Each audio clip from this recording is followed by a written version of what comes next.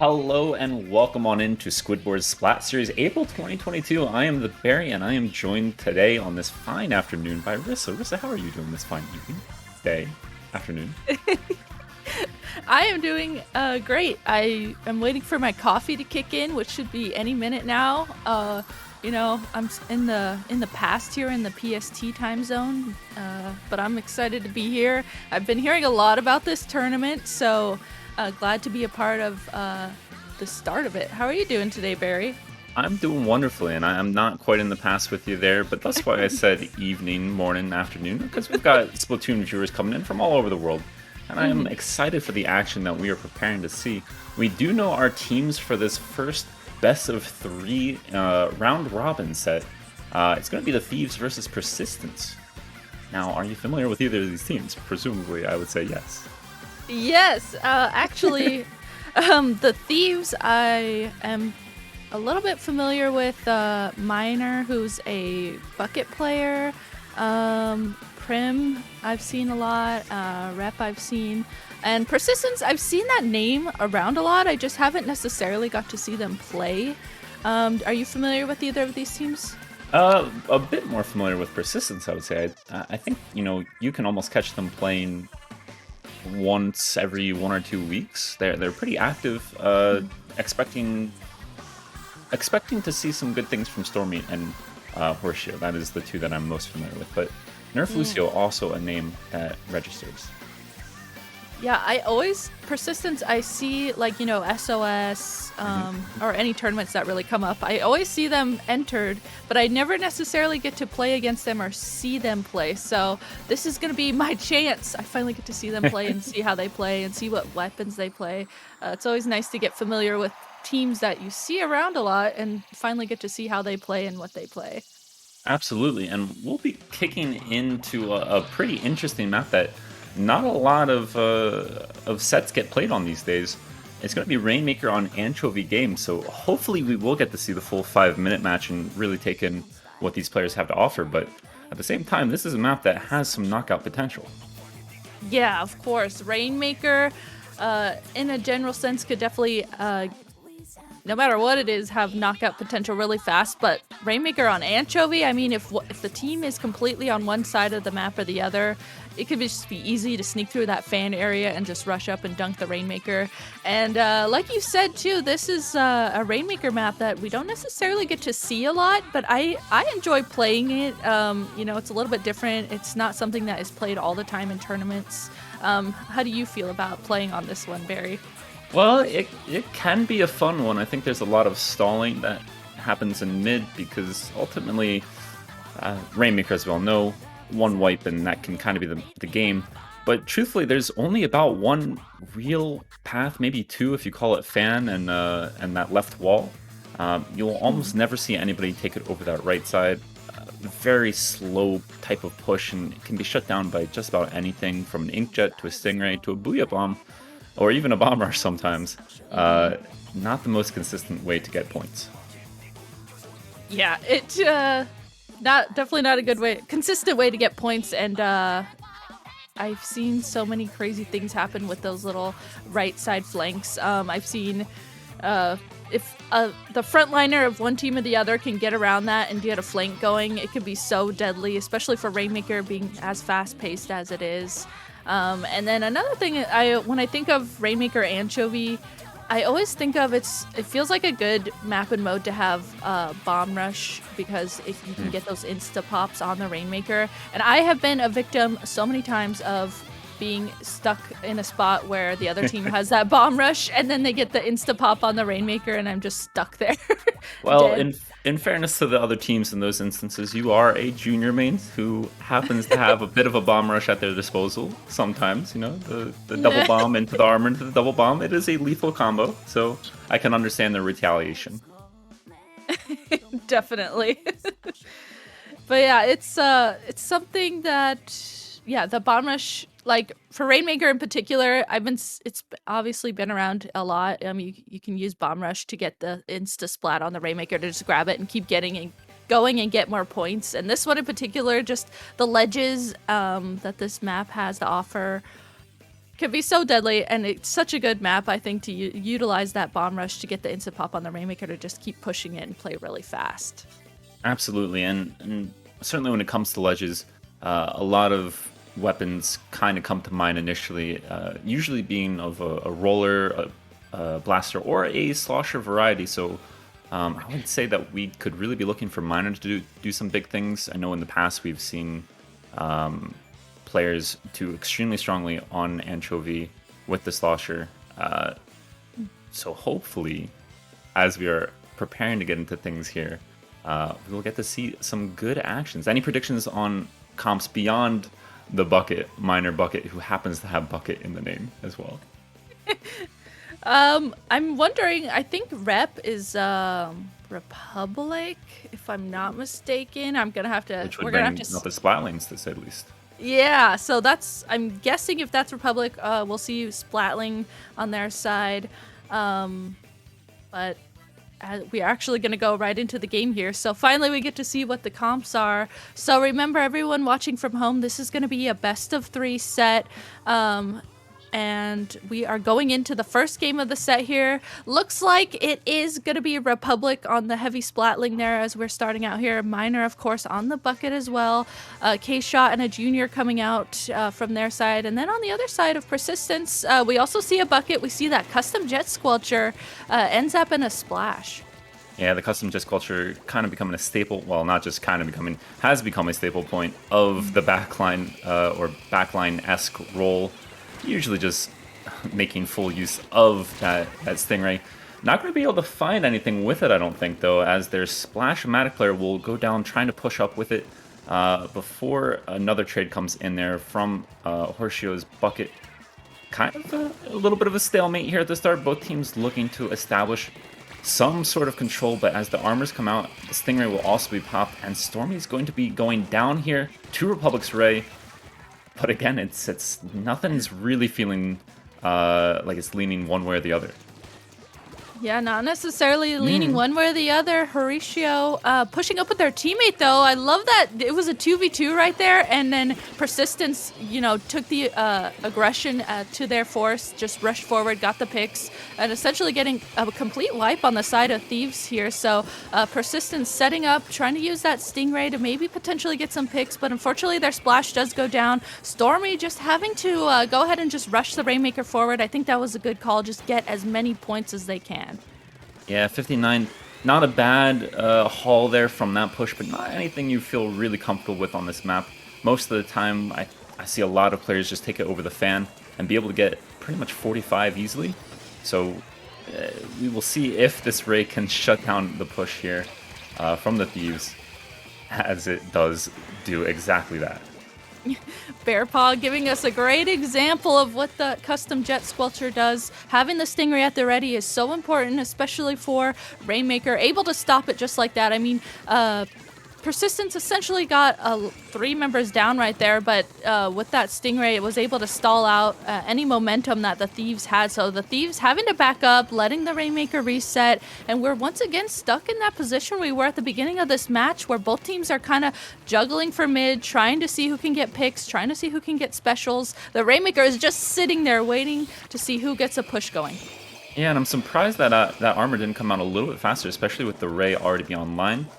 It seems like it's allowed Persistence to have some time to build up a counter Ray and try to shut down this push, but Prim going to do their best to try to navigate through this minefield of missiles and Stingray before going down kind of inevitably, I would say, as well.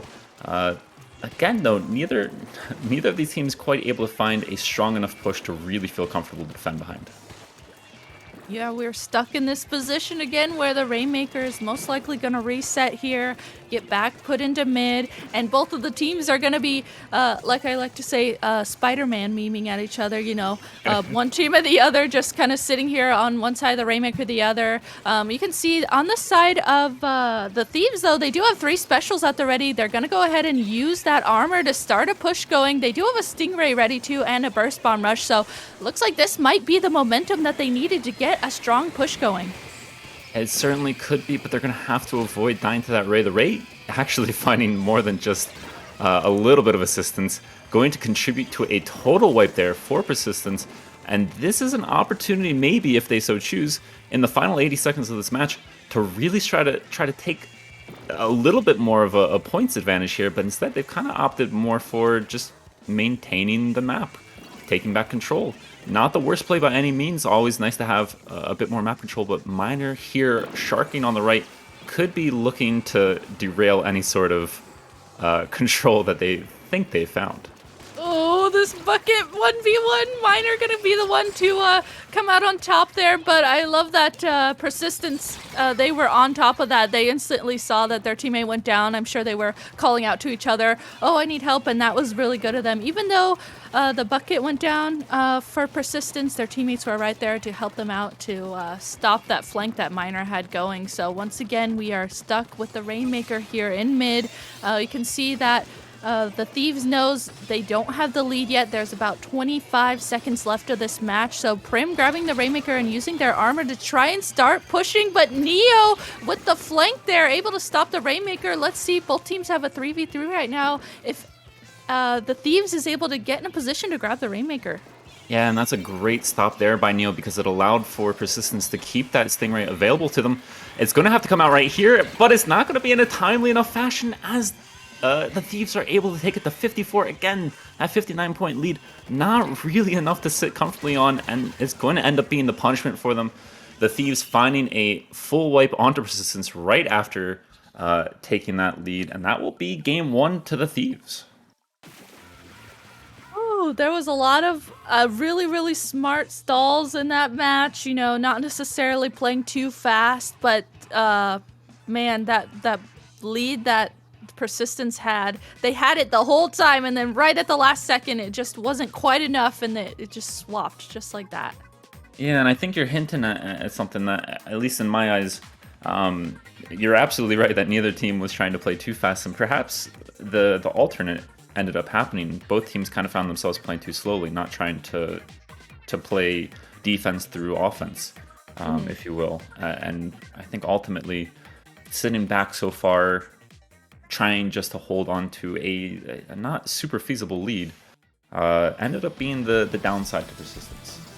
But that is to say, they've only lost one game so far, and it is a best of 3, and they have a very good map in Clan Blitz the Reef to try to recover here and tie things up.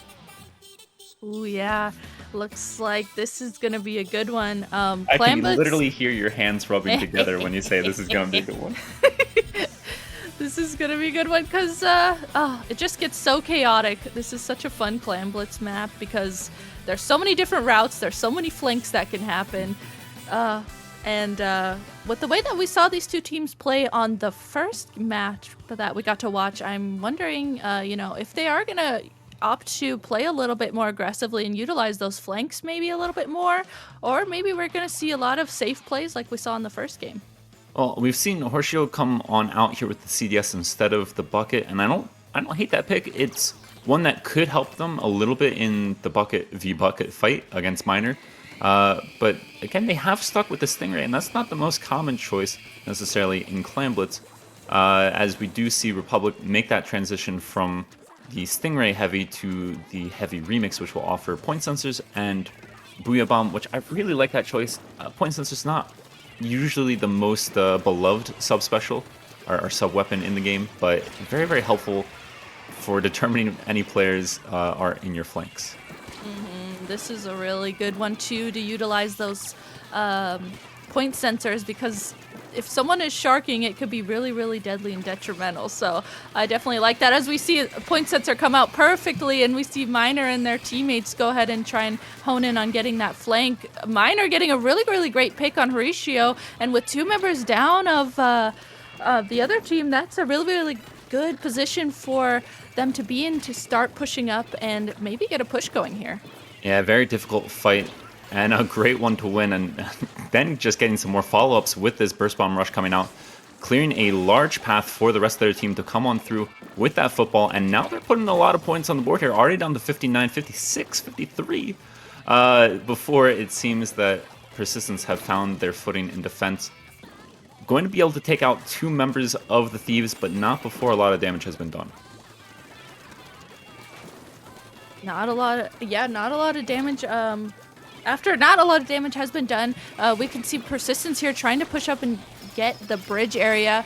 This bridge is so important no matter what the mode is for this map in particular, and it's playing out really well. After getting that bridge control, 2 other members of the Thieves will go down, and that is gonna be a complete wipe of the Thieves here, with Horatio just leading this charge, helping their teammates get picks, getting picks themselves, and now has this power climb at the ready. That you'd see they do have missiles ready on the side of Persistence paired with that Stingray, so I love that they waited to use the specials together and start trying to get a push going.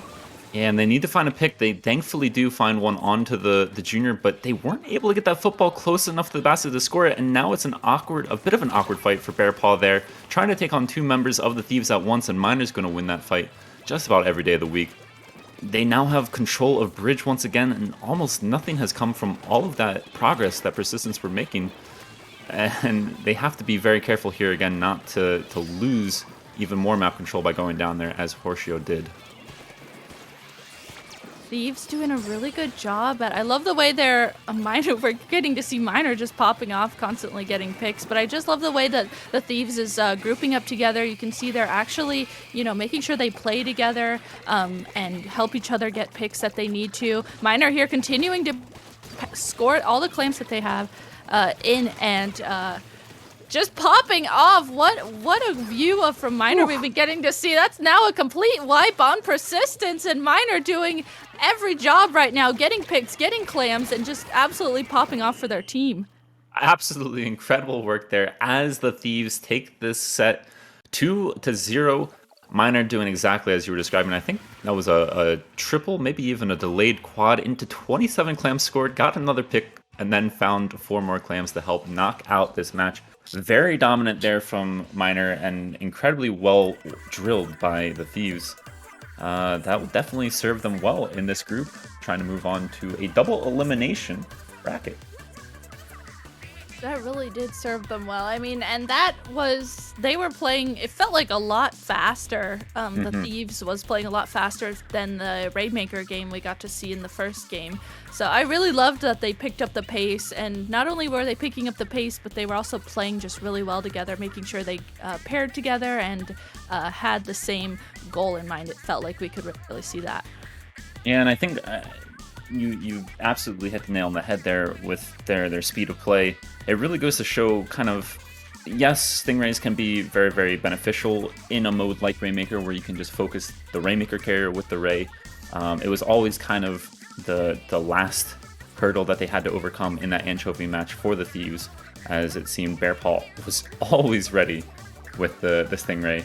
But here in Clams, where it's just so much more mobile, so much more active, Stingray ended up kind of being a detriment to Persistence, never really being there to join up with their teammates and try to make real pushes happening, always playing from the back line, always trying to just get a little bit of chip damage, find a pick, and ultimately it was not benefiting Persistence enough. I think at the end of the day, we just see a difference between one team who kind of has what they know and another team who is willing to make those changes to play to the map. That's a really good point, especially when you think about, Republic using the Stingray heavy for Rainmaker, but then switching over to the Booyah Bomb heavy. It played out really well for them, able to, of course, like we were talking about, utilize those point sensors around the corners and the flanks, and then also that Booyah Bomb, of course, is great for taking so many points of that map, and just being able to switch around weapons like that to best help their team for the map is really works out for them. I think this is why a lot of times too we see someone who does play custom Jet Squelcher. Been seeing a lot of vanilla Jet Squelchers come out within the past few months. It seems like just a person that is familiar with the custom Jet Squelcher, the vanilla Jet Squelcher is a great way to adapt to those maps that don't necessarily feel that good for Stingray. Yeah, and Toxic Mist would have benefited them so much there, just to be able to slow down that area around the basket. It's obviously a great denial of space, but it's going to help you find the picks too, which will stop the scoring. So very surprised not to see that V-Jet come out in that instance, but perhaps a lesson moving forward for Persistence. Of course, they have 2 more rounds of round robin to to right their wrongs, Hmm. and try to move on through here. We're just finishing up a couple more matches in this first round before we'll move on to round 2 of round robin. That's a lot of rounds. But some interesting maps coming up here to say, well, hopefully we will get to see the most interesting map in this round robin. Unfortunately for round 1, it would have been Splat Zones on Sturgeon Shipyard. A non-common one to say the least, but that'll have to wait for another day. Moving into round 2, though, it was going to be Tower Control on Manta Maria, Rainmaker on Rainmaker for Black Belly, and then Clan Blitz on Inkblot Art Academy. That last one kind of being, I would say, the most divisive of all the maps in that set. Oh my gosh, divisive. That's a very big word. I love it. Well, where do I, you fall on that map in your view? Clam Blitz Inkblot. It's almost like I actually really enjoy it because a lot of the Clam Blitz maps are like really big and wide open that are played in comp. So like Piranha Pit, the Reef, they're just like really big and open maps. And then you come to Inkblot clams and it's really small and condensed, and you have to really work together in a really small area, but make sure you don't go down because it's really easy to die and get a complete wipe on your team if you aren't paying attention and playing carefully. So I actually really enjoy it, and I like the way that it utilizes team play. How do you feel about it? And that's where we see the divisiveness come through here, because I'm with you 100% on kind of the claustrophobicness of mid. It never feels super comfortable for me, a rangier weapon than yourself to move into, and therefore I'm not a huge fan of it personally. But I do acknowledge that it has some brilliant team play aspects, and defending can be one of the most impressive things to do there.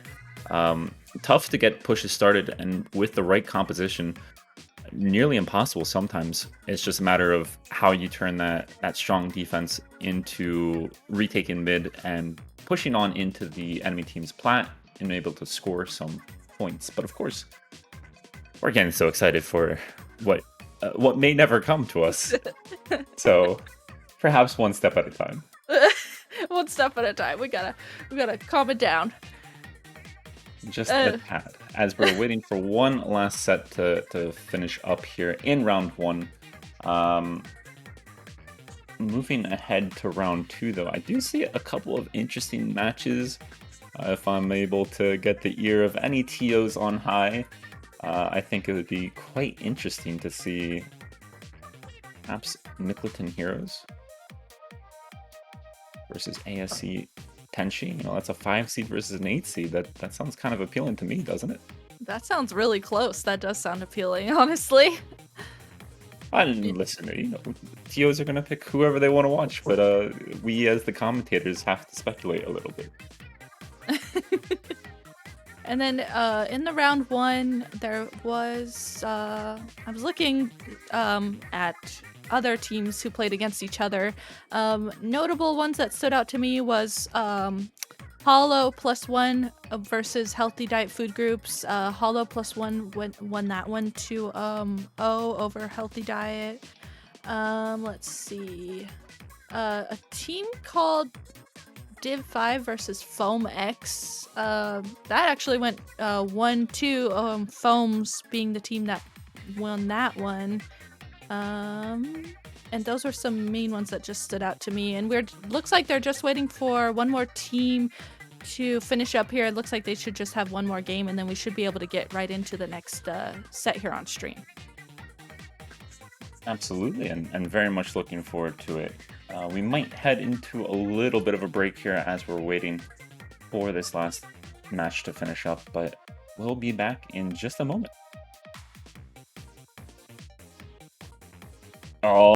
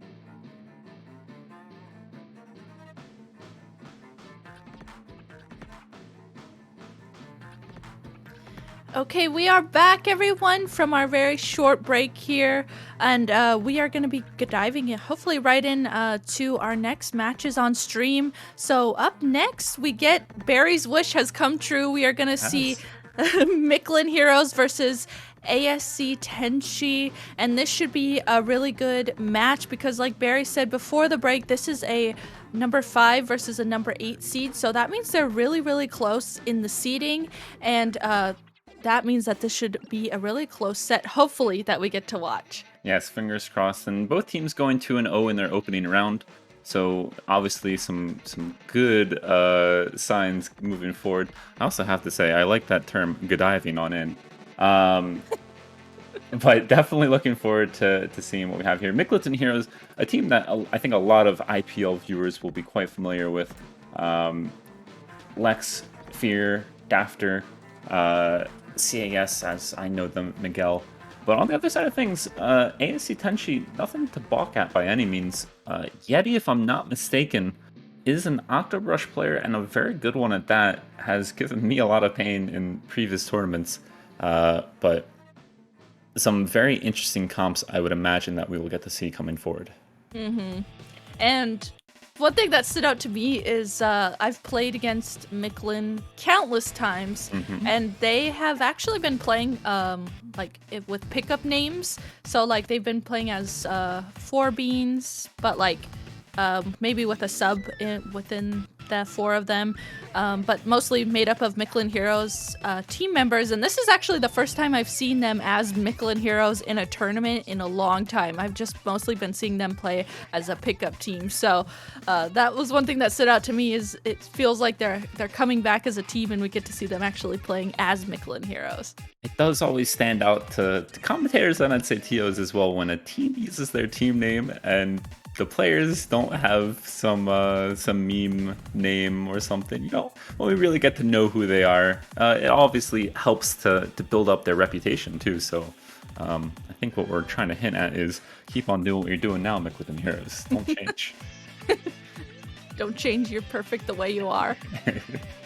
Again, moving on in here to Tower Control Manta Maria. Kind of a bit of a tricky map. This isn't one that, unlike our first map in the previous round, Anchovy Rainmaker, this is not a type of map that you'd expect to see a knockout in.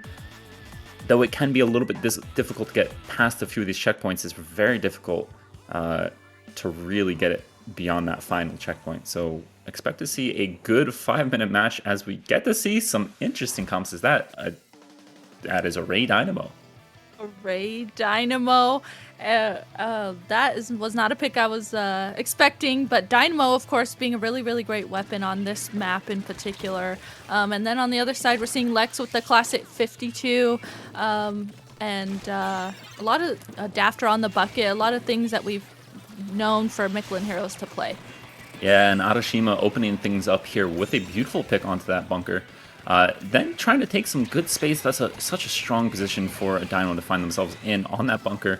Getting a little bit of a help there from their squeezer player to find the Ray pick, but ends up going down there, and this could be a little bit dangerous. Having that Ray handy to defend this checkpoint push would have been really, really beneficial to ASC Tenchi, but unfortunately it looks like that's going to be checkpoint 1 broken for Micklin Heroes, and they could continue to look for a little bit more objective push with these nice picks coming through, but going to be taken out by Alwo on the squeezer and looking for the delayed wipe too.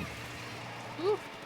Alwo gonna go down there, but by that Booyah Bomb from Lex. And now we are stuck in a little bit of a stalemate in mid. You can see Micklin is coming back together. We see Cass and Dafter over there on the left side of the screen. Lex actually gonna start pushing up instantly to the right, top right area, and just causing a nuisance. Ooh, what a great jump in by Arashima, just jumping in and getting that pick from Lex, because Lex was definitely going to be a nuisance up there on that top right area. So that was really, really good way to stop the push that Micklin was trying to get in. We see the Stingray come out as well, but unfortunately 2 members down of the side of ASC Tenchi, so a lot of kind of back and forth happening right now. Tower necessarily hasn't moved too far just yet. Yeah, some very untimely deaths there from ASC Tenchi as Arashima's Ray being used offensively, but usually immediately followed by 1 or 2 members getting killed. And yet, somehow Tenshi's still able to have really good map control and finding several picks, looking to get their first real push started here as they find a beautiful team focused pick onto Lexus 52 gal there, trying to move some players into strong positions as we see the Tri-Slosher go to bunker, and this NZAP is going to look to find a trade onto the K machine. That could be just enough for them to break through the checkpoint, and maybe even a little bit more with the Adashima's Dynamo now pushed up to the bunker. What a great spot for a Dynamo to be in, and just like that, oh, I love that. This is one of the best Dynamo spots ever to be in on any map, and that was perfect. Getting that pick on Lex is really crucial because Lex will be such a nuisance and get picks on your team. So just being able to stand up there, just dynamo down and get picks on anyone you see. And you can see Mickelin here trying to group up and trying to retake their bunker. Daft are going to use those missiles to allow their teammates to push out through the missiles into mid, and it's played out really well for them. But Yeti getting the upper hand on Dafter there with that Tri-Slosher. Both teams now trying to push into mid here and just see who can get the mid control first. Yeah, and I think so far what we've seen from Mickelin Heroes has been a bit of a struggle to get really through this double armor and I'd say a little bit more of an aggressive comp. Perhaps the double slosher not exactly lending itself well to the mode, even though it is very, very strong for the map. But perhaps they'll be able to change some things here. Unfortunately, Fear going down to Yeti's Tri-Slosher. Once again, Yeti doing a great job using the camera angles to find that player climbing up their bunker. And it's going to make it out of that boot bomb as well. Nicely navigated away.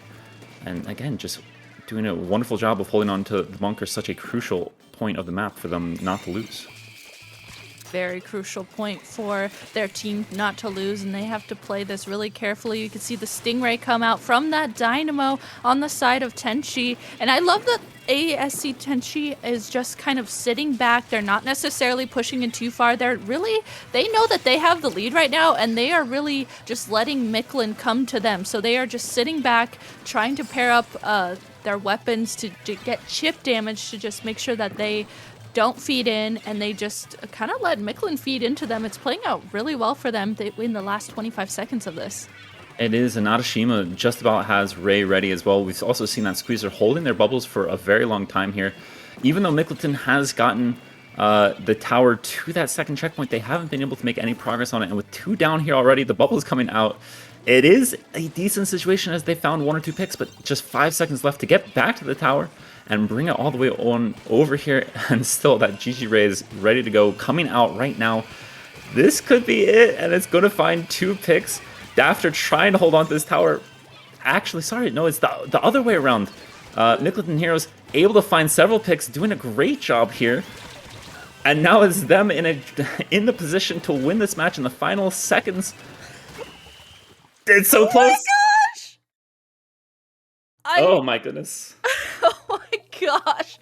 That was so stressful. I can't imagine playing that. That was like Mickelin all of a sudden had it. They got 3 down.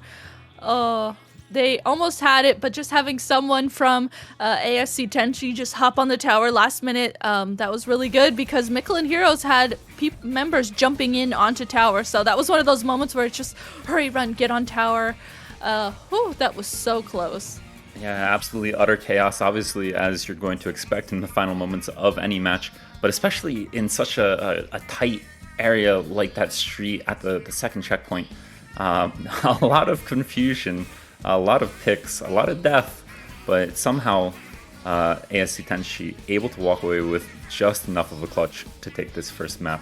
Moving on to the second one, we do see Rainmaker Black Belly, and perhaps this is where Mickelin Heroes will have a little bit more success with their comp.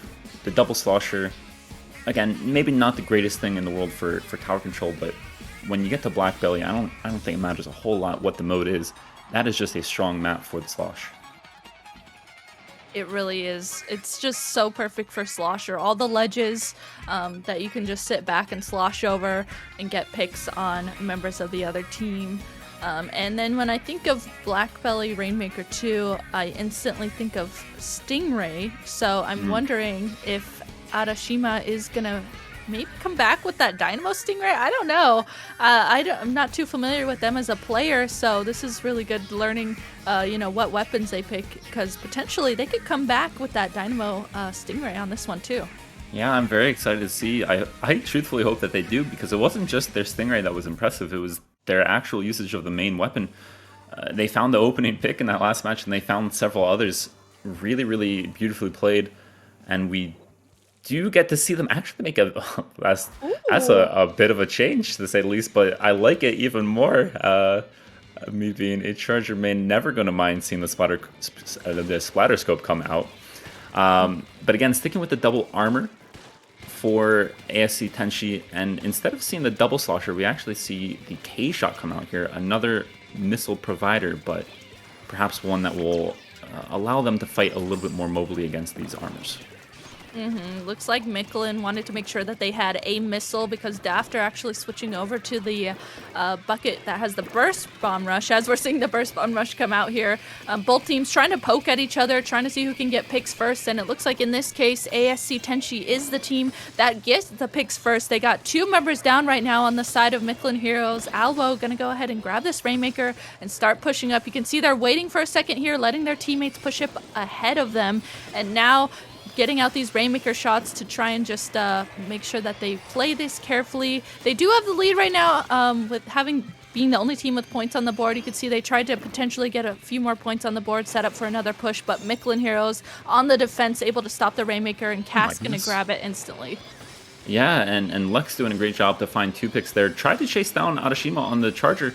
Surprisingly, Arashima, despite having a main of quick super jump, stuck around and won that tap shot battle against Lexus 52. Very impressive work by them, and that's allowed them to have a Stingray ready to deny this follow-up push from Michelin Heroes. Albo doing a nice job of kind of just... obviously, they're waiting. They're waiting for someone to fall into their trap, and just about happened there for Fear, but will run away and make it out. Barely, though. Barely. Alvo, I love that shark, because if Michelin wanted to grab the Rainmaker and rush it that right path, then Alvo would have been right there to get it. But speaking of rushing the Rainmaker, Cass grabbing the Rainmaker and pushing it instantly on this right side of the map, gonna get the lead up to 26 for Michelin Heroes, and that was great because Tenshi was just completely on the other side of the map, so taking advantage of noticing where the other team was, and Cass just rushing the Rainmaker to get points was beautiful for their team. Yeah, a bit of an overextension on that right side from the defending perspective of ASC Tenshi, allowing for such a strong push. They do have 3 specials on the ready now, and we'll see at least 2 of them come out, the Ray, the Armor. They are looking to make a strong counter push, to say the least, but they've got a tall task ahead of them now. 26 is no joke on this map. They really do have quite the task ahead of them. I mean, they have to be careful too, because the other team has completely jumped back. They're ready for defense. They had specials at the ready. You can see they use their missiles. They're using their Booyah Bomb. They have a Burst Brush at the ready too. So slowly they were able to utilize those specials and one by one get picks onto Tenshi. So Tenshi's push that they wanted to get going was completely stopped by Michelin here, playing their defense really smart. I love that they all backed up, saved their specials, and just kind of waited for the other team to push into them. Yeah, and as well as they did, it does seem like they've gone down, perhaps trying to fight for a little bit too much map control, allowing for ASC Tenshi to really open things up here. 2 down for Michelin, and the Stingray is out. Owl kind of has a really clear path, it looks like right now, unless I'm just not seeing someone, and Dafter would have been that person that I didn't see. But yet Tenshi, the members of them finding that pick, that was crucial to saving Alwo. And a beautiful snipe there from Arashima. This could just be about the push that they need to get the lead, but that Booyah Bomb is going to deny them the space they're trying to push into. It's so close, and they are nearly there. I'm just on the edge of my seat. I am too. It's like, okay, you think there's a path, and then someone pops up, and Alwo's trying to do everything they can to push the Rainmaker. And they only have 13 seconds left. Lex gonna be the one to finally stop that Rainmaker. There were so many moments where it's like, okay, should I go as I'm carrying the Rainmaker? Should I just stay back and wait a second? And in the last 40 seconds of this, Michelin now is in control of the Rainmaker. So for ASC Tenshi, they have a heavy and heavy path ahead of them if they want to get the lead. They do have one member down, though, on the side of Micklin, so this might maybe be something that the other team can work with. Yeah, the patience that we saw from that Rainmaker carry there was nearly brilliant, but in the end, just kind of fizzled out, unfortunately. And this is going to be very challenging for them. I'm not sure they can actually get to the Rainmaker in the position it's in, so they're going to opt for getting the very last second pop, but with a 2-down situation, they're not going to be able to get there, and Dafter's Burst Bomb Rush going to deny that ends up getting anywhere near the Rainmaker. A nice hold there, to say the least, from Micklin. Tying up the series, 1 apiece.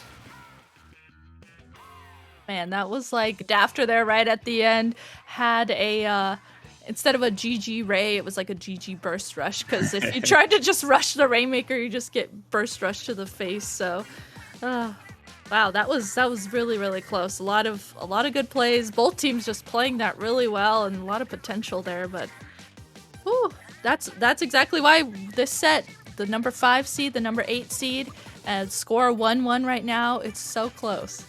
And we do get to come to the map that we were a little bit divisive on. Clan Blitz, Inkblot, Art Academy. We've already talked a bit about it, but for the folks who may have missed it, this is a constricting type of map. In mid, it's so claustrophobic. There's a lot going on. And trying to make any sort of real push onto the other team's plat can be very, very challenging. I would expect to see a Toxic Mist come out, in truth.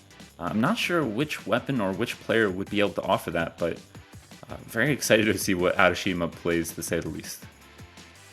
Me too, especially since we've seen them play Dynamo and then switching over to playing Splatterscope. I mean, that's a lot of variety, and they were playing both of those weapons really well. So definitely interesting to see what they will have coming out into this one.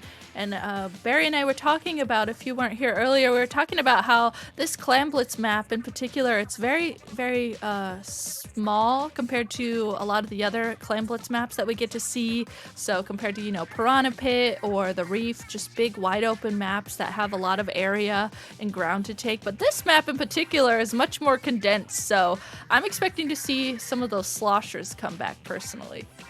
I think that would be a very good pick for them. Again, this map, with all the drops, offers a lot of opportunities for them to slosh up from the depths below, but you're spot on with it, actually. And Arashima showing a lot of flexibility, going from Dynamo to Splatterscope to now Nautilus 79, going to offer a bit of aggression with that Inkjet being able to pop up over top, and there's not going to be a lot of weapons that can challenge them for range. Fear going down very early here on the side of Micklin, and Owl already looking to get kind of spicy, moving up really close to the plat. Didn't opt to push in. Probably the smarter play, but it looked open. It did. Alvo, you just kind of backing up and using the range of that squeezer. And something else that actually sticks out to me is both teams actually do have double armor. So not one team, but both teams have double armor here. So that's going to play out really interesting. Both of them just going to be able to constantly armor. 3 members down right now on the side of Micklin Heroes. Lex going to be the 4th member down. That's a complete wipe on Micklin Heroes right now, as Tenchi is just continuing to score clams in and get a great starting push. Yeah, already taking 50 points off the board. And while Micklin are able to push out pretty aggressively and coordinatedly, that's not a word, but that's okay. They haven't really been able to grab a whole lot of clams. They have 17, but I think that's in part due to the pity that they've picked up. They do find a nice pick there onto Arashima before getting traded out by Yeti.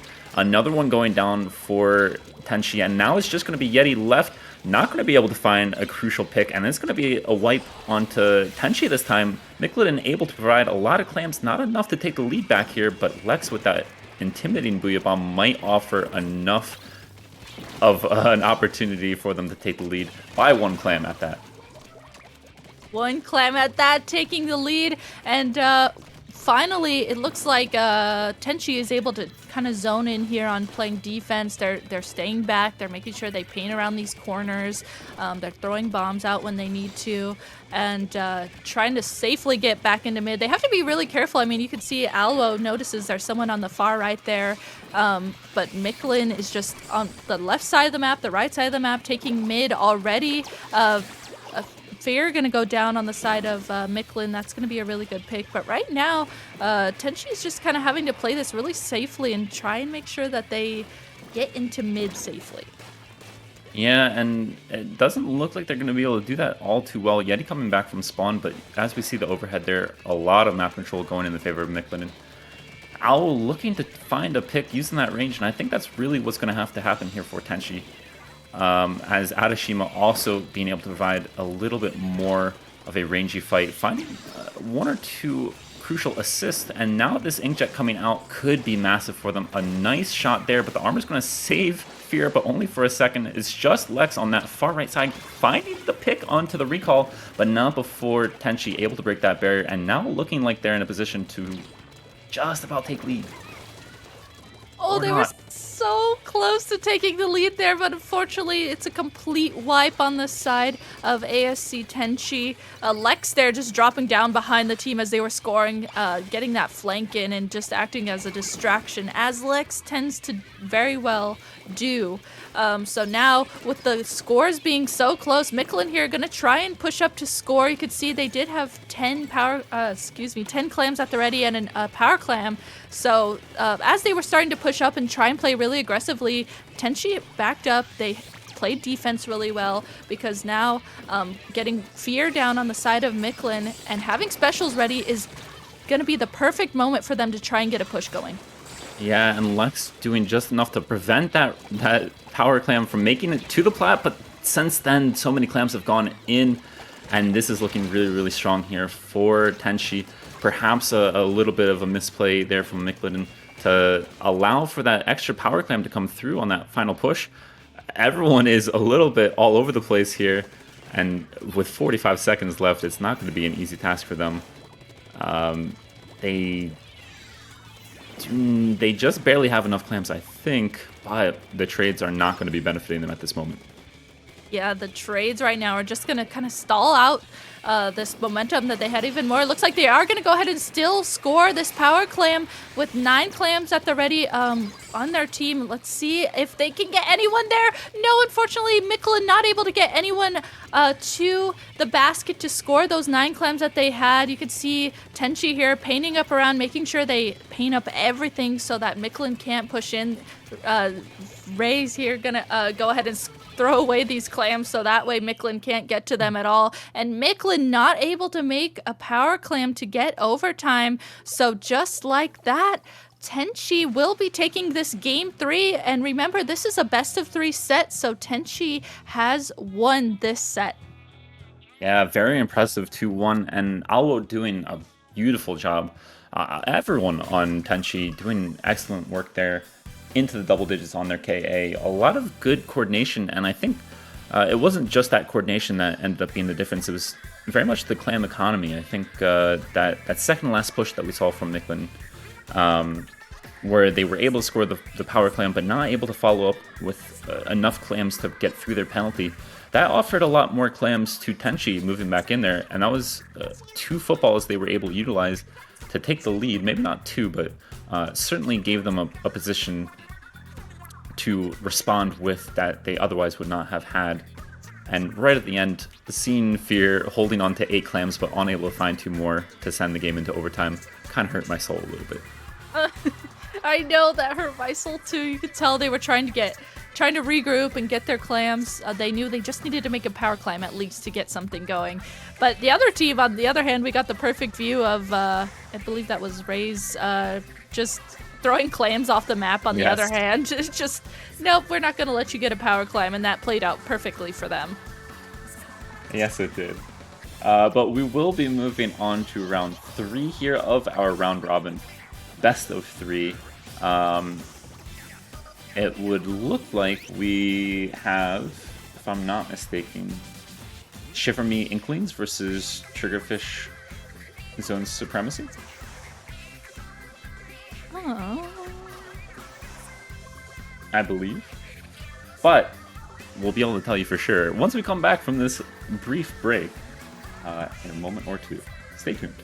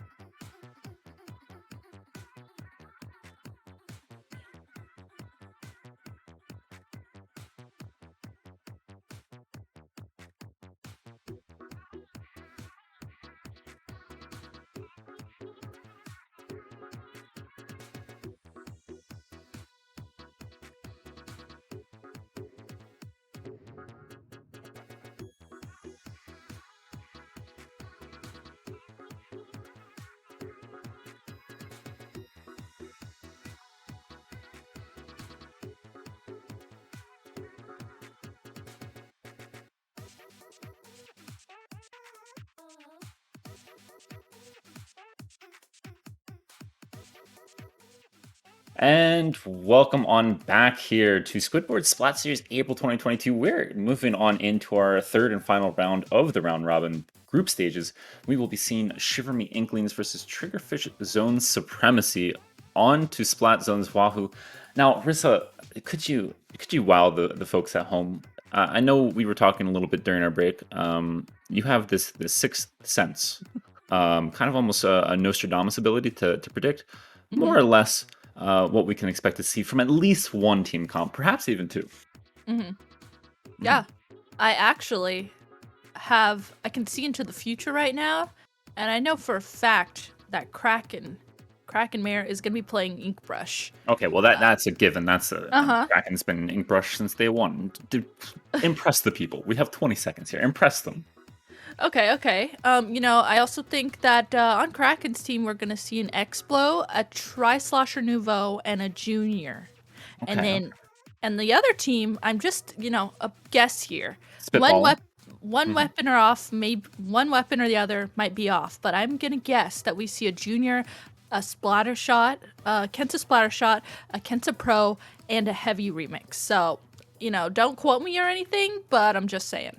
Okay. So we're quoting Rissa here for being absolutely right on one team and just about on for the other side of Shiver Me Inklings. The 96 Gal and the CDS coming out in place of that Zap and K Pro, but not that far off. I'm impressed, Rissa, as we move here. And already we do see Triggerfish Zone Supremacy taking control of the zone initially. Looking to try to move in here, but Kraken going to have to back away from these missiles, and that Booyah Bomb might be just enough for Shiver Me Inklings to take control of the zone and neutralize it briefly as it was to put a small penalty onto the Triggerfish Zone's supremacy. Yeah, the zone right now just being painted by both teams. Finally, Triggerfish able to get a pick on one member of Shiver Me Inklings, and that is going to be what they needed to cap the zone completely on their side. I mean, the zone right now is just back and forth. It's going to be who can push up and get these picks first, because both teams are just kind of poking and prodding at each other and at the zone. We can see specials coming out right now from the side of Triggerfish. Using that rain, Kraken going to use the splashdown and actually get a pick on that Kensa Splatter Shot. So that might just be the first pick that they needed. We can see Kraken just kind of waiting for their Explo here, trying to safely push up, and that is going to be perfect. That's exactly what's going to happen as the Explo is going to start painting forward, creating this path for Kraken, and the zone, with no penalty points right now, is on in favor of Triggerfish. Yeah, and this is definitely going to be a little bit trickier for Shiver Me Inklings to push back in here. They only have two lethals in the form of the Splat Bomb and the Suction Bomb from the CDS and the K-Shot, respectively. With the CDS going down now, so many bombs can be coming out from Triggerfish Zone Supremacy. They have 3 Splat Bombs, 4 if you count the Junior. And then that Expo basically might as well be a bomb. Have extended pretty far in here, but with so little time left on the clock, I don't think Shiver Me Inklings are going to be able to make their return to zone to contest it. But a quick first map, nothing to be too worried about, right? Nothing to be too worried about. I agree. I mean, the start of that match was really back and forth. It could have been one team or the other. It just really depended on which team was able to get that upper hand first. And in this case, it was Triggerfish Zones. So they were the team that was able to just finally get that moment that they needed to get the upper hand. And Wahoo Zones can be really like that. It's almost like it's almost like Rainmaker in a sense, where if you get locked out and you can't get in a position to push back in, I mean, it's just gonna be a KO like that. Yeah, very, very easy to get locked out there, as you said, and that is what we ended up seeing. But still, I'd say that the coordination that we were seeing from Triggerfish Zone Supremacy was very, very good, and their utilization of chip damage, something that's become more and more part of the meta. Usually not too often playing one weapon or several weapons that will try to win individual fights, but instead grouping up as a team. And when so many Splat Bombs come out, it is very, very perilous for something like a remix, for example.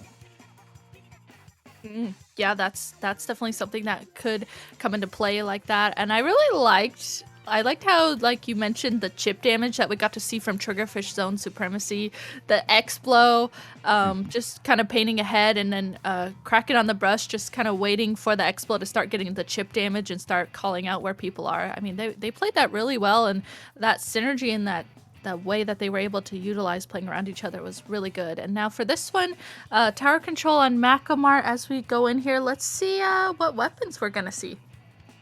We could see perhaps a Dynamo coming out from Triggerfish Zone Supremacy if I were just to make a possible thought, or something completely unexpected. The Clash Blaster coming out instead from Kraken, demonstrating not just a one trick from day one, using that Ink Brush, as everyone knows that they've always done, but instead opting for that blaster. And I kind of like that pick. I think it's an underutilized weapon, often thought of as this kind of weak, no aim thing, but something that, especially on a map that has so many ledges and stuff, can continue to pester with a bunch of chip damage. Yeah, speaking of that chip damage we were talking about, it's perfect for that, especially paired with an X-Blow. And starting out here, 2 members of Shiver Me Inkling's going to be down as Triggerfish Zone Supremacy gets another member down and going to start pushing the tower here and taking this right stack. You can see Kraken using these missiles to start the momentum of a push going. As DRF is first sitting here on this first checkpoint, using that Ink Storm also to start pushing back the other team.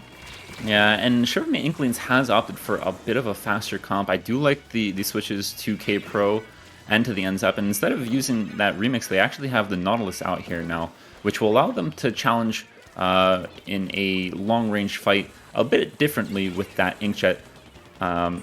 Still going to have a bit of a tricky time, but this time at least they do not have to face Porksmork's armor, something I'm sure they're quite happy about.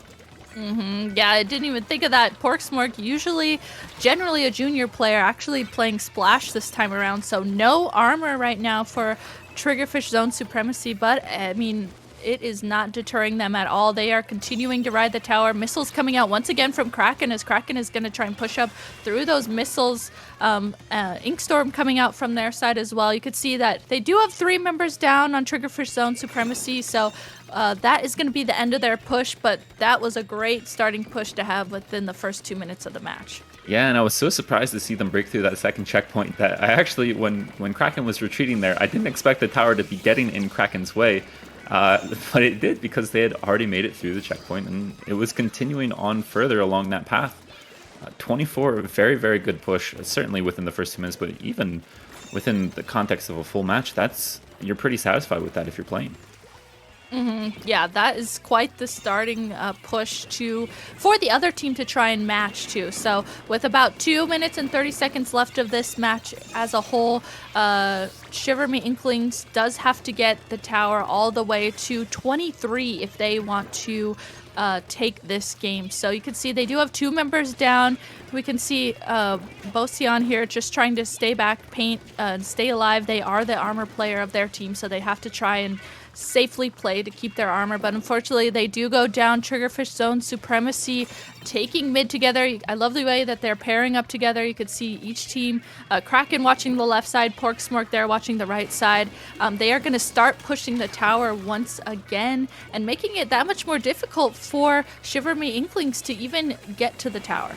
Yeah, right now, from Shiver Me Inklings, it kind of looks like we see them, one shooter looks at one player while the another shooter looks at another player. But Triggerfish Zone Supremacy, everyone is grouping up. Everyone is... I might not even have time for this thought. That's going to be the knockout. Sorry for the anticlimactic end there, but they just kept on rolling. What I was trying to get at there is that they were doing a brilliant job of grouping up together, focusing one player with 2 or 3 different members, all offering different forms of damage, whether it was Kraken's Clash, Vapors, long-range X-Blowing, DRF's, presumably bombs usually, or rain, and then Porksmork getting right on in there. Very, very quick knockout there. Really impressive stuff from them, and I'd say a little bit unfortunate to be so scattered if you're Shiver Me Inklings, but... that does do it for the round robin group stages. Yeah, that's going to be it for the round robin group stages. So that means after this, these teams will be moving on into the brackets. So unfortunately for Barry and I, this will be the end of us here on stream commentating for you guys. But up next, Fusion and Popgun will be on the mic, so that's going to be a real treat and just going to continue this awesome stream that we have going. So, before we head off here, Barry, do you have any final words or final thoughts? Just impressive stuff so far that we've seen, and definitely continue to support your local Splatoon orgs and TOs. We always love to see it, and I hope that the folks in chat continue to enjoy this Saturday afternoon of Splat. And how about you, Rissa? Same for me. I'm excited to see how the rest of this tournament goes, and super stoked to be here to commentate the beginning of this with you, Barry. So that's about it from me. Everyone watching, don't go anywhere. Fusion and Popgun are going to be on the mic next for the first part of the bracket here on stream, so don't go anywhere. We will be right back.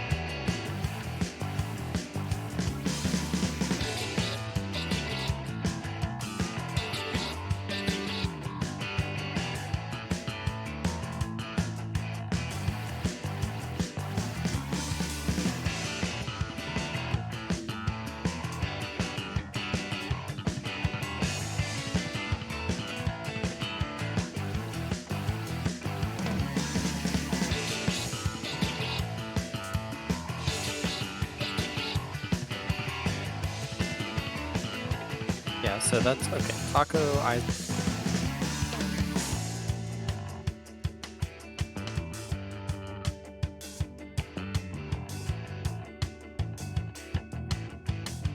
Hello, friends, and welcome back to the Squidboards Splat series. I am Popgun, joined by Fusion, and we are in the bracket stage of the tournament. We're going to be giving you guys Vengeance, taking on ASC Tenchi, who you saw earlier on screen defeat Michelin Heroes 2-1. Vengeance, I don't believe you have seen yet, but they have not lost a single game. 6-0 so far in groups, including a 2-0 win over Foams X. Yeah, this is going to be an uphill battle as Vengeance here is made up of quite a few strong players. We've got Taco, Isaac, Ellis, and I am unaware of the fourth person's identity, but they're Squidboards for the time being. But ASC Tenchi can definitely put up quite a fight here, as we're going to be heading into Clam Blitz on Humpback Pump Track. Interesting map that I think has been just kind of steadily gaining popularity as the game's gone on. Well, there's only I know, there's only a few, but 5 or 6. I'm not the only one who's seen this map suddenly. It's like, bam, this is everyone's second favorite Clam Blitz map suddenly. Right, but I mean, there's only, it's either this or Canal or maybe Mako or a handful of others. There's not a lot you can go from here. Squidward, now, the other person on the roster for Vengeance is Orion. So maybe, I don't know if it's a sub or something. It's just the fun thing of being a commentator in today's age. Okay, Tetris, that is probably Orion, right, now that I see the Tetris coming out there. And that is, I'm assuming that is the same Isaac I was expecting it to be, considering it's a blob. Yeah, we've got actually the Dynamo coming out from ASC Tenchi. That's going to be doing a lot of work similar to the role of the Blob on the other team here, but it looks like Isaac and the rest of Vengeance are going to take first blood here as they try and hold mid, but they just keep getting forced back. Despite getting some early picks, they seem to still be having trouble really taking this mid, but now there's a flank over on that left side, and if they're not careful, some clams could sneak in behind them. ASC Tenchi, kind of mentioned earlier, doing a good job of taking care of Michelin Heroes 2-1 earlier on stream, picking up where they left off here. That is a delayed wipe against Vengeance here. So they got great map control. They're building up some clams. They'll need a little bit more to get a solid push going off here, but they at least control mid. But a little bit of delay in building up that power clam is really what's kind of kept them back from scoring right there. Yeah, there's a couple entry options here for ASC Tenchi. They got those bubbles, they got the Booyah, and they have 2 armors to try and get themselves in, but with no specials online right there, they're going to find themselves on the back foot. The Squeezer gets taken out, and the momentum's all the way the other direction as Vengeance pushes up to the basket. Taco with this rapid here is keeping the rest of Tenchi all the way back into their spawn. That death's going to be very tricky. This Tetra is going to get a trade, but yet again, we're going to find ourselves back in a neutral situation as the Dynamo starts reclaiming mid.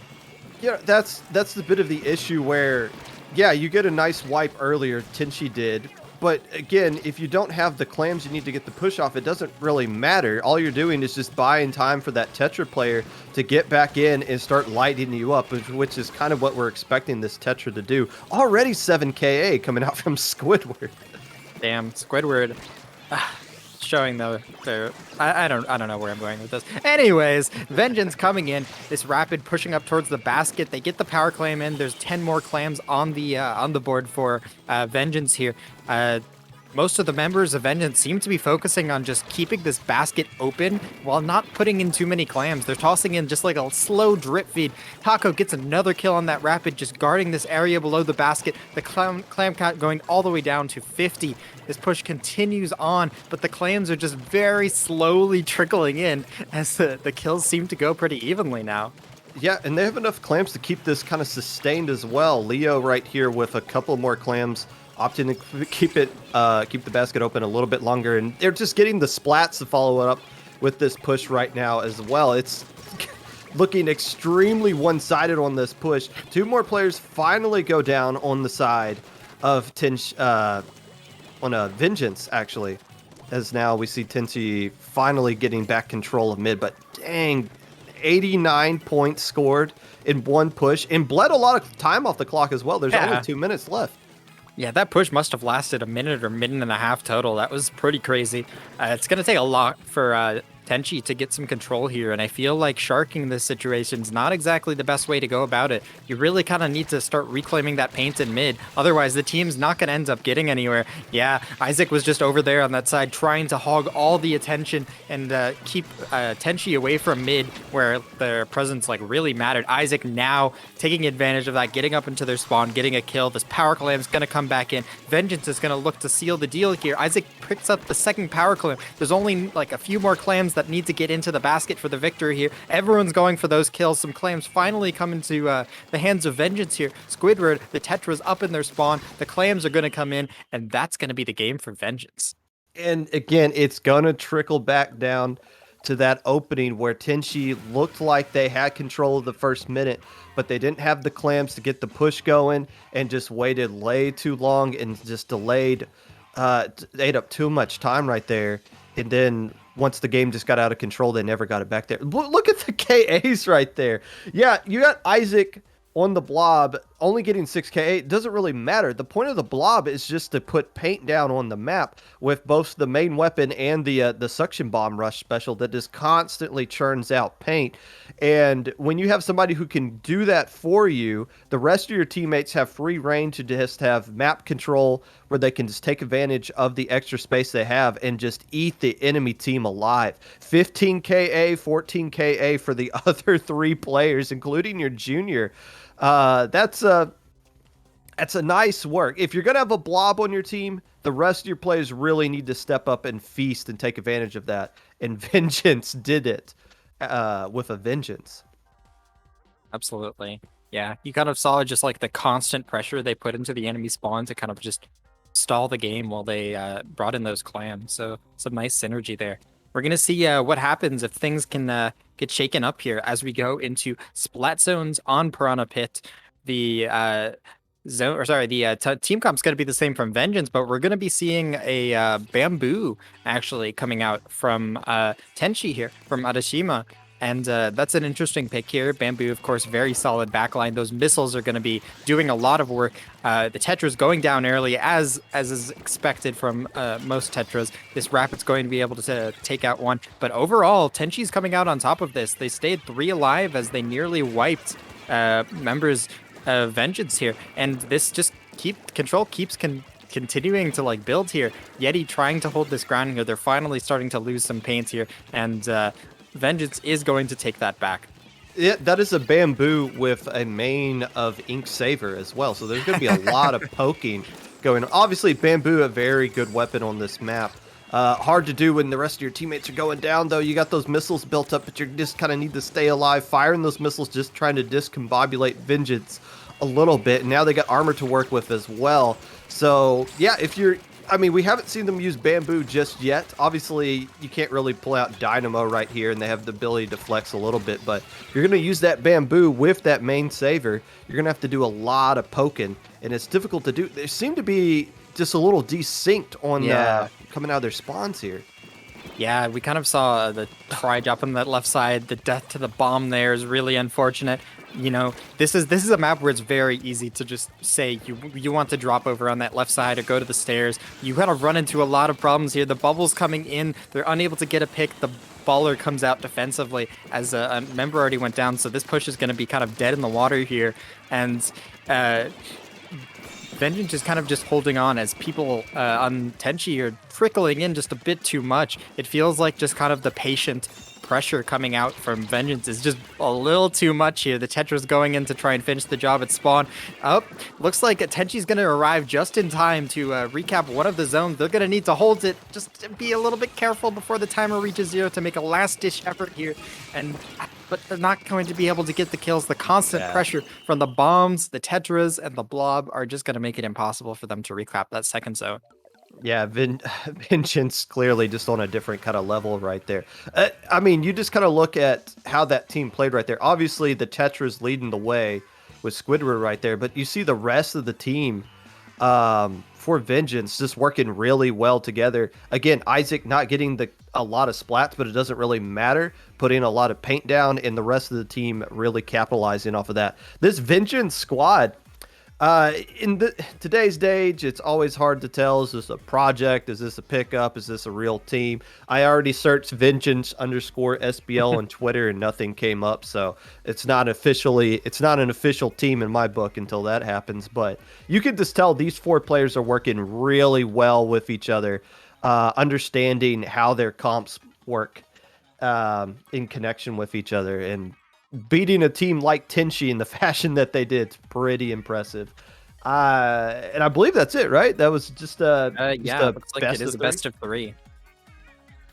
Yeah, I think actually, I'm not sure if it's the entirety of Vengeance, but I'm pretty sure I've seen at least Isaac and Taka, who's Leo, put or play together in some of the past Nintendo ladders. I think they've also played together in some other tournaments. I'm not sure about the whole squad, but I have seen that group playing together before. But you can obviously tell, like, whether they're newly playing together or not, they're really in sync and they had each other's backs. But I still really liked the ideas coming out from Tenchi there in that second game. They trickled a little bit in too much, but I like the bamboo. There's a very solid pick against the Tetras. The missiles is really nice to try and like disrupt the blob and rapid. Overall, just kind of a little bit more patient play might have been the ticket for them there. Yeah, I mean, you kind of mentioned you've seen some players on Vengeance play in the Nintendo tournament. Unfortunately, you've never seen ASC Tenchi play in the Nintendo tournament. They're from Europe, and Nintendo hates Europe notoriously for whatever reason.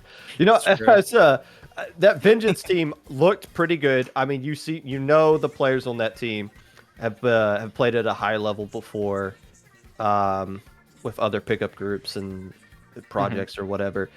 They're playing Hollow next, and I believe we're not going to be streaming that one just because we're going to go bounce around the bracket. But I was just, as we were watching that, I was like, I would really like to see these guys play Hollow. And unfortunately, they got to play them in semifinals instead of Grand. So I think we're going to take correct me if I'm wrong here. Are we going to take a quick break while we wait for the next one, or read off, or do we have like stuff we got to read off or something like that? Y'all can. I'm getting the word from our producer Toasty that we can take a break because we did a lot of commentary in that last set. So we'll be right back with semifinals of the top cut bracket here on Squidboards.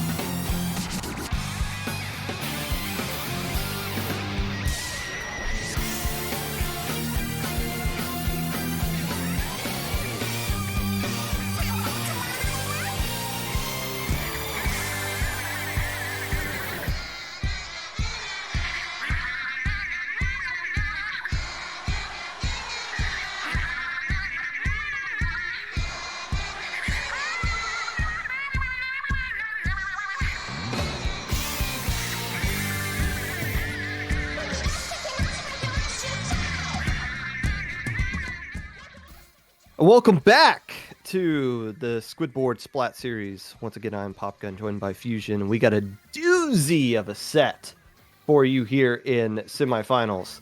We have Tempest, the reigning SAC champions, taking on early in the morning, the number 2 seed here in Top Cut. Early in the morning, I have no idea. I mean, I think this is an EU team, or most of these players are from EU, so it is far from early in the morning for them right now, but so be it. They got a pretty massive roster here, but it looks like the players in the lobby for this team reject Fanta, Hayon, and JP Guy. Now, as a commentator, you cannot come on here and say, I don't know anything about these two teams. No, the point we're trying to do here is tell the story of this set. JP Guy has only played in one other tournament on Battlefy, so it's your guess your guess is as good as mine as to who JP Guy actually is. And one of them already DC'd, so I guess it doesn't really matter right now. Anyways, great. Oh, great. Tempest, if you've been following any kind of tournament here with IPL recently, you would know that they have won the entire SAC season, coming up with this one. Red Shell, Fire, Inri, and Drift T currently in the lobby for this, but we did have a player DC in the lobby for early in the morning, so we're going to take a little bit of time to get that squared away before we actually start the set. Yeah, get a little. I don't know if this is a preview or just a couple interesting I'm picks doubting here. it. I Yeah. am doubting it, and the people on stream don't even see. We're seeing the actual kind of Yeah. baloney game they're going out here, and Drift T just busted out a Hydra for Rainmaker.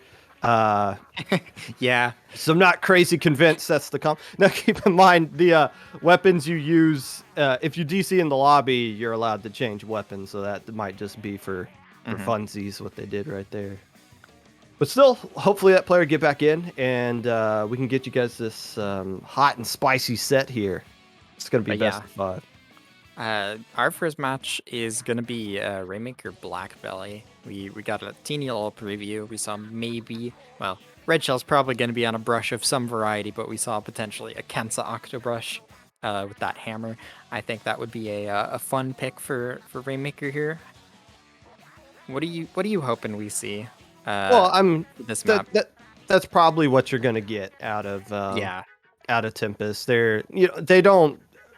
I mean, all the players they got on Tempest are all really strong players, but obviously when somebody uses something kind of off meta as a Octobrush, it certainly draws attention to yourself. But so that might be the main thing we talk about, but that's not to say Red Shell is like the main focus of this Tempest team, because all the players that they bring, especially Drift T, especially Inri, and Fire as well, all strong players in their own right. But early in the morning is the higher seed technically, so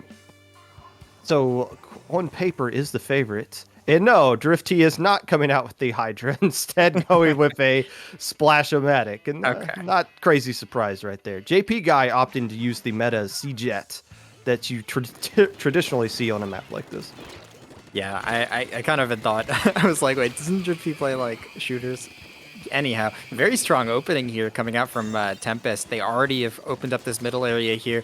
Nice. Enry doing a great job defending that Rainmaker, leading it up to the top right side. Rainmaker's kind of alone here, but all of Tempest swarming through the middle of the map, taking out that Jet Squadron. No Stingrays coming in. The Rainmaker's going to walk all the way up to 10, try and get to the pedestal, but they get taken out just before they do. Enry's going to try and make a run for it. Unable to do it. The bomb rush is coming out, though. They're going to make one more last attempt at this, but it looks like it's just barely going to get shut down. You know, really good push. Every commentator will tell you, oh, it doesn't matter what lead you have on this map because everyone can come back. Yeah, but there is a difference between having 10 remaining and having 3 remaining. Those 7 additional points are massive. So a nice heads-up play by Drift T, I believe, holding on to that suction bomb rush, popping it again, and getting that 7 additional points. I mean, time on the clock, it's still anybody's game technically, but I'd much rather be forcing them to get to the pedestal instead of right below it with 10 remaining, as they're going to have an opportunity to do right here with 3 players instantly going down from the side of Tempest. Yeah, here we go. We got the view of the Jet Squelcher here, trying to set up maybe a good Stingray here. They're unable to get the pick. That flank on that left side is going to be very awkward for them. They're going to have to stall a little bit before they go in here. Now with the Jet backing up, they are able to get a pick, so the Rainmaker will stay alive. 2 members down on Tempest. Early in the morning is going to make their push up here, and just like you said, that final few points on the Rainmaker is going to be a big deal. They do get the lead, and they get the dunk. They sneak around the burst bomb, and a very quick complete reverse knockout there from early in the morning. What a great push. I don't know why Tempest wasn't able to reestablish themselves right there. I mean, they essentially got wiped with, I believe, Drift T being the last player left alive. And instead of waiting for all the other players to spawn back in, it seemed they just kind of fed into that Rainmaker 1 or 2 at a time and just got swallowed up by the rest of early in the morning that was up front right there, kind of clearing the path. So maybe that maybe going from 10 to 3 doesn't matter if the other team's going to KO in their first push. Welcome to Rainmaker at Blackbelly Skate Park. But early in the morning, getting punched in the mouth early in the set and not really getting fazed by it. Yeah, but to your point, like you said, those last few points are very awkward. Like 3, like you're not going to pass 3 unless you knock out. Like you need to get almost to the top of the pedestal to really get that. So that's like a situation where, especially in Rainmaker, you kind of need to learn to play to defend the specific lead you have. Like if you're trying to defend 50, you need to be back as quickly as possible. If you're trying to defend like 15, you can get some specials. If you're trying to defend 10, you just need to stay alive so you can throw a burst bomb at the pedestal or at the person. Like right. The way you defend completely changes and can become easier or harder depending on the lead you have. Right, like they didn't have to go after the Rainmaker when it was up at the grass area. Like, who cares? You can let that Rainmaker go all the way almost up to the pedestal if you want. Like, wait for your players to come back in, then just take the fight there. And since there's no checkpoints or penalty points in Rainmaker, if they don't get the lead, the push did nothing but waste time. Kind of a weird mode, as we all know. Clam Blitz at Sturgeon Shipyard. What? Oh boy. Okay, it's been a hot minute since I've seen this one in action. I guess it's not a horrible Clam Blitz map. It's just there's others that are better, but we'll see. I mean, it just comes down to you can kind of anchor. There's not a lot of Clam Blitz situations where you can anchor, and we don't really know JP Guy too well. And it looks like they were just using that C-Jet just for that Rainmaker, opting to go with the V-Slosh this time around. Reject sticking with that Nautilus that did so well last game. Yeah, this is an interesting... I think this feels like a slightly toned down and better version of Starfish Clam Blitz. You kind of got that very awkward, like, no man's land under the basket. And you kind of need to defend from there. Red Shell already on the flank here, trying to get those clams. The brush being very evasive, going to get into the spawn, but the rest of Tempest not looking so hot as I think the early in the mornings setting up for a push themselves. We don't see any splashdowns coming out here, but this is definitely one of my favorite maps for splashdown. You just, drop from the snipe into the enemy court with that splashdown. But nevertheless, it seems like early in the morning's really been taking their time in mid here. Despite getting 3 down in the situation, they keep gathering up clams. They keep taking their time. They keep trying to engage on members of Tempest that are sitting under the bridge in that fight club. It's a little bit of an awkward situation where I feel like they backed up a little bit too early, and that's going to allow Tempest to use that range on the Nautilus. Very nice kill from Henry to try and set up a push here, as a power clam's gonna come in and Tempest will be the first on the board. Maybe early in the morning's not used to this map. They didn't know where the clam spawns were. We got control of mid, now where all these clams at. But Tempest able to respond, again, kind of a flip of the script of last game. Tempest got punched in the mouth early in this one, was able to hold on because for whatever reason early in the morning just wasn't feeling comfortable pushing up with the 13 or so clams that they had. So now you get your first push off as Tempest, you're under 60, you're able to push up a little bit too, and that means that you can put those beacons down, which we are those famous red shell beacons making their appearance here. None of them on the map right now. But they're going to be, the only effect they're going to have is when you can push up into mid and the enemy side of the map, so that you can be just kind of hyper aggressive with those things. But it seems like early in the mornings, able to kind of respawn, able to kind of recapture some zone temporarily. Looks like a push going off into their base, but it's not really going to go accomplish anything. Yeah, we kind of saw early in the morning getting a lot of mileage out of that little bump that's in front of every clam basket, trying to hide from that Nautilus, and just kind of by stalling long enough, the Naut found themselves in an awkward position. So early in the morning, regaining some control here, trying to do something started with these missiles. They've almost got 20 clams on the board and a pity. They just need to find a way in here. The brush is going to make it difficult for them to drop, but this is the kind of standard push, or the good push we like to see on Sturgeon, where you go over that spinner and just toss it in from up top. Red Shell, of course, getting up there quickly, going to shut down any more pushes that come that way. Score down to 62, not quite a lead for early in the morning, but it's a big chunk off of it, and they're only going to need a bit more to tie it up. Yep. Reject had a really nice inkjet kind of off camera there on that push for early in the morning. Went up to the enemy snipe, popped the inkjet up top there, got a couple of splats with it, but ultimately just kind of wandered a little too far into enemy territory. As what was that, a missile kill on a player? As 3 players instantly going down on Reject right now. Make that a wipe. This is going to be a situation to where if they could just pass the clams to the right person, finally pop the basket, but they're already out of clams. That. Man, both teams having difficulty finding clams at the right time.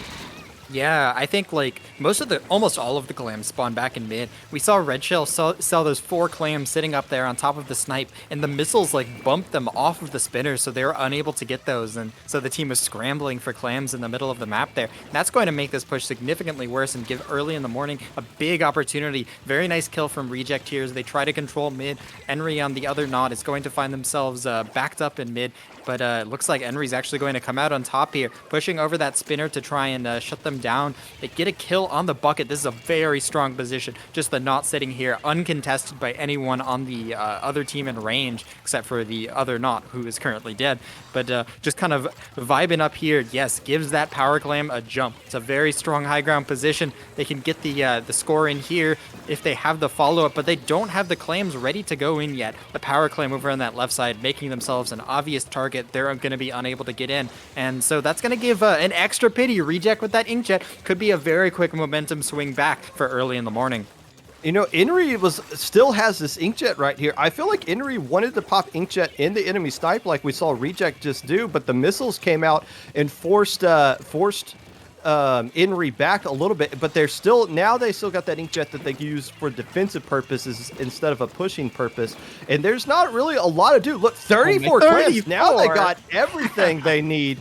Finally, at the right time, can they crack this shell? One player going in, Red Shell getting denied, and now they have the specials online, but time is ticking away. They finally do pop the basket, and it's an inkjet versus inkjet battle that keeps distraction away from the tower for early in the morning to survive and come back and get the win. Take this set to a 2-0 possible sweep situation right there. Tempest in control for the vast majority of that game, just couldn't really get things done there at the end. Yeah, that was a very big comeback at the end there. We saw actually, we're kind of seeing some like difference in styles from both teams here. Tempest has been kind of always on the aggression, flanking, constantly moving forward, while Tempest has definitely been a lot more patient in their pushes. We have seen them pull out the Stingray and push with that on Rainmaker, and there actually multiple times those Tenta missiles came in huge for them.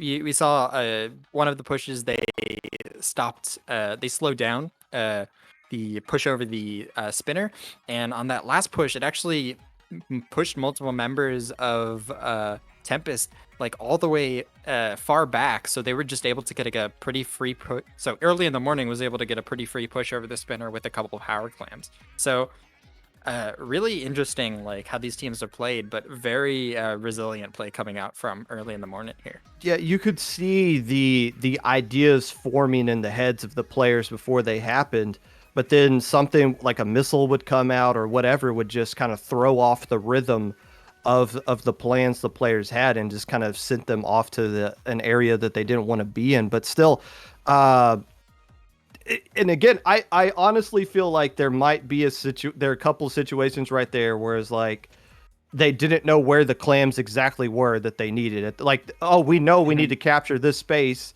and we played this game long enough. We're very good at this game, but it's been a long time since they've probably done clam blitz at Shipyard. They might not know. Okay, we got the basket open. We got a wipe. Why are we not getting more points out of this?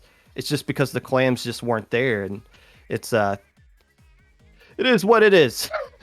Moving on. Game 3. Tempest having significant leads in both matches of the set so far. Again, this is best of 5. So it says kind of a sneaky 2-0 right here because it very easily could have been 2-0 in the other direction right now. Mm-hmm. So Tempest hanging around. Can they find a way to get this set going to at least a game 4 by getting a win here at Art Academy? And here we go. Flat Zones in Art Academy. We see the L3. Is that the vanilla L3 coming out? That is it baller. Is. Yeah, that's the baller one. We're going to be seeing a big battle for the box in the middle here. As we're going to see the bucket contesting it. We're probably going to be seeing lots of bombs fight over it here. That's kind of like the big important spot of the map here. Just being able to get up there lets you rain down paint on the zone. You see the 52 Drifty trying to get up top. They do. They finally are able to drop over on this left side here. The splash wall is going to help them corner some members over on the left side here. And with the rest of the team, Tempest is going to take an early lead and start aggressing here at a little bit too much, perhaps. And holding on to that baller is Red Shell coming off of the Octobrush that really just wasn't as effective as you would like it to be in those last couple of games there. But a lot of paint coming out from the side of Tempest just looking at their comp right here. Mm-hmm. But early in the morning, they've been in the situation all set long of giving up. 60 remaining off your first push isn't really anything significant. But Tempest has had the better opening so far in this set. Early morning hasn't really shown to care. But Tempest, with this comp change, I wonder if it's just going to change their playstyle a little bit. That baller going around that right side seemed kind of lost over there. Yeah, there's a couple movements of Tempest here that were just a little desynced. The 52 going in, the L3 a little bit slightly desynced. The knots over on this right side here, but a couple picks are going to open it up for Tempest to get that recap here, and a huge penalty of 50 on the board. Tempest is going to have another huge shot here of just slowing down the game and hopefully setting up for a slightly more patient hold this time. As we've already got Booyah 3 specials online for Tempest. The Booyah's going to come in. It's going to drop in while the Inkjet's coming. It looks like very patiently, as we've kind of seen, early in the morning is going to hold on. The missiles are going to come out. They stayed 4 alive that entire situation. And now that they've waited it out, they're ready to go in and get a cap. But not before just barely losing the lead here. Yeah, and I think they're fine with losing that lead. Again, there's going to be a lot of penalty points on the side of Tempest. They'd rather give up lead than get KO'd right there. So it makes more sense just to wait back, get all your players ready, wait out their specials. We're fine giving them the lead because we know we got more than half the game left to go as well. There's plenty of time to come back and just chew through essentially the 44 penalty points they got, and then the lead's theirs again. So nice play, being patient, willing to sacrifice a little bit just to keep the game going. Yeah, the bucket doing a great job over on that left side, but Enry's able to stay alive and stabilize the game for Tempest. This Inkjet recall is going to get shredded. Enry's trying to find their way towards the plat, looking for a spicy Inkjet here, but the rest of early in the morning's all the way back up on their plat. They're unable to get that Inkjet just yet. So here it finally comes. The Inkjet coming out, unable to get a pick just yet, searching for members on the plat here. Yet again, early in the mornings, playing very patiently and backing all the way up. You see, finally, they're coming out onto the plat. The bomb rush coming in. The lead's slightly getting away from them, but looks like they're going to be able to recap here as the bucket is going to be able to, yeah, there we go. Help kill with that 52. Anyways, yeah, just again, very patient, pushes back in coming from early in the morning. But now, like, really is the important moment. This hold is going to be a big deal. They need to stall Tempest and stop them from recapping. Tempest has Baller and Ink Armor to work with, and they might be in the same situation where they might need to feel comfortable just sacrificing lead right now. Now they got all four specials online. They are going to lose lead, but they're firing everything at once. Baller, Booyah Bomb on that backside, able to get a splat on JP guy, and another player goes down as well. So another nice situation of recognizing sacrifice lead, but keep the game going. That's all that matters right now, and we can use these last 45 seconds to chew through our penalty points. That is not a lot, and then just hang on for 5 more. The lead will be ours yet again. But it just comes down to, can you close out this game right here on this push? Because I really don't want to flip that zone back over at any point. Yeah, here we go. The penalty's gone. The timer's counting down. Tempest is unable to take the lead. The zone gets just barely stalled, and it looks like they focus the members rather than the zone at that point. It looks like a couple members on early in the morning are going to get taken down, and Tempest is going to recap, but the penalty's back at 30. They're going to have to... They're going to give early in the morning another chance to come back in here and stall the zone as we see the the splash over on that left side trying to sneak in. They're able to get behind multiple members of Tempest here, but they get taken out. Multiple members of early in the morning get taken out, and wow. Tempest takes the lead. They're well aware of that flank over on that left side, and because of that, they're able to give themselves a personal advantage in the rest of the fight and hold the zone. So that's one of those awkward moments where you look at the final screen and the zone is extremely green, but for some reason it's not stalled out. I think it was just because some missiles landed after the game like officially ended. To put some, because it looks like it should have been stalled out, but it wasn't. But yeah, I'm kind of surprised they were able to hold on to that. The missiles came in on that left side. They were flanking around that right side. They were doing everything they needed. It's just a few frames too slow before getting back into that one. So Tempest saving face, holding on. It wasn't easy, but they found a way to win a game and keep this one going a little bit longer. Game 2 going to be tower controlled Anchovy Games, and this is a situation where we've seen Inri and Reject, the two Nautilus players on both sides, be extremely effective for their team so far in the set. Are both probably just salivating at the thought that tower control Anchovy Games is popping up right now. It's going to come down to who can eliminate the other team's Nautilus the most and give your Nautilus the opportunity to just rain down inkjet hell from along those fan walls there. Absolutely. Yeah. And Anchovy is a great place to kind of play defensively and stall like we've been seeing. But those inkjets are going to be the key to disrupting those holds, because otherwise they're just going to be able to kind of poke at the tower as it pushes across the plat. So inkjets are going to be a huge deal here. Tenta missiles if they come out.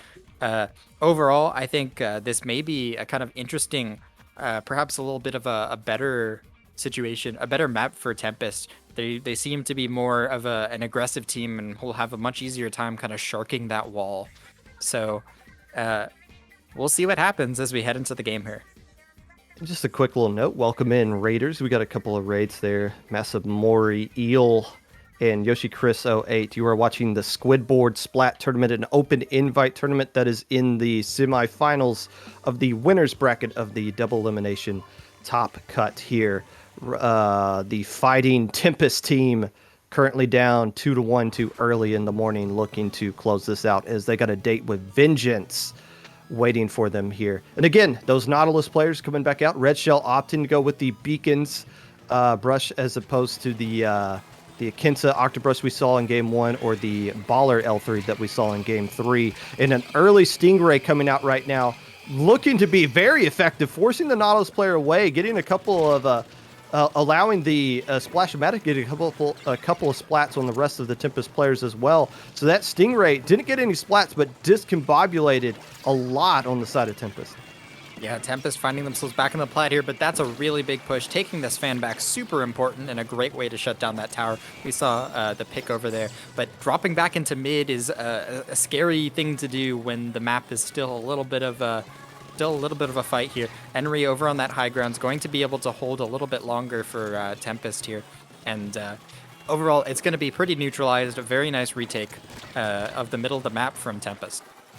And here we go, not v not Yep. on the early morning side of the map. Emery wins and has an inkjet ready to go, and this is a dangerous spot for somebody to be firing off an inkjet because it's so hard to take down right there. Opting to be a little bit patient. Red Shell pushing up, probably going to be going straight for that Stingray. It does take it out. So now you got a brush in your base. You got an inkjet ready to go on your fan. This is a great situation for Tempest. Oh yeah, and we got the inkjet as well coming out from the Nautilus. Here comes Henry looking to pop it. They pop that inkjet. They're unable to get a pick just yet. They get shredded. That armor able to defend them long enough from that inkjet. And early in the morning is going to hold on to this second checkpoint here. So very big armor coming out and clutch kill from the Nautilus. Yeah, that's critical. Holding on, not just the fact that they held on to their second checkpoint, the fact that this that it looked like Tempest was in such control. They were in such great positions, but ultimately the ink jetted into a couple of players that were able to kind of deal with it, and then it just kind of snowballed from there. But now you essentially got a tie game. Both teams eliminated that first checkpoint. The second one, just like every map, the second checkpoint's the most difficult one to get across right here. Getting lead is important, obviously, for early in the morning right here, but more importantly, I would want to get a full checkpoint lead. They realize they can't really do that right now, so opting to kind of back up into mid and try again. Yeah, we see a Reject over on that knock, getting a very nice kill on one of the members of Tempest that dropped. Yeah, Reject and Hyun holding that ground there. We saw actually a very sneaky flank from Red Shell earlier that took out one of the members and gave Red Shell the fan. So that stalled the push a lot, but early in the morning did a great job staying alive that entire time. Finally, they have control of this fan. That inkjet's very good. Yep, calling that brush out of hiding there. They're going to be contesting members of Tempest here, pushing them back towards the right side. They're unable to get a pick just yet, so Tempest is going to be able to stall it a little longer, but this not Reject's in a very good position. They're able to take out a member, and this fight just keeps going back and forth here as the tower struggles to get to the second checkpoint, but it's a very close game. Just a few more points would have been enough for the lead there. Henry's having a fantastic game despite it only being 6KA at this point. The splats are coming in clutch moments, and it seems like Henry's constantly one of the last few players left alive to shut something down. A minute 20 left to go here. You want to have lead. Yes, clearing checkpoint would be nice, but with this about a minute 15 left in the game, you got to be at least the team that's in control of the lead. Red Shell doing a good job of delaying the tower a little bit right there. Ultimately goes down. Henry working around that right side. Gets another splat yet again. Oh, but they can't save the lead. It does go into the favor of early in the morning. JP guy being the last one left alive. But again, now, yeah, you hold on to that Stingray, you back off, but look how fast Tempest is moving up right here. They know they need to get control of that enemy plat, and they just have to barely hang on for that first checkpoint to reclaim lead. Yeah, something that can be kind of awkward. Yep. Can be kind of awkward here is if you try and get a quick counter push on this map. This map is gigantic, right? The tower has taken its sweet time to get back to mid. So while that's happening, they're fighting for their lives, trying to stay alive, and there's only limited specials. That 10 missiles does come out very early. The Stingray's going to come back. Very early. Yeah, actually, but the interesting situation here, over only one member of Tempest is actually by the tower. But a very nice, yep, they were mostly pushing the spawn there as they got into the spawn and stalled long enough. They're going to be able to take the lead here. 3 members on the tower, the timer's counting down, and a nearly overtime push to take the lead. And Tempest comes back and takes it. And now we got a 2-2 set here coming into game 5. Yeah, I don't really, mental mistakes at the end of the match are usually what decide it back and forth all the time right there. Henry top fragging with 11 KA. I don't really get why they fired that Stingray with like 15 seconds left on the clock. The tower still having to climb that wall and instantly died to the K-Gal. The K-Gal said, no, you can't fire that right here. I'm already in position. So a little bit of a mistake that got punished correctly by Tempest and just caused kind of the rest of that push to work out in the favor for Tempest. So it's just the little things right there, just the little kind of misplays, and can you punish the misplays in the correct way that are the differences in these sets. And this is I'm glad this is going to a game 5, not just because we get to commentate it, but it shows how competitive the first 2 games were as well. Even though Early Morning got up 2-0, there were 2-0 wins that where Tempest had a solid lead in both of them, even if the game lasted a minute or 5 minutes. So now these 2 teams are right with each other, back and forth. All these games essentially back and forth, except for the first one, which was back and forth for a whole minute. So Rainmaker, Muscle Forge fitness is going to be key. And if I'm Tempest here, first off, I'm assuming JP guy is going to come back out with that C-Jet. Just because it might not be as strong as it is on a map like Black Belly. You still want that Stingray in clutch situations. But I'm curious what Red Shell's going to do. Because it seems like Red Shell has their confidence might be a little bit shaken from game to game.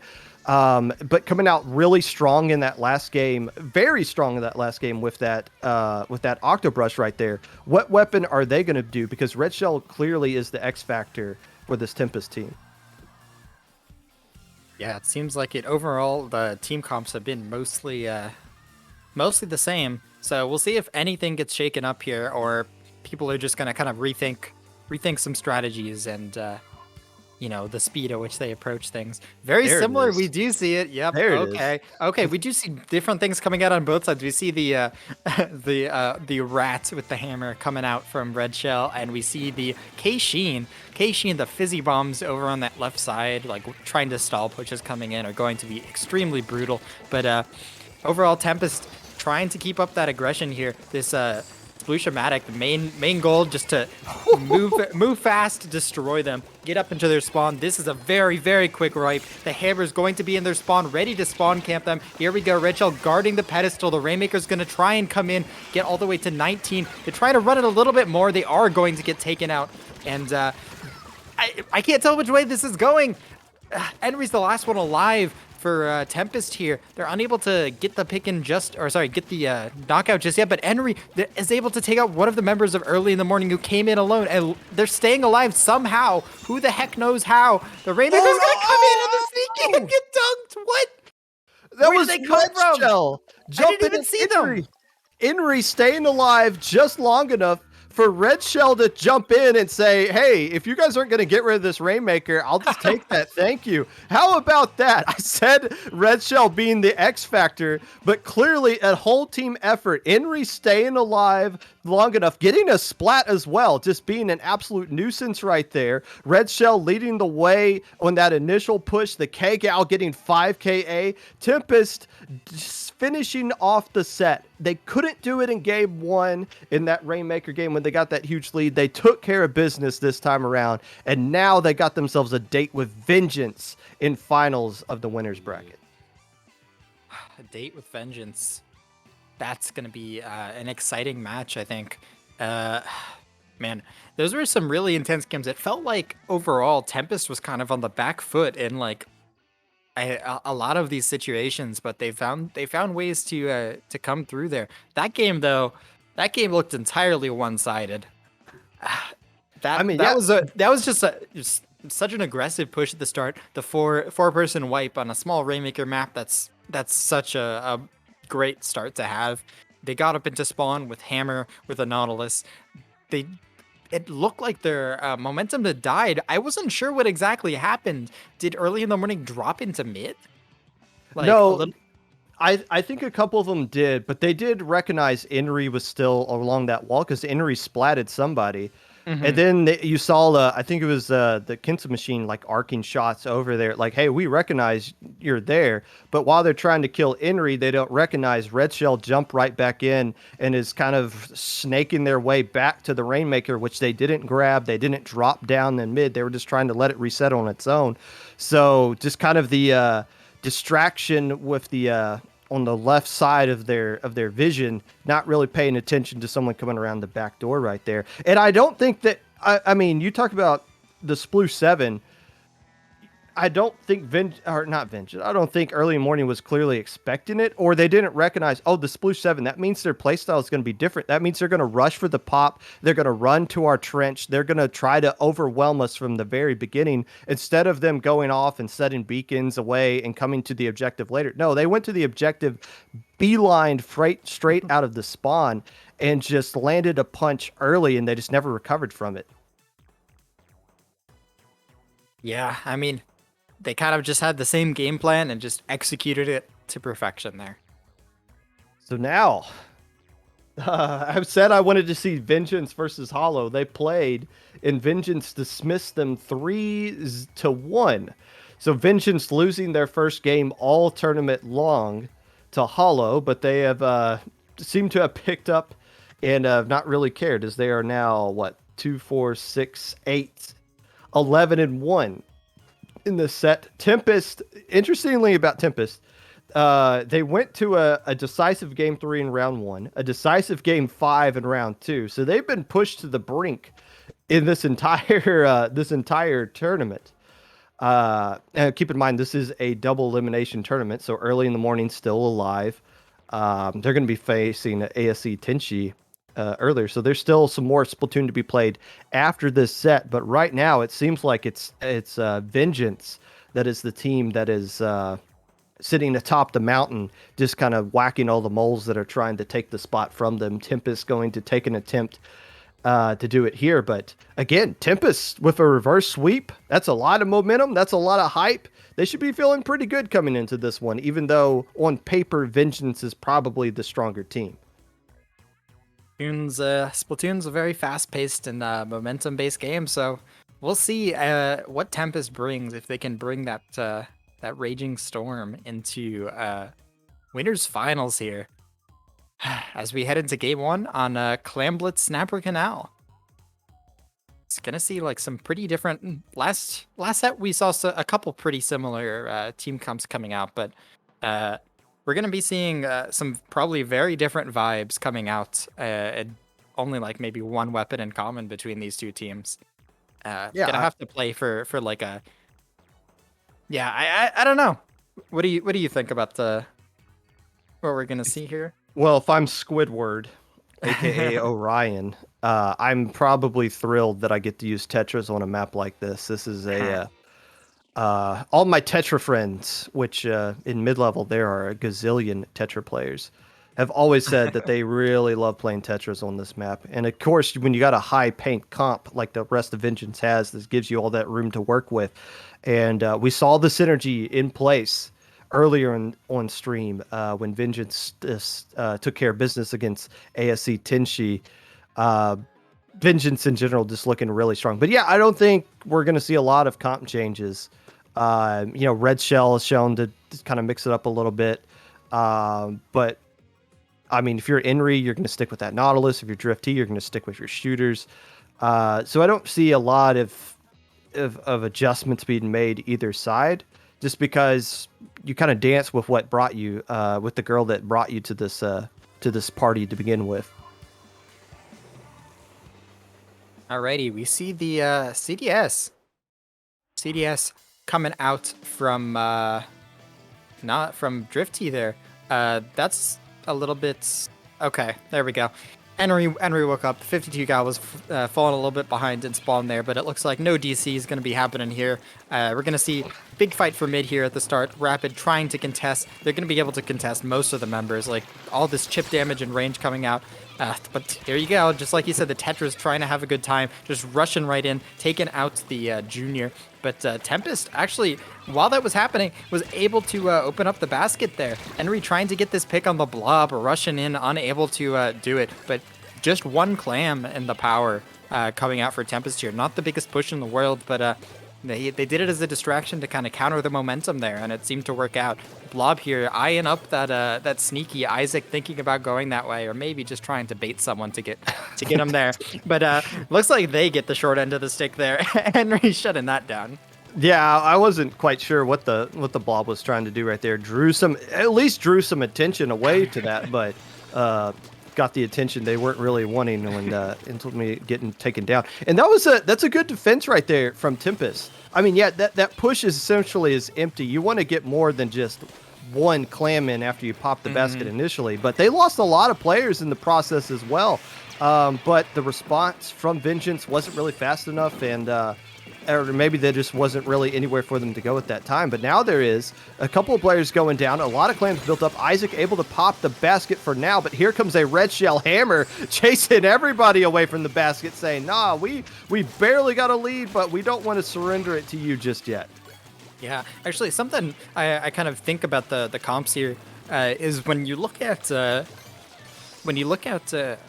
Vengeance's comp, they seem to be a comp that's gonna have a hard time getting in with like any sort of specials, right? Like none of their specials help them get in except for Suction Bomb Rush, but even that can be a little bit slow at times. Whereas you got Booyah and Rain and Armor coming out on the other side. The Armor, of course, still gonna work for. It's gonna work for both sides there, but yeah. So it's gonna be kind of I'm interested to see how Vengeance is going to try and push in here. If they're just going to try and force it through mid or try and maybe get some sneaky things. Ellis trying to stay alive on this right side here. People are dying all over the place. Splat's all over the place. Ellis kind of just setting up camp up here. But not too many clams on either side. Armor's coming out. People are fighting. There's no power clams on the board. Everyone's just kind of vibing. Drifty, here we go. Yep. Drifty on the CDS is able to outrange those Tetras. Very nice little play there. Drifty staying alive, keeping those 9 clams in their possession. And this is potentially looking like a very good start here for Tempest here. The raid actually not coming out towards the street where they might want to be pushing, but the street looks to be pretty open at this point. Just the blob kind of guarding it. And they're able to get the power clam in. The hammer coming in as well. There's potentially a power jump coming in. No, they do get taken out on the other side. So this push isn't going to do that much either. Nice. Still, just all the way down to 68, but that's it. Nice heads-up play there by Isaac, recognizing where is the clam flow coming from. Okay, and this is what Isaac was trying to do earlier.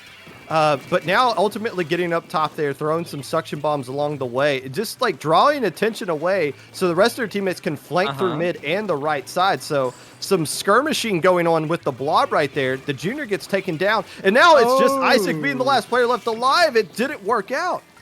That looked like a bomb, possibly from the junior there. Yeah, the blob trying to force on that left side was not enough of distraction for the push to come in here. Now we got a power climb coming out from Drifty. They're going to be able to get set up in the snipe here and hold this basket open a little bit longer. We do see some extra clams coming in this time, finally. But yeah, over here on that left side, looks like the Brush is going to be bringing some in. The clam count all the way down to 37. So much better push here this time. The CDS is going to be able to get out alive, and that's going to be huge for to stall this position here, to do what they can. Oh, but they do get taken out as a very quick momentum chip coming back from Vengeance. Yeah, this is where Tempest has kind of faltered in the first 2 games of the last set. They get this huge lead and they hold on, but then overtime comes around and something just kind of falls apart. Squidward gets taken down. 3 more players go down as well, as Leo is the last player left alive. That is a delayed wipe. And I don't know. Oh, Squidward's able to jump in, but there's nothing going right there. And now the question is, did they use their Mercy Clam? Is this going to go to overtime? Because they have 0 clams right now, and they don't have one. That's it. That's game. Game 1 going to Tempest right here. And wow, just really, I think the momentum of winning those last 3 games in that last set carried over into this one. They played very confidently. And more importantly, they shut down the Tetras. And that's going to be key because if Orion or Squidward pops off right now, they can just dominate the game. But if you isolate that Tetra player and you give them only 4 KA, over the course of a 5-minute and overtime, or yeah, just a 5-minute game, that is a winning formula for Tempest. That was really, yeah. I feel like that kind of like very fast back and forth, like high octane gameplay is kind of where Tempest seems to be thriving. So we're gonna see what happens as we go to a much bigger map where perhaps faster play may not work quite as well. which is a Splat Zones on Albacore. Splat Zones on Albacore. This is a big, gigantic map with a huge dead zone in the middle. Nobody wants to pass through the zones. Long range weapons are king here. So we're gonna see if any team shakes it up a bit with their team comps, or they're just gonna try and improve the way they play here. As we're probably gonna see those CDS again. But yeah, I'm wondering what's gonna come out here. It's gonna definitely slow things down. It's gonna be. I mean, okay. So first off, the Crapid Blaster lives here. And they've been playing very well, very strong all day long that we've seen on stream. So that's, you don't have to change that up. I don't think there's going to be much changes on the side of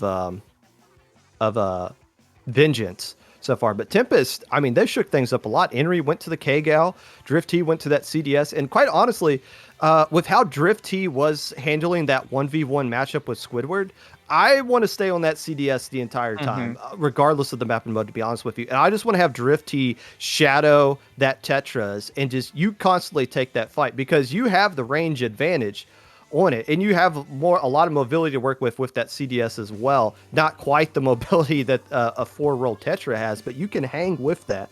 And if you can, again, just kind of isolate that, as Drift T says, nah, I'm going with the NZAP anyways.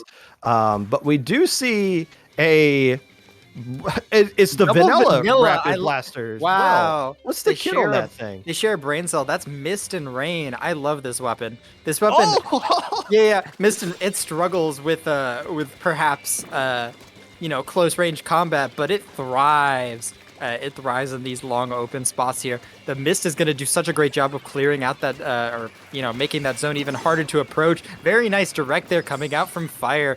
And Tempest off to a very strong start here. By the time we even zoomed in on a player, they already had the zone, and there was a member on the other side of the water. Yeah, you see the Mist coming out in the middle of the zone there. A very well-placed Splat Bomb is going to take 2 members out. Yeah, like we were saying, those Rains are going to be battling and kind of just marching down from left to right across that zone and making things difficult. You know, ever since we saw Starburst use a Rapid Blaster Pro at Riptide, it seems like everybody uses it here for some reason or another. I was watching Kyo's stream once, and he kind of pointed out, if you're going to use the Rapid Blaster Pro on this map, the problem is you need to have somebody else who can get splats right now. And you look at the comp for Vengeance, it's just the Tetris that's really your main killing power. So if the Tetris goes down, who's supposed to get a splat for the side of Vengeance on this map? And again, off to a good start of dealing with the Tetra player is Tempest. Even though they don't have the lead right now, they're in a good situation to try to get it back. Yeah, I mean, I totally agree with your point there. Rapid Pro is great and all, but it usually does much better if you can have someone who's like able to match a similar range and kind of, help chip with it, which is something that both the L3 and the Nautilus can do from Tempest here. The Rapid Pro war being won by Fire over there. And Tempest bringing the timer down all the way to 30. This Bomb Rush is going to come in and perhaps neutralize the zone, but no picks yet.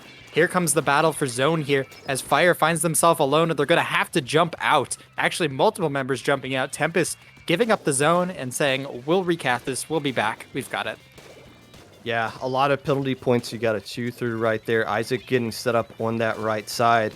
And this is where, if you're going to have this less killing power comp that they kind of bust out right here, you got to maximize the range that you have. Isaac needing to lock down this right side. And look at 3 players instantly. And it looks like somebody took a bath as well, going for a swim for the side of Tempest. The Inkjet is ready to go from Inreese, but opting, again, you're going to have to just surrender lead right now. Just wait for your teammates to come back in and try to get something going. With your specials, Hammer and Inkjet ready to go. Red Shell able to kind of get into the zone, not going to pop that hammer, and gets a bath of their own from the bubbles, and they just don't have enough coming back in. The rain coming out a little too late. And Vengeance, I said they needed to get into the right positions, and they were able to do that and just zone out Tempest and just take over that game in the second half. Yeah, Vengeance, after they took the zone, they got up into the top left and started kind of locking Tempest into spawn. That's kind of like an interesting aspect of this map, where people really, really, really want to try pushing back in from the right side. And I mean, don't get me wrong, it's a really good way to push back in. But if that becomes the only way you get back in, it becomes very easy to try to kind of like shoot fish in a barrel and just focus all your attention and gunfire there. But with the blob being the only weapon that was guarding the left side, or sorry, well, the opposite side of the map, that's something that a Nautilus or a Rapid could easily contest. And that's kind of, I think they could have definitely split their attention there and just dealt with the blob and been able to take back the zone from the other side. Yeah, fair point. Counter argument, it's Isaac on the blob. So it's a little bit, it's a different beast to kind of chase out right there. And I think they saw the blob there and then got funneled into that right side where everyone was just kind of cracking their knuckles saying, all right, well, Sure. we're more than happy to fight you here.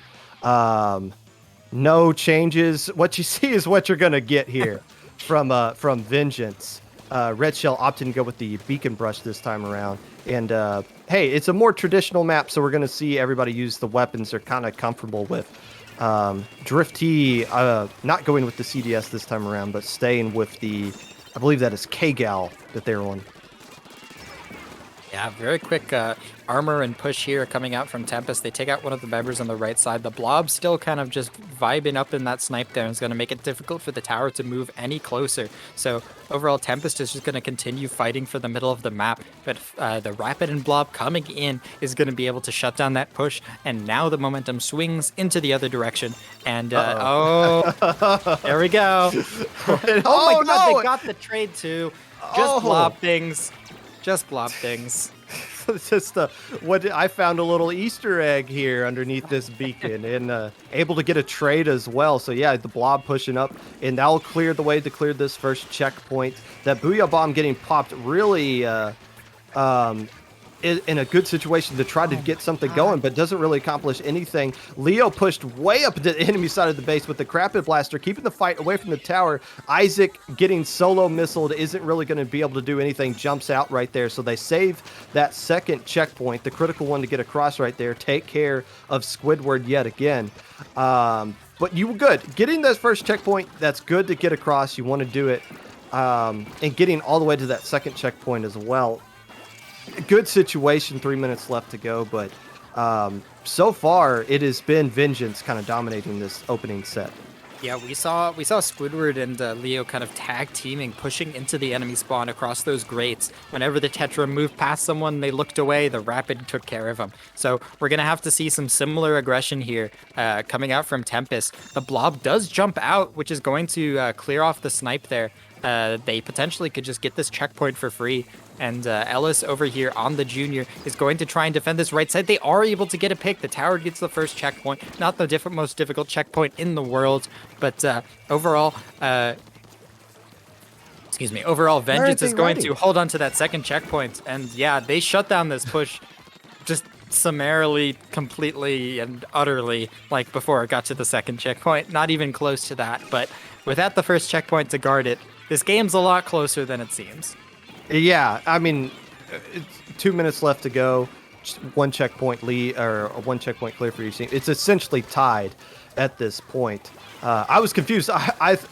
I thought the purple team was the one pushing. I was like, why aren't they riding? They got the man advantage, but they're the ones defending. Now they're in a situation to where they can ride, though. The two players down on the side of Tempest. Isaac riding the tower, just spraying bubbles all over the place. And you see the rest of the team swarming, pincering that court area on the left. But Henry able to escape with that inkjet, firing down a couple players, gets taken down themselves. And now we're seeing, Drifty! Oh, the K-Gal RNG working out perfectly in there. That might have just saved the checkpoint, honestly.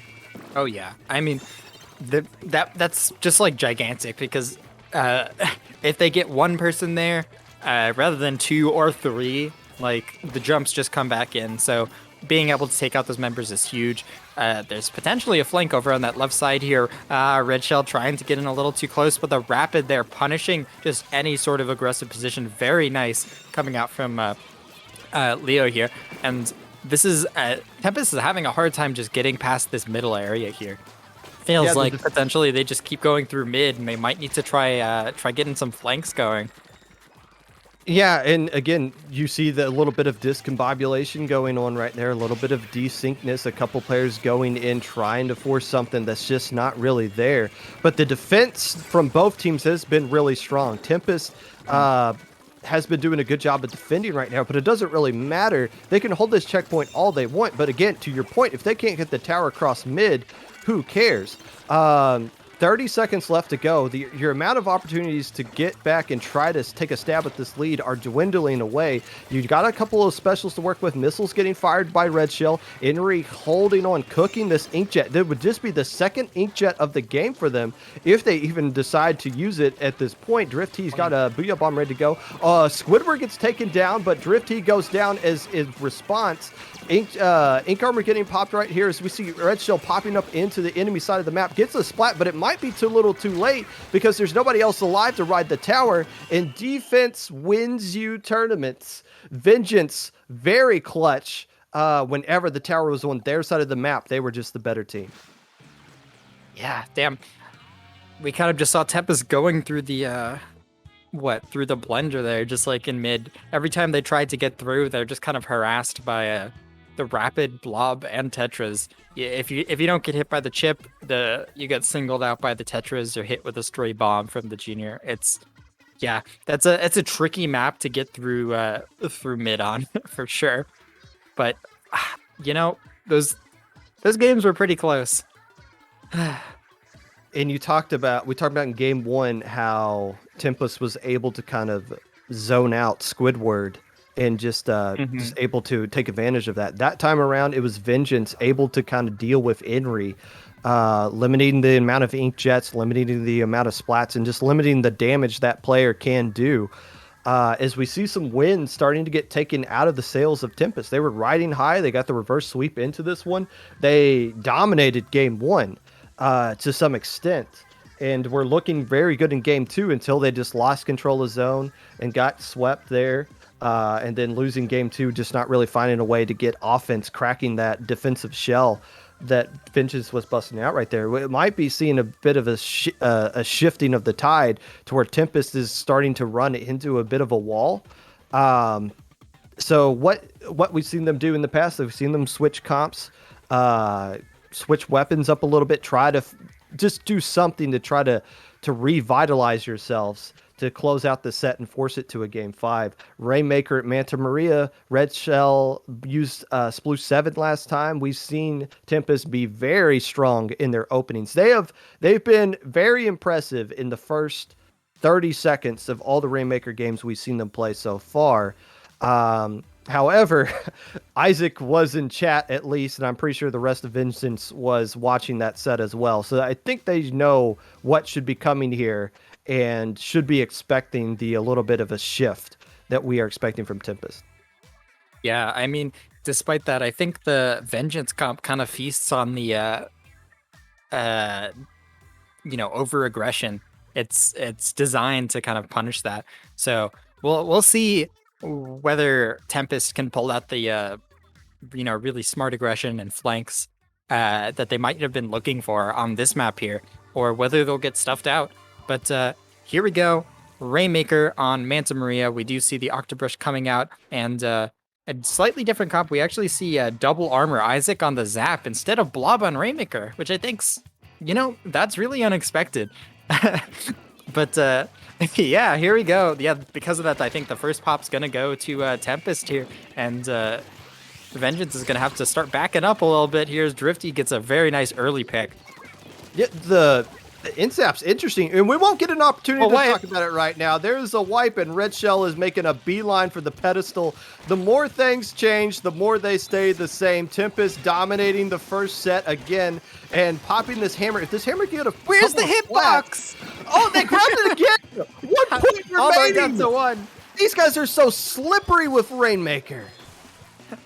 Yeah, I mean, they've definitely made mad dashes with the Rainmaker a few times now, and because of this large map, they're gonna have some time to regain their composure and set things up here. The double armor perhaps a little bit weird on Rainmaker, because the Rainmaker can never get the armor. Right. But here we go. The Rainmaker's going to come in over on this right side, and despite a pretty good aggressive start here, they're going to have to get a knockout if they actually want to get this lead. So pushes that get here don't really mean too much. So at this point, I think Tempest is really happy with the position they're in. They're just going to try and do their best to stabilize, stay alive, and just kind of keep up their presence in mid to kind of slow down Vengeance. Yeah, you kind of made a great point right there. Double armor for Rainmaker. That's a bit of those are some defensive specials because armor is used best when you're defending the Rainmaker. Well, you don't really need to defend it now that the other team's got only 1 point remaining. You have to be all offense from here on out.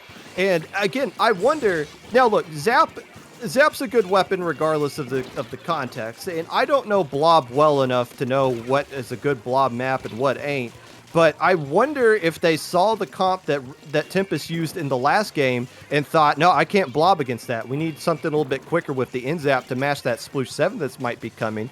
And then they didn't use that comp they were expecting, and now they're just kind of stuck with this comp they might not be comfortable with just because of something they might have saw on stream. I wonder. I think, maybe it's slightly I don't like the greats in mid here with Blob. Maybe, we don't have a good way to deal with someone who's, sitting up on high ground. I don't know exactly the reasoning here, but either way, it's going to lead them to have kind of an uphill battle here. They're just struggling to keep mid here. Yeah, Tempest is swarming. They're all over them this game. This doesn't look anything like the other ones.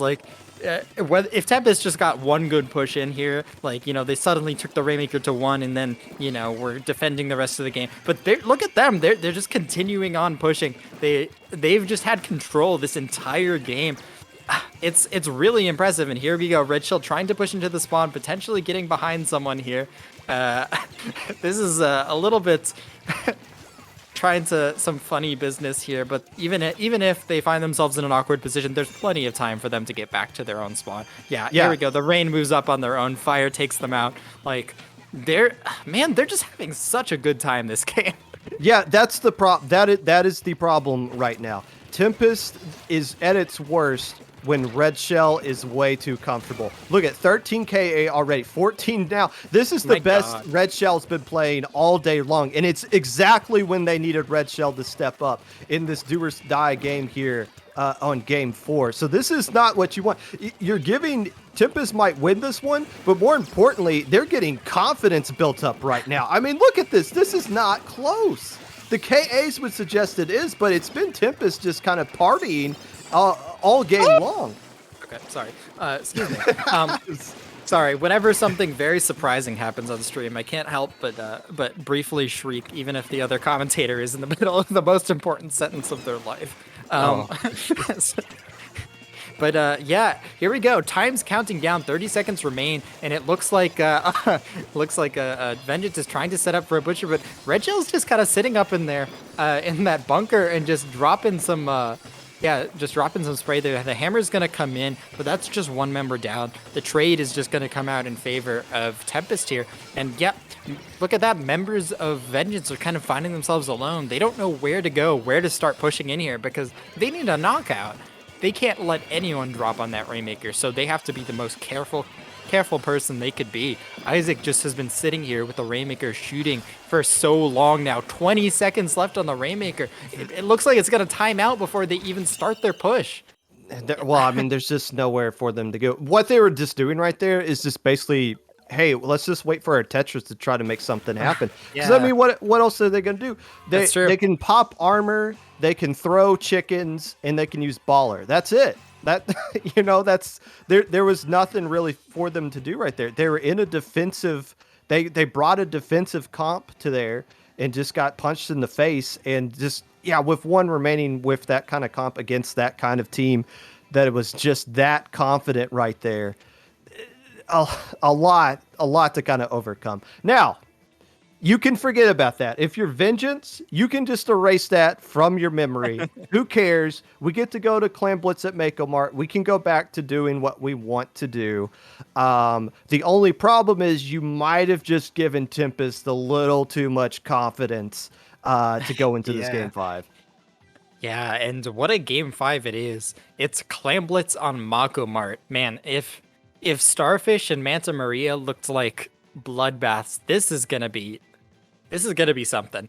A super close range, corners as far as the eye can see. Blob may have a good time, but so will Brush, so will Splash-O-Matic. This is gonna be a very, very fast-paced game, and I wouldn't be surprised if we get like a knockout in the first 60 seconds. But this is gonna be exciting either way. Yeah, and it's I mean, regardless of who is playing, Clan Blitz at Mako Mart is exciting just because it's you can just kind of throw the clam from your own basket and it'll land at the enemy basket. They're way too close to each other, and it's fun. It's extremely fun to watch and commentate. Playing in it, not so much, just because it's like you said, it can be a knockout at any moment. And the worst thing you can do on this map is when you are pushing is to get wiped, because you're not just surrendering Yeah. mid, you're surrendering your side of the map as well completely, just because of how small it is. So a pressured filled game 5 that's going to be very exciting for us not participating in the match to enjoy and watch. Oh boy. Here we go. Let's see what we've got team comp wise. Game 5 of winners finals of Squidboard Splat series. What have we got here? I think we're going to see the Blob come back out. Drift T going with the Tri-Slosher We makes do. sense. Tri-Slosher working out here. And hey, you dance with the girl that brought you to the dance. No weapon changes. Actually, no. Squidward coming with the splashdown. I didn't think it'd be weird yeah. to see a Tetra player using the default vanilla Tetra, but here we are. No more chickens. Oh my but- god, what? There's 3 down, we just blinked. What? It's been 10 seconds. Oh my god, it's a wipe. full wipe. There's already like 15 clams on the side of Tempest. Here they come, in with that first push here. The Rapid's gonna try and do their best to stop it, but it looks like someone actually got picked in the rail. This is just, we blinked and already the counter's at 50. It's been 30 seconds. Here comes more clams coming in. Isaac's trying to do their best to defend. Finally, it looks like something's happening, but the try is making a lot happen as well. The clams continue to pile in. Fire trying to get more points all the way down to 14. And already, God, 86-point push at the start of the game, and they didn't even lose mid from it because the push lasted so long after members went down. But here we go, 2 picks coming out quickly on the other side, but not very many clams for Vengeance here as they try and make something happen. Yeah, but as long as Isaac stays on this right side, it'll buy them the time they need, because there's a lot of green paint getting put down There we right go. here. And now Drift T gets taken down, and you could see the same exact situation get flipped right now. Another baller getting popped off there, but the basket closes. They had 10 clams to work with, but they couldn't find a way to get them in. But they could stay right here, though, and wait for the basket to come back down. Red Shell's coming back out on along this right side and able to kind of... at least keeps the attention away from the basket. So it looks like things have neutralized after a lot of fireworks get sparked out right there. And I wonder if how they won game 4 is affecting the opening of game 3. They popped the basket again. Oh my goodness. 2 down on both sides here. We see 4 clams coming out here. They're unable to get it in. They're trying to stay alive the best they can. But, oh boy. Man, that push is unable to get any mileage there, and 2 power clams ready to go in, but also this kind of marks them, right? So we'll see what happens as they try to get in. This Rapid gets 2 very nice picks, and 2 unsuspecting members of Tempest by this edge here. 2 power clams and 8 more from the Rapid. That's almost enough to knock out here, as Leo's going to continue throwing those clams in. No more clams remaining. Nope, never mind. They have 9 more clams. Tempest is losing Leo the just game took here. over. This clam Leo comes just in. took over. Oh my god, the Rapid took over that left side there. At And some just the clams kept piling in. Tempest just had a party at your expense in game 4 and at the beginning of game 5, and finally somebody stepped up and said, no, we're shutting this crap down with the Crapid Blaster. Leo getting set up in that light spot. You could have just stayed there all day if they wanted to. The game over at that point. So there you go. Tempest, now the tournament's not over for Tempest. They no. showed a lot. They've shown a lot in winner's bracket. They played, again, they went to a decisive game 3 round 1, decisive game 5 round 2, a decisive game 5 here as well. Tempest, the team that won SAC, is starting to say, hey, maybe don't think about us as a team that won SAC anymore. We're aiming a little bit higher right now. Tempest keeps their spot on the top of the mountain, and they are going to go into grand finals. But we're seeing some interesting storylines develop over this tournament of some other quote-unquote mid-level teams taking a huge step up with their performance so far today. Just not quite ready to deal with the experience that Vengeance has right there. Bouncing back from that dominant loss they took in Game 4, from the dominant opening that Tempest had in Game 5, and said, nah, we're shutting this down here. We're supposed to win it, so we will. Yeah, they really showed the kind of resilience there. They stabilized very quickly. They saw the power claims. Once that push came out and gave them an additional pity, they're like, okay, we know what to do. They just put their foot on the pedal and pushed it to the metal. They really just kind of dunked those clams in, took that top left. Those 2 picks from the Rapid Blaster were what really did it there. Like, just 2 members down on this map is a death sentence. Vengeance did a really great job, and we'll be seeing them in grand finals here versus one of the other 3 teams, which is, we've got early in the morning versus Hollow in losers semis. We're going to have the winner of that versus Tempest in losers finals, then grands. And that is going to be it for you and me, Fusion. We're going to be tossing it over to Cater and Skepidillions. We're going to be bringing you guys all the way through to the end of this tournament. Fusion, where can people find you? People can find me at 8bitfusion _ on Twitter. Where I'm sure everyone already knows, but where can everyone find you, Mr. Popgun? They don't know because you can find me at the local movie theater that has those very nice reclining chairs that are super nice. Wife and I are gonna be watching Sonic the Hedgehog 2, and I'm excited to see what the after credit scene is that everyone keeps talking about. So that's where you can find me, or Twitter, Mr._Popgun. We will be right back with the dramatic conclusion of the Squidboard Splat series. Don't go anywhere. We'll be right back.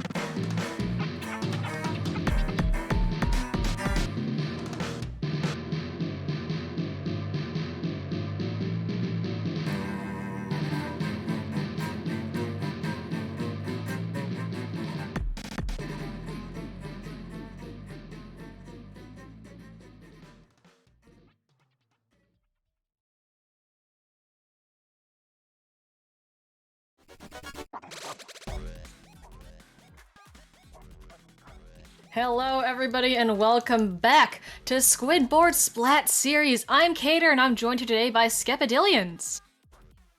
Hi, Cater. How are you doing today? Are you excited for these matches as I am? Yes, I am very, very excited to see what we've got. We are now in loser semis, and we have early in the morning versus Hollow +1.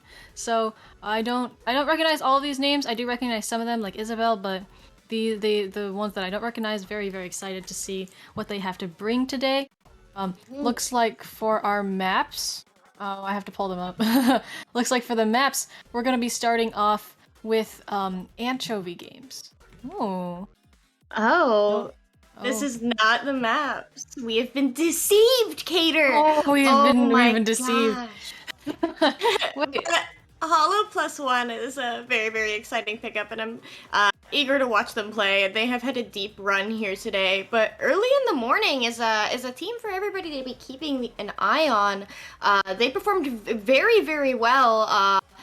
Correct me if I'm wrong, but I think they won Triton Cup yesterday? Or they had a very deep run in it, and I thoroughly enjoyed watching them play. Their tent player is absolutely fantastic, so if you are ready to see some tent action, you are going to be getting that today. All right, yeah, I mean, so let's take a look at these comps that we've got. We have some light tetras, we've got the squeezer coming out, as well as the bamboo here. That's a bamboo MK1, and then we have a vanilla nautilus too. So weapons that you see, but not necessarily the kits that you always see. Interesting. Yeah, both teams are going right back in for mid. We do see Isabel sharking on that wall there from the overhead, which is a dangerous spot for that Tetra player in particular. You do not want her there. This is a very stalemate opening. Both teams just trying to find their footing, getting picks on either side, but not giving up that zone. As I say that, there are going to be 2 down on the side of early in the morning, as the +1 team cap. Yeah, there we go. There's Hollow +1 with the cap, like you said, and you can see they're quickly taking over the bridge here, which is that really important area to have control over. It gives you can see the zones and the area around it. And now that we've got the armor, all the missiles coming out, you can see the lockdown really coming into play here with 2 down again on early in the morning, unfortunately. I think we saw some sort of explosion, might have been a bomb over there. But the bamboo, we've got solidly in control of the zone. And so just the constant 2 down and early in the morning is really not going to help them. They need to break out of this lockout as we've got the timer already ticking down to less than 35. Yeah, they are in a very solid locked out position right now, but as I say that, Reject does seem to be trying to break in from that window area, trying to get on bridge, just trying to make something happen, but there they go, 2 down again, with Hollow +1 currently in control. But now there's a Nautilus in zone that's going to bring it at least to neutral, does not side of the splashdown, gets a pick on Isabel. That is a wipe on Hollow +1, so early in the morning finally has time to breathe and get their footing. Reject on the knot with the clutch there. I believe that was a triple at the end, because I think, yeah, and that was really nice baller placement there as well. The splashdown almost killed the baller, but not quite. And so with that, the 75-point penalty as well. The game still goes on. We've got those missiles coming out, and the knots almost to their baller as well. They're gonna really need to keep control of this zone for a good long time, though. Nice pick on the the squeezer. And generally we just have just a fight over the zones right now, and just not really, neither side is giving in. We do have the baller at the ready, the missiles, the armor are coming out as well from the side of Hollow +1, and there's the splashdown, so they lose control, but the baller still gets a pick, so they are very much not out of the zone yet. Early in the morning does excel at locking and holding. Something that I noticed in Triton Cup is they do have difficulty breaking back into the zone. So their playstyle is extremely defensive, and once they are there, they are hard to get out of your hair.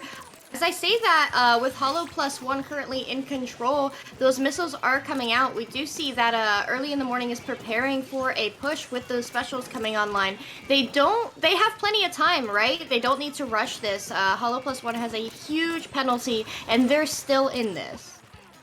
We see a little bit, I think that was a trade over there by Tree, and a lot of, I feel like we have some more like isolated fights that were going on rather than big fights over the zone. But right now with the armor getting popped on both sides, actually, you can see that, I believe is that a Hollow +1 that's currently in control of the map. Another 2 down on early in the morning.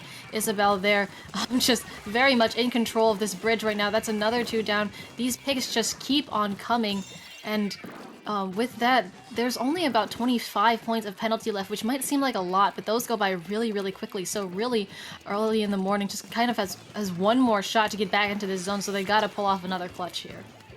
And with Isabel ducking and weaving and getting paint all over the place, that is an extremely dangerous Tetra player, a master of that weapon. That Splashdown is going to cap, though, which is going to enable Hollow +1 to go in for that KO just as the zone was stalled. Right place, right time from Isabel there, bringing that game to a KO. I do realize I miscalled those as light Tetras. Those are dark Tetras. But yeah, the splashdown off the bridge is really powerful just because the extra height means it's a lot more difficult to cancel, especially for those weapons that have a little bit less range on the ground. Plus, I believe it might have a higher impact diameter, I'm not sure, but it is really powerful when you jump off the bridge like that. So yeah, like you said, that is the first match of this best of 3 set. Yeah, and we will be moving forward to Rainmaker Snapper if those maps are correct. That is a very I've heard someone call it legal tournament legal triggerfish zones. How do you feel about that statement? I mean, yeah, I guess it's the closest you'll get to triggerfish zones that's not triggerfish zones, I guess. I mean, Snapper's just, like, Rainmaker Snapper is pretty common, though. So, like, I think, like, if you were to make a comparison, it's the closest thing, although I don't really know why you'd make a comparison, because nothing can beat triggerfish zones, in my opinion. Yeah, it's a good one. It sure is. I do enjoy Rainmaker Snapper. I think the differing elevations from both sides of the map does enable certain weapons that say are very good on the home side. They're going to have a little bit more difficulty pushing, and vice versa. Something that does very poorly on the home side might be able to benefit from the upward slopes on the opposing side. Yeah, those slopes and changes in elevation do make fighting on this map really interesting, especially, like you said, if you decide to go up that middle route with the really big slope, it is just an uphill battle to get up there, and weapons like buckets might have a bit more of an advantage with being able to take advantage of that fall off, so it does get really interesting when you take those into account. It does. How the elevation of the map impacts a weapon's hitbox does make Rainmaker Snapper in general, but particularly Rainmaker Snapper, just a very exciting map mode. How you get control of your opponent's window so that way you can start pushing and going in for the KO and start feeling comfortable in your lead is always really fascinating, and how teams choose to tackle that challenge of which way they want to push, because obviously the left side is far more controlled, but that mid side, man, if you get a wipe, you just gotta go for it. And certain specials such as like Hammer or Booyah Bomb can really facilitate a push there. Yeah, I've also definitely seen teams run something like a weapon with bubbles or a tent and really try to push for that middle, like you said, or something like a hammer, something that can really clear the way, because you can get a lot of points relatively quickly if you do go that route, though it is one that is more easily defendable by the opposing team just because you have the overhang as well as the slopes that you can take advantage of. But like you said, that left route is a little bit more controllable, or if you want, you can try and go the sneaky route, although that uninkable does slow down your progress a lot. It does, and I don't expect to see the tent coming out from the side of early in the morning. They did have that player yesterday, but I don't see them on the roster today. So in terms of, we just mentioned that tent being used to go through that center path, I don't expect to see that come out. Yeah, maybe not, but we might see some other like trying to take. I mean, we saw the baller knot previously. We might see that could work as a shield if you're desperate enough, though it's not a very common strategy. Yeah, a baller push through mid. Oh my goodness. Yeah. It's not often you see a baller on a Nautilus. The Inkjet is widely regarded as the better kit. Would you expect to see that come out? Do you think that's a player preference, or do you think that was something specifically for Zones Reef? I don't know. I mean, the baller drop down from bridge on Zones Reef can get really valuable, kind of like the splashdown, where a special that's not used as much gets really powerful when you give it that advantage. But we'll have to take a look and see. No, yeah, I think that's the Inkjet knot right there. Yeah, that is the Inkjet knot. We've also got the Sea Jets coming out from both sides. So you can see we're gonna have a lot of rays. And we have the V dualies coming out as well. So that is a double dualie comp from the side of Hollow +1. Or That is not the not V dualies, something but the you see vanilla often. squelchers. Yeah, the VDS. Very you exciting to see that double skirmisher comp, honestly. Definitely. I mean, honestly, you see VDS a little bit more, especially with the power that missiles has been getting, and when you realize that recently, but not always something you see. So, of course, early Ray kill, and that is going to be 3 down on the side of Hollow +1. So we're gonna see early in the morning take that Rainmaker, take it through mid, and it looks like Aim's trying. Ooh, nice long distance pick from the Sea Jet as well as lead. But of course, we have the opposing Ray, and that does take down the Rainmakers. So history does repeat itself, and I have a feeling we're going to be seeing a lot of that this match. Yeah, that Ray is so useful on this match in particular, this map mode in particular, just because the separation between both hills, right? You still need a way to affect objective on the other side of the map. And people talk about Ray on Black Belly Rainmaker, but it is definitely a snapper Rainmaker moment. That Rainmaker is going to reset. With early in the morning, they do have that bomb rush for the quick pop, and 1 member down on the side of Hollow +1. We may see a strong push here. We might. We've got that Ray popped a little bit early, but it's probably being used to clear out space, so I can definitely understand that. And with the other Sea Jet down, there is going to be no threat of Ray for a little while.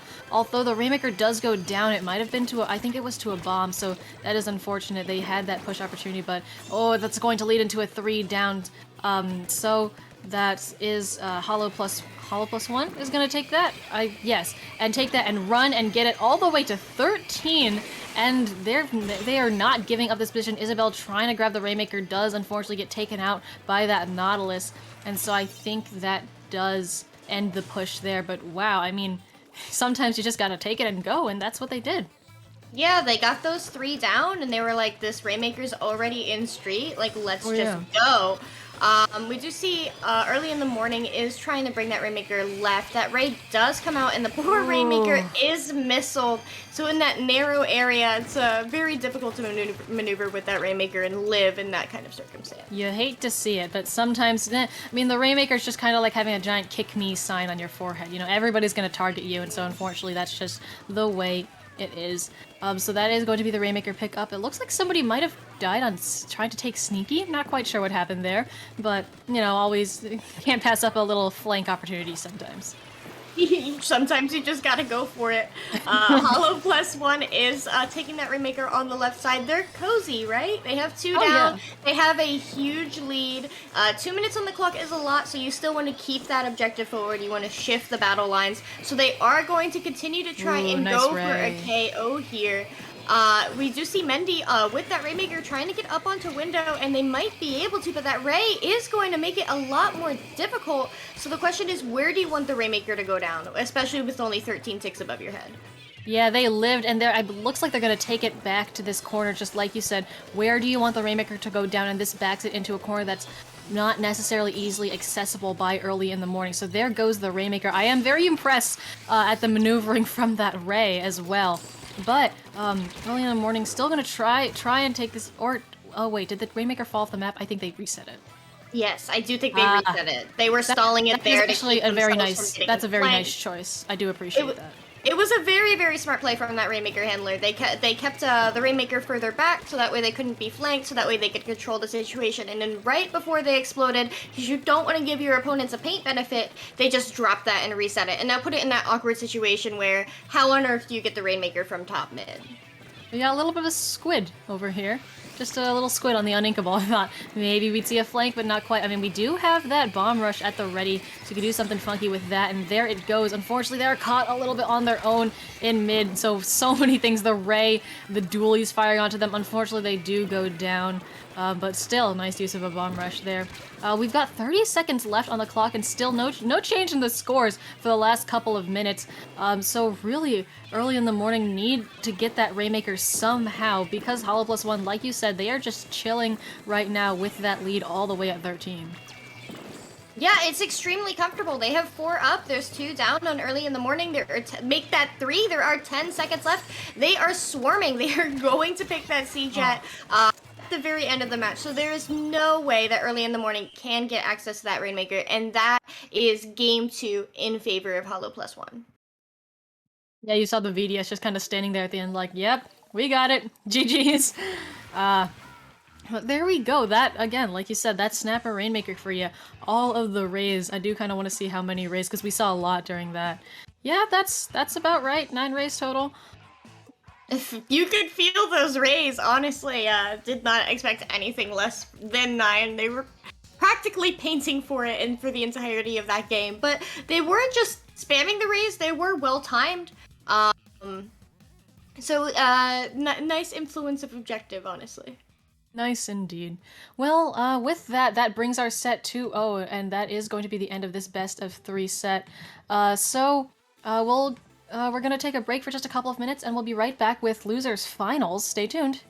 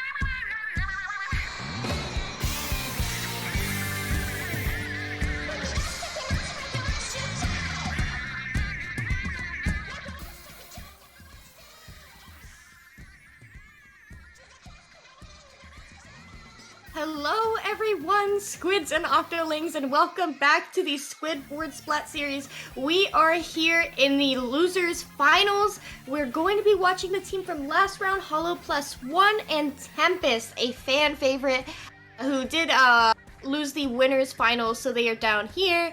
Are you excited to see this match? I know we were talking a little bit before we went live that this is going to be a very exciting set. Oh, I am very, very excited. This is going to be a great match. And we are in best of 5 now, so we're gonna be able to see a little bit longer sets. Very, very excited. We're gonna be starting off on Splat Zones on New Albacore Hotel, the backliners' favorite map. I love this map. This is such a good map. I am happy for you. I do not like Albacore. It makes me want to curl a ball and cry. This is such a good map. What are you talking about? I can reach No. everybody. No! Alright, Man. I thought blob overs like this map. Am I having a stroke? No, you were incorrect.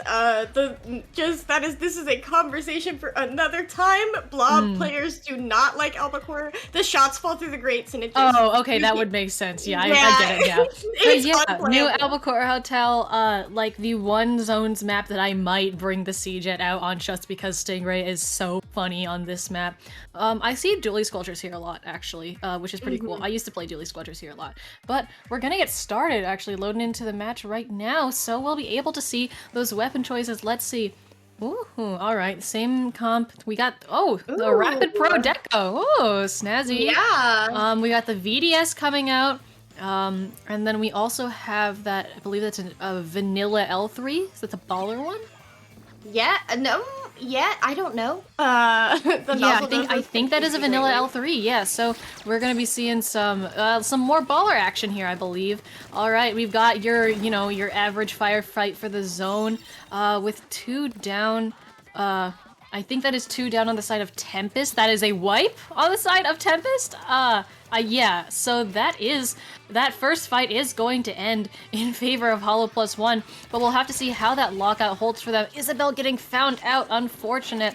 So I don't know if they'll be able to hold this as long as they want to, but they still got it under control. Armor pop on both sides, you can see those missiles come out, and this Nautilus here has that inkjet, so they're gonna pop it from back here and just wreak havoc on the zone. There's the bubbles, that was a lot of bubbles. It was a lot of bubbles and a lot of fuss and no cap. Tempest did throw a lot of what they had at that zone. The Inkjet even painting for it, but they were just not able to cap, even with the situations that Hollow put themselves in and pushing up so aggressively. They are still in control, working their way towards those specials. But I say that Tempest comes in and snatches that zone right out from underneath them. They do go 2 down in the process, so this is most likely going to be a very quick recap in favor of Hollow +1. But Tempest has extended this game. It was getting down to the wire. Now they have a little bit more time to breathe and figure out a way back in. Definitely. We still, I mean, that penalty right there, the 48 and counting penalty, is going to give Tempest a little bit more time to breathe, to recollect. You can see them fighting some fights. Oh, unfortunate. That was the L3 that goes down. And entering, oh no, that midair fight, that midair pick, that's another wipe on the side of Tempest. So that is really unfortunate because it means they have one more shot and they're going to have to do it pretty much no specials, just their own firefight. And we've got the bubbles on the side of the squeezer too, which is going to be really, really important just in case anybody does make it out into the zone. And there it is. There is the bubble pick. There is the wipe on the side of Tempest, and that is our first match. Yeah, it was a quick game. But that is the thing with Albacore, is you either love it or you hate it. And so my speculation is Tempest just does not like Albacore and didn't know how to approach it, and Hollow +1, and that's nothing to say about Tempest. I mean, they're an extremely experienced team, but Albacore Zones is just one of those map modes, you know?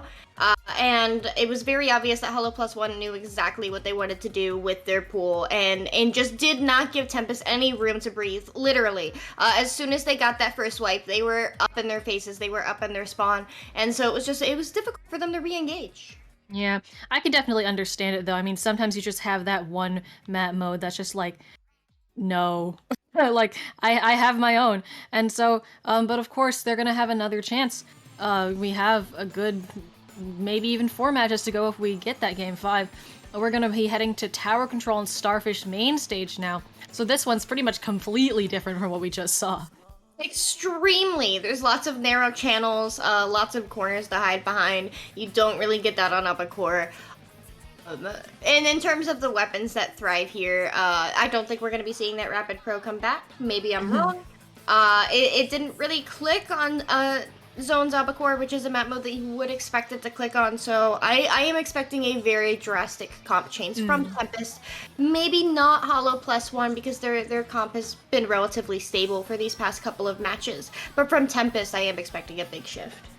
Yeah, I think it would be fair to maybe bring out a different blaster here if they wanted to play blaster, you know, just because it is tower control, but I would not expect that Rapid to come back. We'll see though.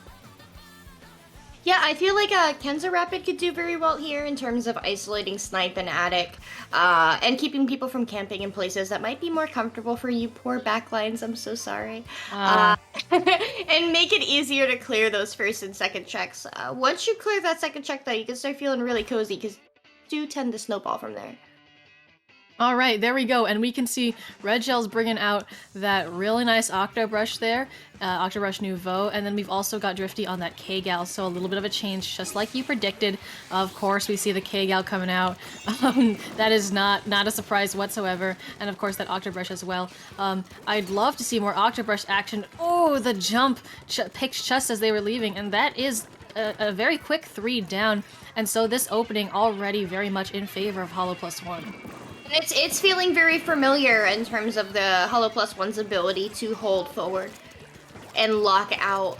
They are pushing up. We do see, I believe that is the Nautilus. Oh no, that was the Zap pushed all the way up onto their window.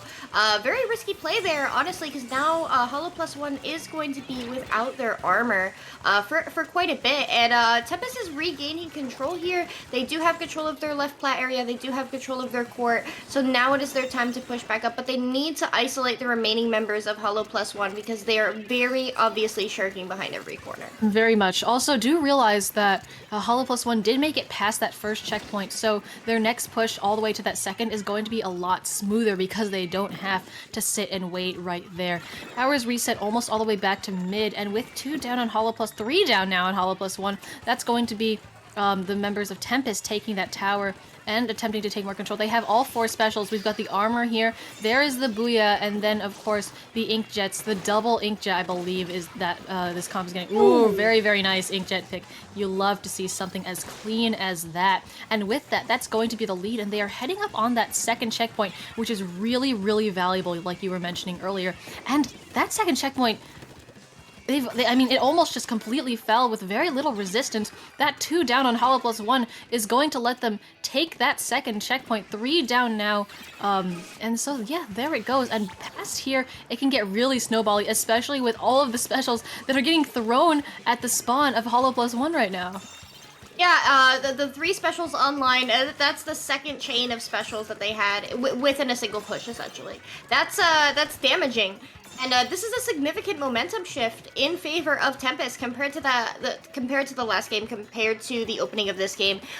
They are really showing that they are still in this, that they still want a chance at winning this tournament. And honestly, I expect a significant momentum shift from here on out in terms of how they are going to be able to push back Hollow +1.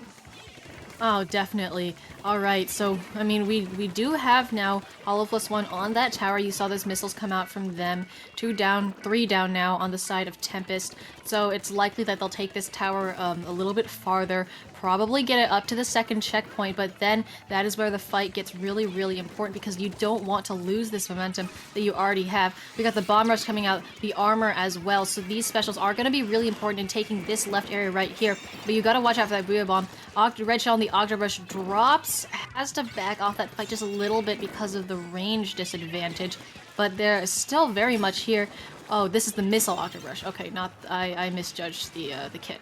But maybe we see an Octobrush flank here. Maybe I don't know if we will.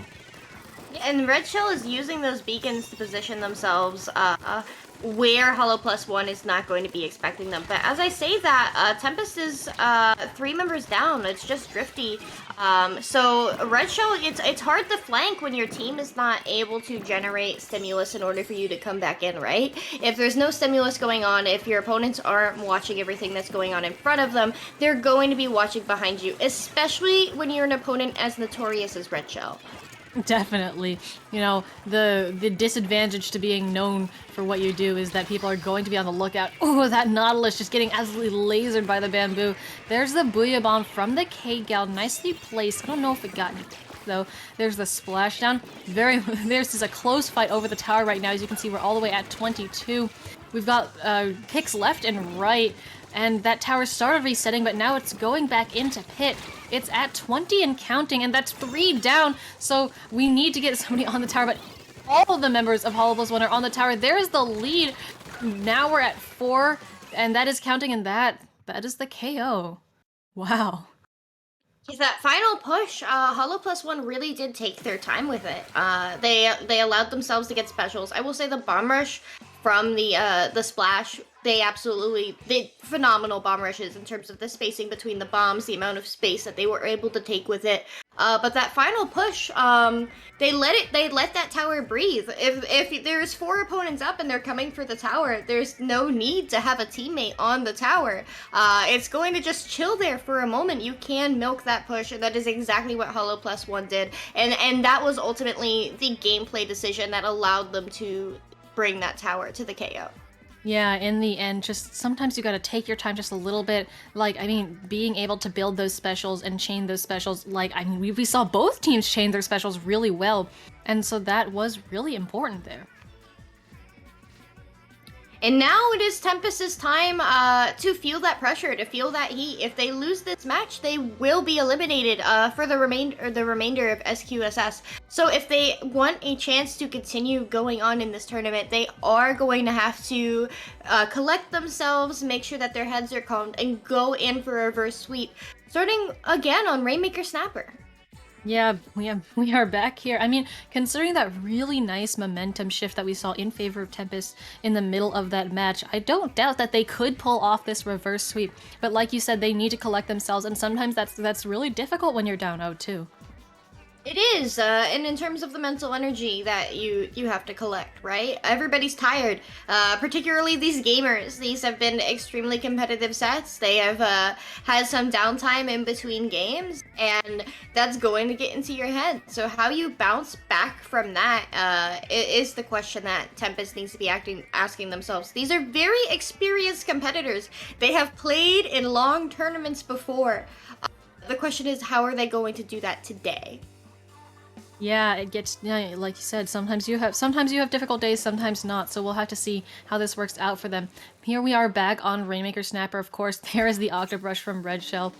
We all knew that was going to happen, but that is the Ken's Octobrush, and they're going to be running Ninja Squid on that as well, so you gotta watch out for that. Otherwise, we don't really have that many switches. We have that VDS coming out now again. Already, I mean, immediately the C-Jet Ray, as well as the armor, because what else would you expect from Ray and armor? Yeah, immediate opening Ray. That Rainmaker is going to be picked up by Hollow Plus One. They are shifting that left. They are doing so quickly, even with one of their members coming out of spawn. They know there's somebody up on that window. That C-Jet is getting closer to... Oh, and there is Red Shell! The splash! The flank! The pincer! Beautiful call. Oh, you love to see that. I mean, that almost caught me off guard, you know, just... bam, hello, I'm here now, and you can't move, and sometimes that's what just being the Rainmaker is like. Fire 3K already on that Rainmaker, unfortunately, they're gonna get shot down. Oh, nice camera cancel from Isabel right there, and so it's been a very close fight over the Rainmaker this first minute.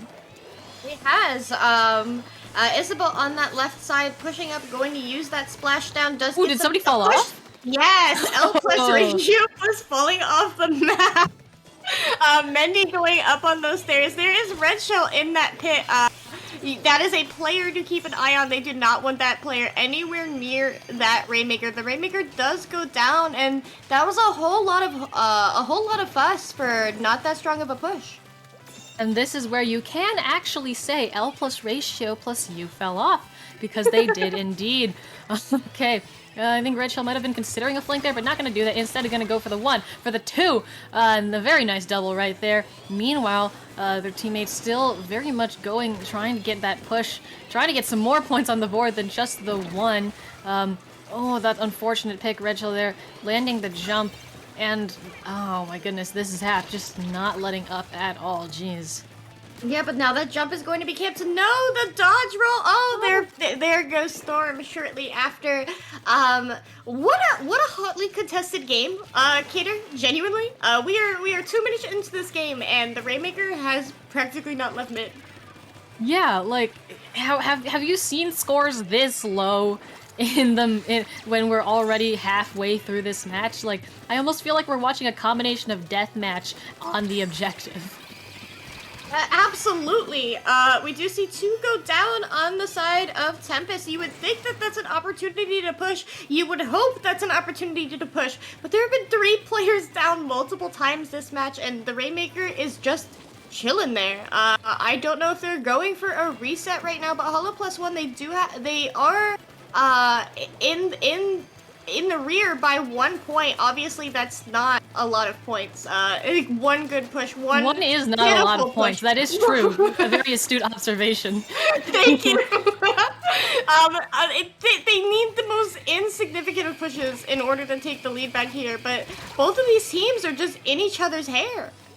Yeah, I mean, you can see the Rainmaker has just been bouncing around. There's the lead by a whole 2 points right there. You'd think that 3 down on the side of Tempest would hopefully let them get a little bit more of a push, and there we go, all the way to 59. And with how this game has been going, I wouldn't ever call 59 a game-winning push in any other circumstance, but it very well could be, especially if the rest of this game just goes on like it has. You can see we have the Hammer online, the Bomb Rush, the Inkjet. There's the Ray from the Sea-Jet trying to clear those out. There's the Inkjet. The Inkjet does get the pick. I don't know. I think the Ray might have gotten the pick on the Inkjet. I couldn't quite tell. But there's the Bomb Rush coming out as well. That push got all the way to 42, which is really significant considering just 30 seconds ago we had like an 11, just like a 2-point difference.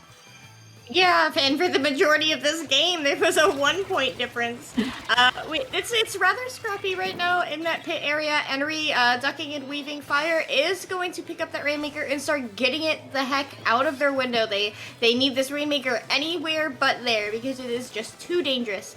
Isabel above them, and Drifty is aware, but I don't know if the other players on Tempest are aware. Yes, they certainly are. Isabel is going to be pushed back against that wall, does get spotted by the Rainmaker. That is 2 down on the side of Hollow Plus One. Tempest looks like they're trying to make something happen. They're going for that repop. Red Shell is harassing the members of Hollow Plus One underneath their window, but does go down. That Rainmaker is just sitting there with 10 seconds left in this game. Yeah, and that Rainmaker looks like it's on the verge of resetting too. It's gonna get picked up though. This Bomb Rush here from Drifty, and they're gonna traverse that gap as well. So here is overtime, and that Rainmaker is just dodging for their life right now. You can see how much is getting fired at them. 1 Rainmaker pick, a Rainmaker assist, but there's somebody behind them. The Ray, oh, the combination of damage just gonna take them out before they have a chance to start dodging. Unfortunate. Sometimes all it takes is a little bit of chip. With that Ray for a Splat, right? 100 health points is not a lot in Splatoon 2.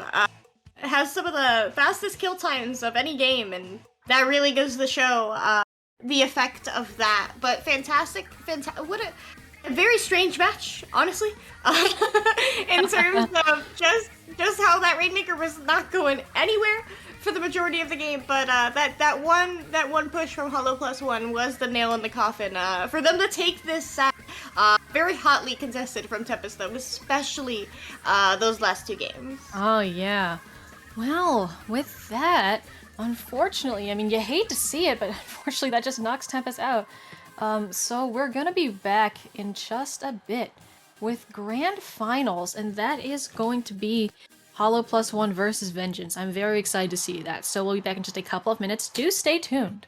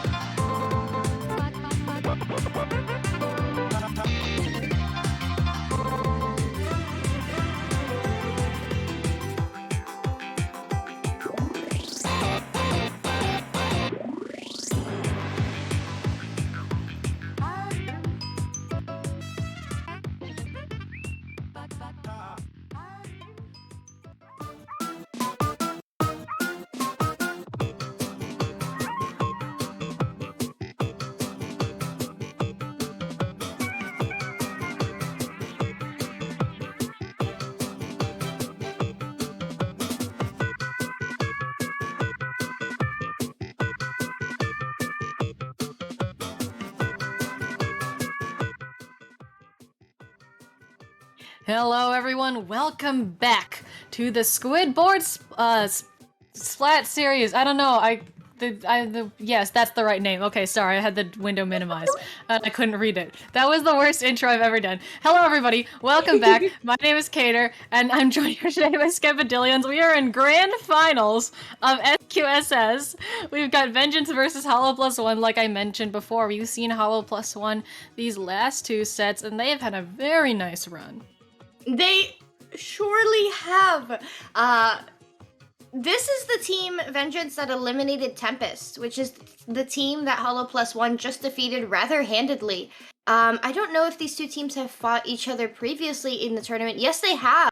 So they did fight each other in winners semifinals. Hollow Plus One did take a game off of Vengeance, but that set did go 3-1. And then the following set, which was Vengeance versus Tempest, did go 3-2 in favor of Vengeance. So this is Hollow Plus One. They're coming back. Their time for revenge for Vengeance, as you would, to come back and swing. I was waiting for the joke. I was waiting for it. There you go.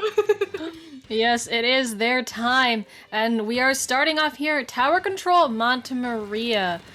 We've got both sides running the Tetras, though we do actually have the light Tetras this time. I do not miscall them.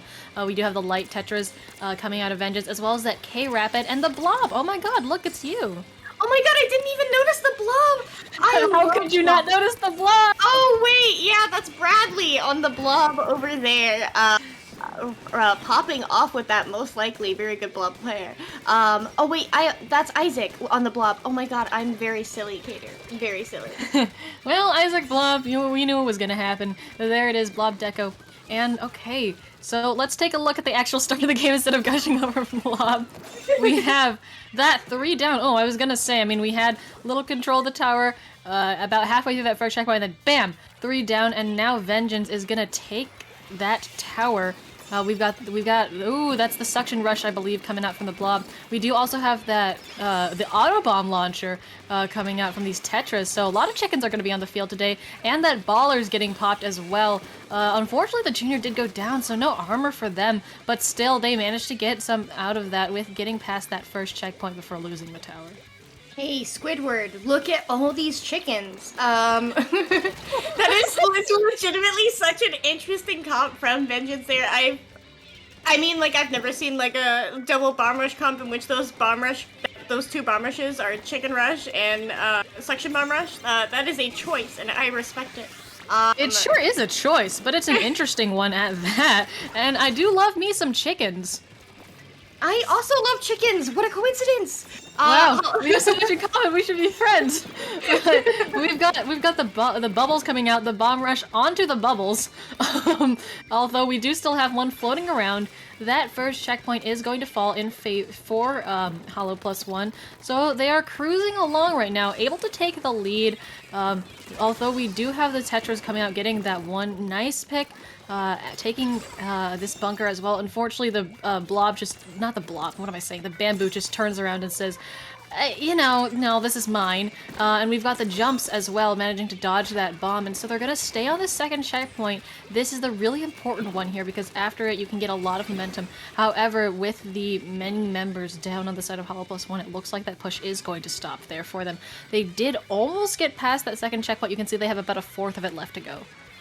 Yeah, so they're still going to have a chance to get back in there. So, but both teams are practically even at this stage in the game with 2 minutes. They have both cleared the first checkpoint. Hollow Plus One has gotten a little bit into that second, but they are going to have to clear it again. We do see that Blaster over here on that side trying to shut down Hollow Plus One's re-engagement, trying to prevent them from taking back their own plat. The Blaster is going to go down in the process, and that Tetra player is weak, does get picked by the Zap and Co. As Hollow Plus One does begin once again another push, but they are going to have to figure out how to deal with that Junior in that street. Yeah, sometimes juniors can be little annoyances. You can see that suction bomb rush coming out, and the torpedoes from this K Rapid really, really nice. They almost got that pick there. Not quite. They have the armor. Oh, the curling bomb, the armor knockback, just threw them off really hard right there. You hate to see it. But you can also see them using that area of effect really nicely. Again, like you said, this match is pretty close, although it's not as strangely close as that Rainmaker match we saw last set. They are on relatively even ground here. We've got about a minute left in the match, but still, though, I do think that that Vengeance, they really need to get that second checkpoint. Like, that is going to be very, very important. They need to be able to get there. Really nice cancel. Oh my goodness, loved that. Yeah, fantastic play there from Leo. It is just the Zap left as Zap is in street, and Squidward is on it. A backup from that Blaster, the Zap does jump. That is critical. You don't want to lose that armor so close to the end of the game. Isaac on that bunker wall is a significant threat. There's so much pressure a blob can put across basically the entire home side of the map. Vengeance does clear that check. That is going to put Hollow Plus One on their back foot. They are going to have to not only clear out their street, but get all the way back in mid and hopefully stop this third checkpoint as well. Oh yeah, very, very, very important right there. We've got 13 seconds left in this game. You can see this tower already made it down into the pit area here, which is huge. That takes them all the way to 14. They almost got through that third checkpoint as well. And so now, even though that Hollow Plus One has control of this tower, they have a very, very long distance to take it. Got to take it all the way through mid and then all the way down to that pit. So it's very possible, it's doable, but it's gonna take a long time and a long time of the overtime siren blaring in your ear. We've got the armor pop right now as they're around mid. Unfortunately, the blob, of course, the shots do break that armor. We have the bamboo positioned up on that bunker. Here come the bubbles, so that's gonna be really nice for paint and shielding. But the suction bomb rush on tower are gonna take out the Zap. That is really unfortunate. The blob does get taken out, the junior's taken out, but that's the 3 down, that's the full wipe. And so, although that was a very nice overtime push, it just does not get quite far enough. Hollow Plus One had to throw everything they had at that second checkpoint. So when they did manage to clear it, all their cards were used. Their teammates were back in spawn coming out of it. But regardless, that was a really fantastic overtime push. They did manage to clear that checkpoint, which is what you want to see, right? Hollow Plus One still out for their vengeance, though. Very much so. They do have a little bit more to go, but they can very much make it happen here. Alright, our next map here, gonna be a Rainmaker Muscle Forge Fitness. And this, let's just say this is one of the map mode combinations that was ever put into Splatoon 2. I actually really enjoy Rainmaker Muscle Forge. I do think this is going to set Isaac up very well, particularly on Blob. just because it's so useful in shutting down that rightward push, which is where a majority of teams are going to want to push, right? Either kits are very, very good at shutting that push down. So, Definitely. my question for Hollow Plus One is, how do you deal with the blob? Yeah, and of course that blob is is back here. I mean, how do you deal with the blob? I don't really know, to be completely honest. My opinions on this map personally are ambivalent at best. And we do still have that rapid here. And I know that rapid's one of those weapons that, like, it can get rushed out relatively easily, and so sometimes it's not pulled out here just because Rainmaker can get really fast paced. So I do want to see how that rapid plays here, and of course we've got those Tetras that are going to be able to do a lot of moving around. It's going to be Hollow Plus One with that first pick of the Rainmaker, getting it all the way to 72. They do fall back a little bit to the side of mid, especially because we've got members from Vengeance advancing on them. But a little bit of points burst in the first part of the game is not a bad thing, no. No, it is certainly not. And the question of where do you want the Rainmaker to go down, those right lockers are a very solid spot to go down with the Rainmaker if you are going to go down, because you limit your opponent's push options, and most likely your teammates will be back at a spawn by the time the Rainmaker is popped and grabbed. They are putting up a significant amount of pressure on Vengeance's Sponge. It's just that Junior and the Rapid is in a very threatening place there in terms of limiting their push. But Mendy only has 10 seconds left before he explodes, so just gonna hold that Rainmaker forward, die forward, and it looks like Hollow Plus One is going in for a follow-up engagement. Yeah, I think they are. They've got to do a little bit of clearing out first, a little bit of cleanup. And unfortunately, with the Tetris going down, that is going to be a lot more difficult. And that armor is going to help them a lot. So that Rainmaker does end up resetting back to mid. And that was already almost 2 minutes of this game somehow. Don't know how that happened, but it sure did. Yeah, one push took up a substantial amount of time on the clock. And in terms of a very interestingly paced Rainmaker games, Hollow Plus One seems to have one in the bag. The Tetras are down. Isaac is missiled with that Rainmaker on that bunker area, is going to have to drop, but completely surrounded by orange paint. Storm does try to get the drop on them, but Isaac is out of there with that Rainmaker. It is just Isabel trying to get the pick on that Rainmaker, but does go down because of teamwork there from Vengeance. They are well positioned here to just bring this Rainmaker up that right side with only that Zap left standing.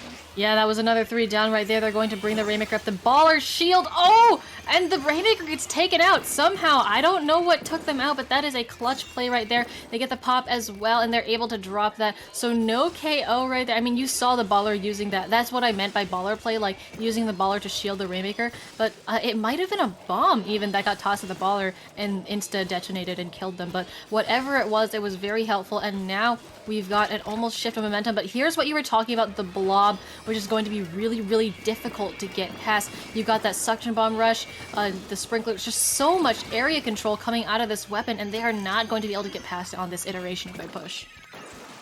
Yeah, but they are still in play. They do have that armor online, and they are regaining their footing in mid. There's a lot of purple paint that Hollow Plus One does need to get covered if they want to be able to regain control here.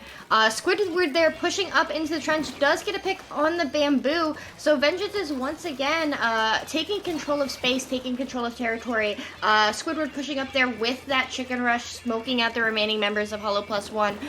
They can feel a little bit more comfortable here. Rainmaker Muscle Forge is a map mode that does tend to get KO'd rather often. So can Hollow Plus One come back from this? Absolutely. Do they need to get in there? Also absolutely. You know, I don't know if I ever thought I would hear, the phrase Squidward with a chicken rush, but now I have, I guess, and I can cross that off my bucket list. We've got, nice bamboo pick right there, but still Isaac there holding on to that Rainmaker, and there's 2 down on their team though, so they might, there's the pincer, unfortunate, they do get taken down in mid. We've got 38 seconds and ticking left. So we'll see the armor pop, we'll see the jumps in, and really they're gonna try and get something done here, gonna try and take it up this right route. But like you mentioned, just at the start of this game, they have the blob to deal with, and you can see they're already trying to figure that out. We got the jump outs, the tetras go down, but these blob shots are gonna be really difficult. Even with the bubbles here, those bubbles are gonna get shredded so quickly. They're hiding in the bubbles right now, but all of the bombs are coming out.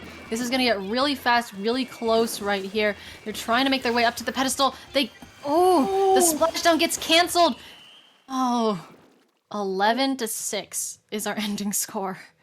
Oh my goodness, that the bubble play there from the squeezer up to the pedestal, positively phenomenal. They had a challenge. They thought of how to tackle that challenge mid-match, and that would have been pretty hairy for Vengeance in terms of, oh my gosh, like they are really about to do this right now. The splashdown cancel, that could have been a pop there. It looked like the splashdown was a little bit far from the Rainmaker. I don't know if the Rainmaker shield would have been reactivated by the time their splashdown landed, but had that been a repop, Hollow +1 would have still been in it.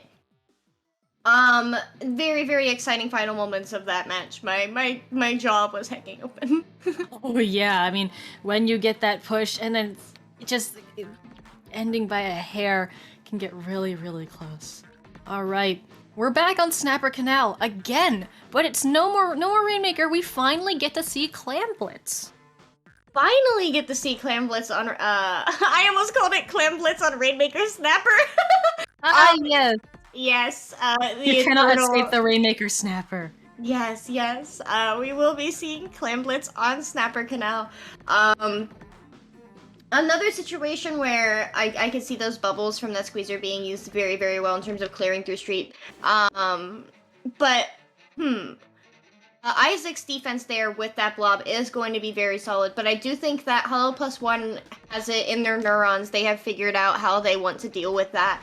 And this could be a comeback from Hollow +1. They do have to win these next 3 games in order to reset the bracket. That have a chance to call themselves the winners of the Squidboards Splat series. But Vengeance, they are quite possibly feeling comfortable right now.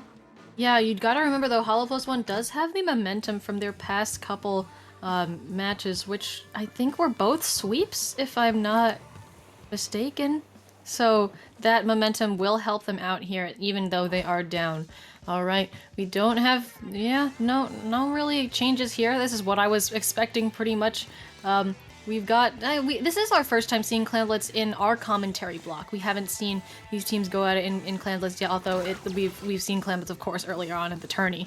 So this is going to be quite interesting, especially because Clamblitz tends to play just a bit differently than your other very centered objective modes. I would expect to see Isabel, does go down there, but I would expect to see her shine on Clamblitz just because of that very aggressive, fast-paced style that she does prefer. Can really, that this is the map mode where that is going to shine out of all of them. Ellis there is positioned here with that power clam. Does get picked though by Isabel, coming in sweeping, coming in strong, getting a very nice double. That is exactly what I wanted to see. Oh yeah, you love to see the Tetras just absolutely wreck everything and do their job, and it is their job to be right in the middle of it all, even if they do go down like you saw there. I mean, that is their job. All right, we've got Vengeance right there, right up at their basket. They don't have that many clams on them though, just the 9 between all of them. So although they could be in a good position to push, we do need to remember clam economy here. We got to remember a little bit of a, I guess, financial teaching, if you want to think about it that way. You gotta have the clams to do the push. We got the suction bomb rush pop there. They're gonna get taken out though. That's unfortunate. And just like that, momentum that they might have had leading up to a push is not quite there anymore. They do have the power clam, but we will have to wait, especially with Squidward on the Tetras going down. You're taking down a significant Oh my portion of goodness, their this offense. bamboo. The bamboo That is a triple. cleaning up, and that is Wow. going to enable Hollow +1 to push in and get a push. This is a taste of what they need. They know they need to keep up the pressure. They know they need momentum, and here it comes. They are jumping in with that clam. They're going to dunk with it. That is... Oh my gosh, that is 3 power clams dunked in a single push. And Hollow +1, they are feeling themselves right now. You absolutely love to see it. That is the definition of opening push right there. You get, I mean, you get the 3 down, it's enabled, you immediately get that push started, and you get it long enough. You keep the basket open long enough to have those members jump in with the clams. That is really important there. I mean, I don't even know if you could consider it opening push because now we're halfway through the game. I just saw a bomb fall into the water. That was great. But we're seeing 2 clams go in at the same time now. So history repeating itself, maybe. But that does, and that is the wipe, though. So very, very, very quick cleanup job from Hollow +1. Not even letting them get the extended push that they had. Yeah, bringing that push to a close rather handedly. Vengeance did come in there with those clams. Yes, that is exactly what you want to see. They did dunk those 2 power clams at the time, but putting themselves in harm's way, which Hollow +1 was able to capitalize on and punish. Vengeance has a little bit of a score to catch up with Hollow +1 if they want to take the lead here. Obviously, they do, but it does look like Vengeance is situating themselves for yet another push. The Junior does have a power clam, and Vengeance did have great control of Hollow's streak. They did, but Hollow +1 is taking back that control. I think they're recognizing what might happen if they don't have that as a priority. Rushing the blobber never ends well. As you can see in that right there, Isaac gets the power climb. That 3 down is also really going to help. That's going to enable the push. There is the lead. Here is the suction bomb rush. Really nice up there. You can see just how much havoc that is wreaking. And with the 2 down, they're still going to be able to throw in even more clams. There's the baller right there, just making even more space for them to come back. But I don't know if they're going to be able to come back in time with those clams, especially with the 2 down, the 3 down. So close. There is the wipe, but they managed to get in another clam. So that push takes them all the way to 4, and just like that, the pressure is on. It is indeed. Hollow +1, they do have, I believe they have enough clams to take back the lead here. 29, that 1 power clam. That is if they manage to dunk every single power clam that they currently have in their possession. That's going to be difficult when you have Kiwi down on the bamboo. Storm going to jump out with that power clam. That is 1 power clam gone. They don't have it, but they get that wipe. They need those clams. Those 2 power clams come in. There are more teammates swimming up with clams. That is a delayed wipe on the side of Vengeance with the clams in the hands where they need to be. Take a lead for them. Oh, and this set goes on. No sweep for Vengeance here. Hollow +1's gonna take that match with a nice KO. Wow. I mean, the shifts in momentum in that game, absolutely wonderful. And look at those KAs as well. That was a very exciting ending of that match, Kater. That was great. Oh my goodness. They got the picks that they needed to get. They held forward. At multiple points they had no clams. They swam back and came back with clams, which is obviously. Yeah, I will say that like the clam spawn right in mid was very, very lucky that they had that, as well as just like the jump out with the power clam. I just kind of felt my heart sink, like, oh no, but. It worked. It worked out. That jump out with the power clam when the power clam despawned, and I saw that Hollow +1 got a wipe, and I was like, oh, like you needed that clam. But they didn't need that clam. You gotta trust the process sometimes. Just gotta trust the push, and it worked out. So this set continues. We saw a very, very quick ready up. So I expect. We got the K shot coming out, but other than that, very little change. We are here, zones on Mako. This is the bread and butter of competitive Splatoon. You will see this map and mode, and you can see already the juniors getting that paint down for the armors, because what else would you expect from your local juniors? And we've got that paint fight over the zone. I gotta see who's the first to go down.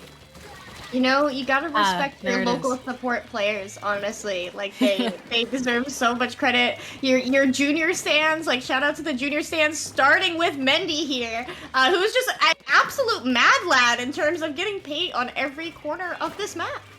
You'd think it was turf war, with how much purple paint is on the map right now, and that, of course, that is the first pick gonna go and continues to go to Hollow Plus One.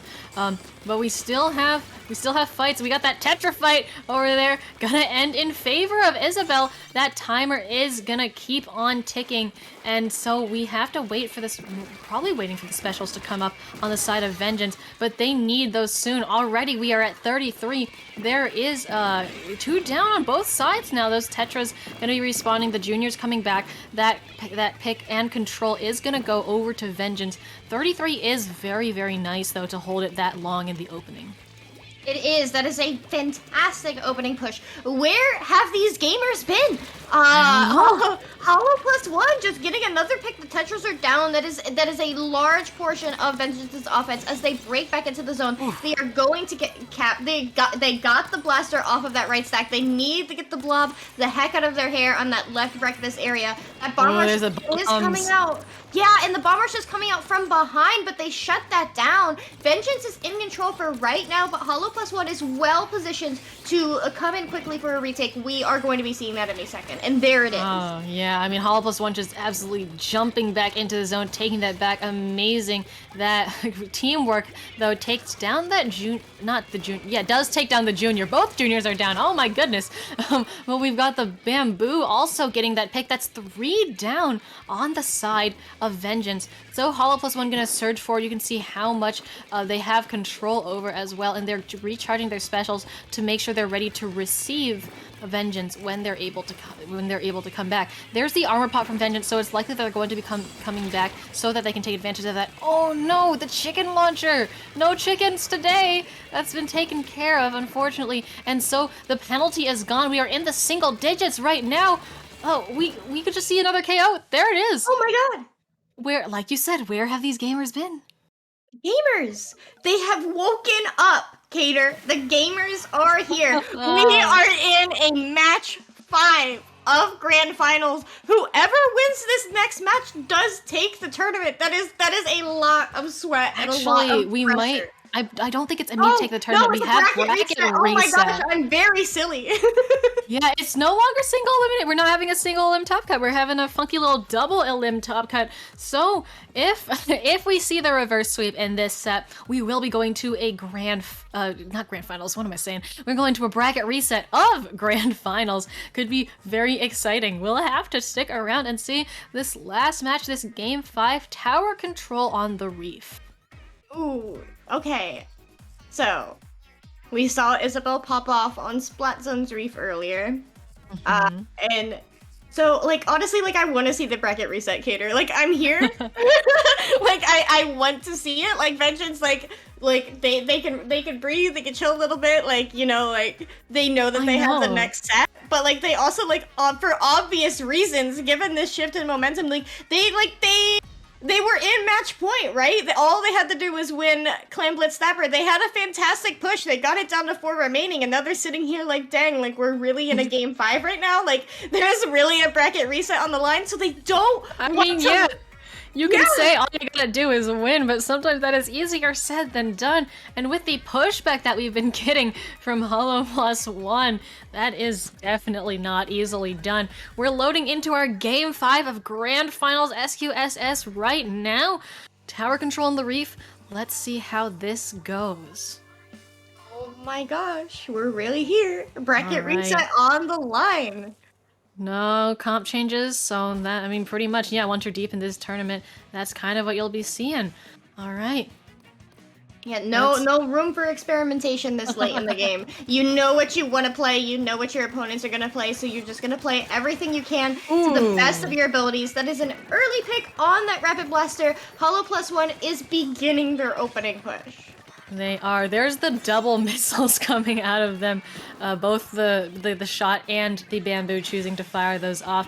And there goes checkpoint 1. Usually on this map, checkpoint 1, just because it is so far away from the opposing spawn, does there's the single missile also onto the K Rapid, which oof. But it does tend to fall with little to no resistance. And then when you get up to that second checkpoint, that's where things really start to get hairy. So there is that second checkpoint, just like I was talking about. We've got the bamboo Bamboo getting one pick, looking for another, and that second checkpoint already is almost done.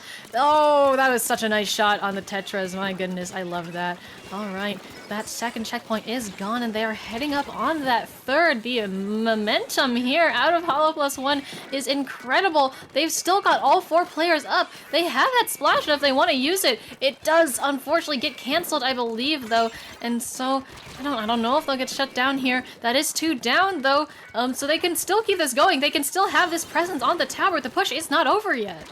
That push is not over. These gamers are playing Splatoon 2 for the Nintendo Switch. They are at that third checkpoint. They have extended their lead. This dichotomy between the Lytras and the Darktras that are just at each other's throats.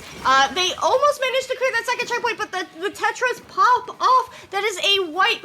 Vengeance can breathe. I mean, yeah, seeing these 2 Tetras go at each other's throats this whole set has been really entertaining, actually. And sometimes you see the splashdown, sometimes you see the chicken rush. It just depends on whoever ends up winning. But here we have Vengeance. Finally, they're able to take the tower. That baller just immediately gets shredded by that splashdown, unfortunately. So they are going to have to back off that, especially with, I think that was the 3 down that we saw for a second there. So they tried to take that tower, but unfortunately, the defense from Hollow Plus One just too strong. And although we do have the shot down, Isabel here just neck deep in action, gets that 1 pick before going down, which is really, really nice. And that tower is just steadily moving forward. It is once again back where it was less than a minute ago. I loved that play from Isabel, getting the paint on the wall so that way the blob shots would not hit her, and then just dropping back down and going in for the trade there. Absolutely fantastic play. We do see Leo popping that baller, but there's only 2 members of Vengeance up. Hollow Plus One is still in control, and that tower is to your back. They are on the tower. They are very possibly going to clear that checkpoint. They do, with 3 squid still standing.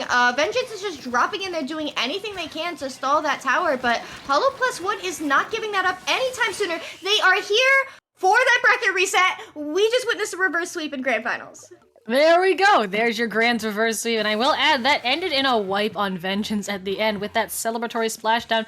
So as you can see here, we end this set off 3-2, and we will be going into a bracket reset. Oh my goodness, that Bamboo with a 13 KA. That is also a lot of missiles. That is a lot of missiles total. Good God.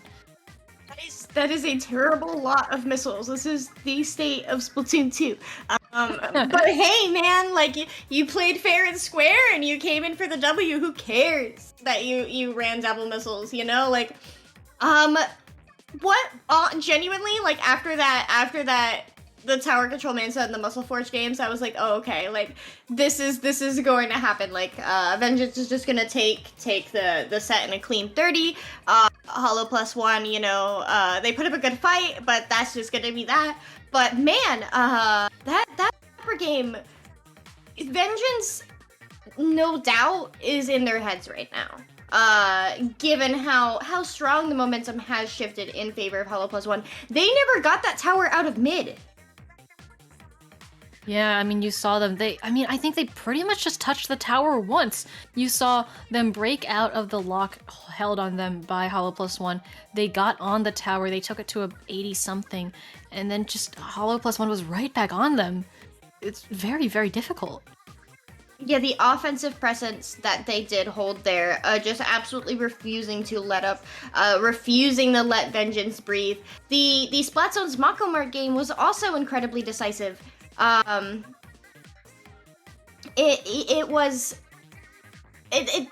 momentum shift has been very extreme, honestly, and I do think these gamers have woken up. You know, sometimes you just gotta sleep in for a couple of matches, and then you can get up. You gotta feel the pressure, you know? Maybe they wanted some pressure, like wanted something on the line. You never know. Some people just are built different. We will be starting on Splat Zone's Wahoo.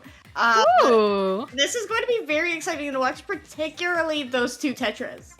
Oh yeah, I mean, the vengeance of a Tetra, no, I did not mean to make a pun, but the vengeance of a Tetra is really not something you want to incur, and both of these all of these players have to be really high strung right now. The tension is running high, and we are in our bracket reset. You know, for all I know, this could go to a game 10. Yeah. Oh my gosh. Can you actually imagine? I think I once did a game. I once commentated a set all the way to a game 14. So yeah, it can happen. Oh my god, it's like that game 74 from Ludi. Like, you know, sometimes we just have those 113 match sets. Like, we could be here for a while, Cater. I hope you have water. I really hope we're not here for a while because I did run out of water sometime in the previous set. I also ran out of water. All right, let's. Okay, well they better give us a water break. Otherwise, I don't know what I'll do. It's not like it's not. Oh. Peter, go! I'll cover for you! No, it's fine. It's good. We'll be starting soon. Besides, Splat Zone's Wahoo it's a funny little map, you know? It's a circle. You don't have any other circles here, do you? No, honestly, like, I know that's like Wahoo World's gimmick. Like, oh my gosh, like, Circle Zone, like, we're not playing Minecraft. Like, yeah, you're so, haha, look at that, it's a circle zone, isn't that so funny? I genuinely love it, like, as a blood player. You know, I love the way the walls around the zone, how you can bounce shots off of that, and it just makes painting it, I know this is an extreme blob bias moment, but, like, it does make painting it, like, so much more efficient. It's so funny, because I've been killed by that so many times. Yeah, it is a certified blob moment, genuinely. Yeah, it just happens, but, you know, having those to ricochet off of is really useful for your weapon, I will admit that. That is fair. Yeah, so, I expect Isaac's gonna be feeling a little bit comfy here. I have noticed that he has a preference for deco, different from myself, but the bomb rush is useful in terms of how much paint you actually do need to get down across this entire map. So I would expect to see some bubbly action, honestly. Yep, there we go. There's the blob deco, just like you were talking about. We do have the zaps now instead of the juniors out, so that's definitely fair. I mean, especially if you're planning to fight just a little bit more, but you're still going to get a whole lot of control out of those. And here we go. There's our opening fight for the zone. I don't know who's going to enter the cap first. Ooh, Squidward on that Tetris goes on the, not the Tetris, what am I saying? Squidward does go down. We've got the armor, the suction rush already coming out, but the blob does go down, which is really unfortunate. That is going to leave that Cat 4 Hollow +1, although we still got members those missiles going to force the scatter a little bit, though. We have the baller on the side of the K-Rapid, though they've been spotted, so they're going to have to come in from a little bit of a different angle. Isabel and the Tetris does go down. We have the suction bomb rush coming out, and 2 more specials online as well. Oh, but the K-Rapid goes down. And so a fight for control over this zone does not yield anything, as that zone just stays in control of Hollow +1. Storm's use of the map geometry there was really phenomenal. I thought they were going to drop into carousel there, but they got right back. They realized it did look like they feinted it a little bit. They realized the zone was in danger, and then they just popped back up that wall and kept painting, and that was a huge part of the reason why Hollow +1 was able to maintain control there. Storm is going to shut down the blob. The zap is down as well. It is the Rapid on their own plat, but they are surrounded, having 3 gamers at their throats. Isabel going in, getting that pick. Hollow +1 is very well situated for a KO right now. Oh, definitely. We still have members going back in. Oh, but the 2 down, everybody just went down right there. I mean, you could see they're getting ready, and they just got swarmed. And that is your KO. I mean, I think that was just the one. Was that just the one push? Yes, that was one push. That was a 100-0. You did not get into zone. We held forward push. Yeah, you did not get into zone. Do not pass go. Do not collect $200. That was it. That was the match. It was incredibly decisive. Just like the Mako Zones game. It felt very similar in terms of, yes, Vengeance was able to entertain the idea of getting back into zone, but in the end, Hollow +1 just collapsed on them, and we are back at Clamblitz Snapper Canal. Can you believe it? This is where the shift happened, right? This is where the shift from Vengeance to Hollow +1 ended up happening, and I don't know. Maybe we'll see another and neck match here. Maybe we'll just see a 100 to 1K, 100 to 0 KO from either side. It's got to be really difficult losing this many matches in a row, but Vengeance still had they have strong matches behind them, but in the moment it can be really, really difficult.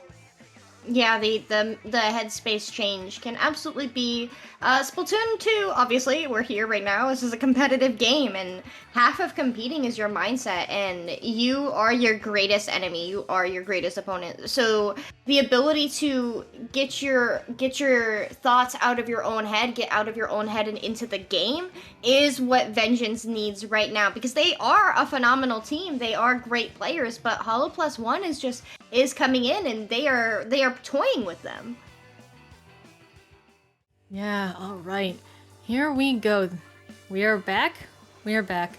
Deja vu, anybody? But we are back at this. We've seen Snapper a lot. I think we've seen it. Have we just seen it every set so far? Snapper board Splat series. Oh God, you didn't have to go there. Oh God, welcome back to Snapper Board Splat series, everybody. Squidboard Snapper series. Yeah, Squidboard Splat Snappers series or something. Yep. Oh, we've got the 2 down. We've got Isabel going down. Okay, we have an early 3 down on the side of Vengeance, which means with all this 9 clams. I think they probably tried to get a push there, but all of the bombs coming out made it unsafe, so it was relatively wise to back up. There is that one clam though, they're going to pick it up, they're going to throw it in, and that is smooth. That is their push right there. Don't know if they're going to be able to get in that next clam in time. Oh, there we go. There it is. There it is. All right. So already we're starting off the smooth push, and that was a wipe. That was a full wipe on the side of Vengeance right there. And so they're keeping this basket open somehow. Still, it's going down all the way to 39. Isabel's still getting those picks. Gets picked herself, but like we are still going. That is all the way to 18, and it's just been a minute and 10 seconds. You know, and those clams are not spawning fast enough for Hollow Plus One to be able to continue to dunk them. They were having to swim all the way from the near side of the map, the far side of the map, swimming all across the globe trying to gather those clams, and they were just not spawning for them. 18 remaining is a phenomenal opening push. They do have a substantial penalty. 41 is very significant for Clam Blitz, but given how aggressive that last push was, they can absolutely clear that again. So Vengeance is going to have to break back in. They are going to figure out how to get these gamers out of there, and they do manage to get 2 down. It is a dually duel over there. We do see Squidward does spot, but it goes out to the junior. I was gonna say that was so cool. That was such a good win. Now you can use the rest of that chicken rush, and then oh no. Oh, you hate to see it happen, but still, we have, you know, your regular firefights in mid instead of just one team being absolutely trapped. We got the baller going on here, does a little bit of protecting for their other teammate. Teammate does go down, unfortunately.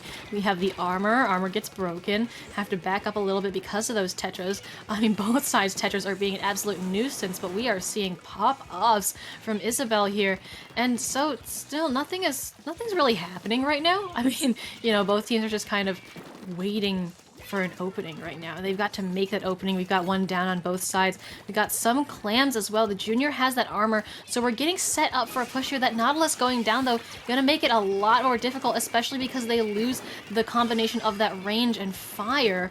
They have the power climb, and they might be able to get something in, especially with a knot doing the little sneaky push thing, but they get found out! Oh no! Isabel finds out the knot, and so that avenue of pushing in is lost. And here we go, Hollow Plus One taking advantage of that momentum shift, going and getting a very nice pick on Ellis there. They have the splash down. You know Isabel's gonna pop that splash down when somebody tries to drop down. Oh, or not. They jump out. Oh, maybe we see I don't know, there's a lot of jumping going in. I think Isabel might have been trying to get a splashdown jump going on, but just wasn't able to find the correct timing and did unfortunately get canceled.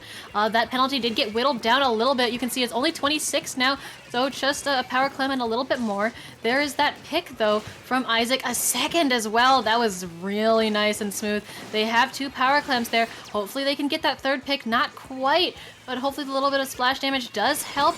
The one clam goes in, the second clam goes in, so that takes them to 60, and they're gonna get a couple more. You can see another power clam coming in, does go in, so that takes them to 31, so we are getting a little bit closer here. They have that power clam at spawn, but unfortunately, I believe that with Squidward going down and the junior getting found out, having to jump out, it looks like that push is over. Very nice, though, for 100 to a 31 push. We've got less than a minute going on, just about 45 seconds left. So if Vengeance is able to get just one more push right here, just like the one that they got before, we could definitely see a shift back in momentum, especially because that game win would be really, really relieving for them. It would be huge in terms of their mental energy to be able to come in and get a win on this map mode in particular that started the momentum shift last set. Mendy is chucking clams off the map. That is to keep clams out of the hands of Vengeance, given that Vengeance only has 10 seconds, and they are just trying to get rid of as many of those clams as possible, so that way their lead can feel a little bit more comfortable. Hollow plus one does get 3 down. It is just the dual leaf. That is a wipe. They are not going to have anyone who can get that power clam. So that is another win for Hollow plus one. And we are now once again in match point. Just a bracket reset.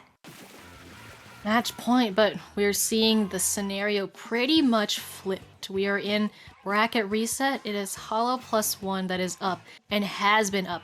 Look at those KAs, double digits for almost all of the team. Oh my goodness. They are on a roll. And imagine you climb your way. This is the team that beat them, that knocked them down into the losers bracket during the winners bracket. So you get knocked down by Vengeance. You climb your way out of the losers bracket, knowing that you went 3-1. You went 1-3 against them the last time that you fought them. You reverse sweep in grand finals, and now here you are. The hype in that VC has got to be absolutely unreal. Oh yeah, they have got to feel great right now. It's fantastic. And we are once again on Starfish, but this time it is Rainmaker. They only need one more win, and that first win last set was by the skin of their teeth, but now they're feeling cozy. It's Vengeance who's feeling the pressure. It's Vengeance whose backs are against the wall. And now they are still at an advantage technically, because they are the team that survived through winners bracket. But now they know that they have to reverse sweep, and that's a lot of pressure when you're already in your head and wondering how on earth did we get here. Oh, definitely. Just the pressure through the roof right now. I mean, I don't think I could overstate how much this match could mean. Again, like you said, we're back on Starfish, but we've got Rainmaker Starfish right now. And this map can get a little funky because you have a couple of choke points, but really that ramp and every point on and above that ramp is what ends up mattering. Yeah, how far up you get that ramp, and if you manage to clear that ramp is what determines typically who wins on Rainmaker Starfish. Just because it's so easy for a team to control their own pit. You have that area on top left, you have your snipe, you have the top right, you have obviously the area above that pedestal. That pit is so claustrophobic, and we have a DC. This is unfortunate. Oh, you hate to see it. Oh, well, I guess we'll just see the KO, as you can see, chilling out in spawn. A little bit of a break, from the tension running so high. Right? Yeah, honestly, just a little bit of a moment for us commentators to breathe. Cater, how are you feeling?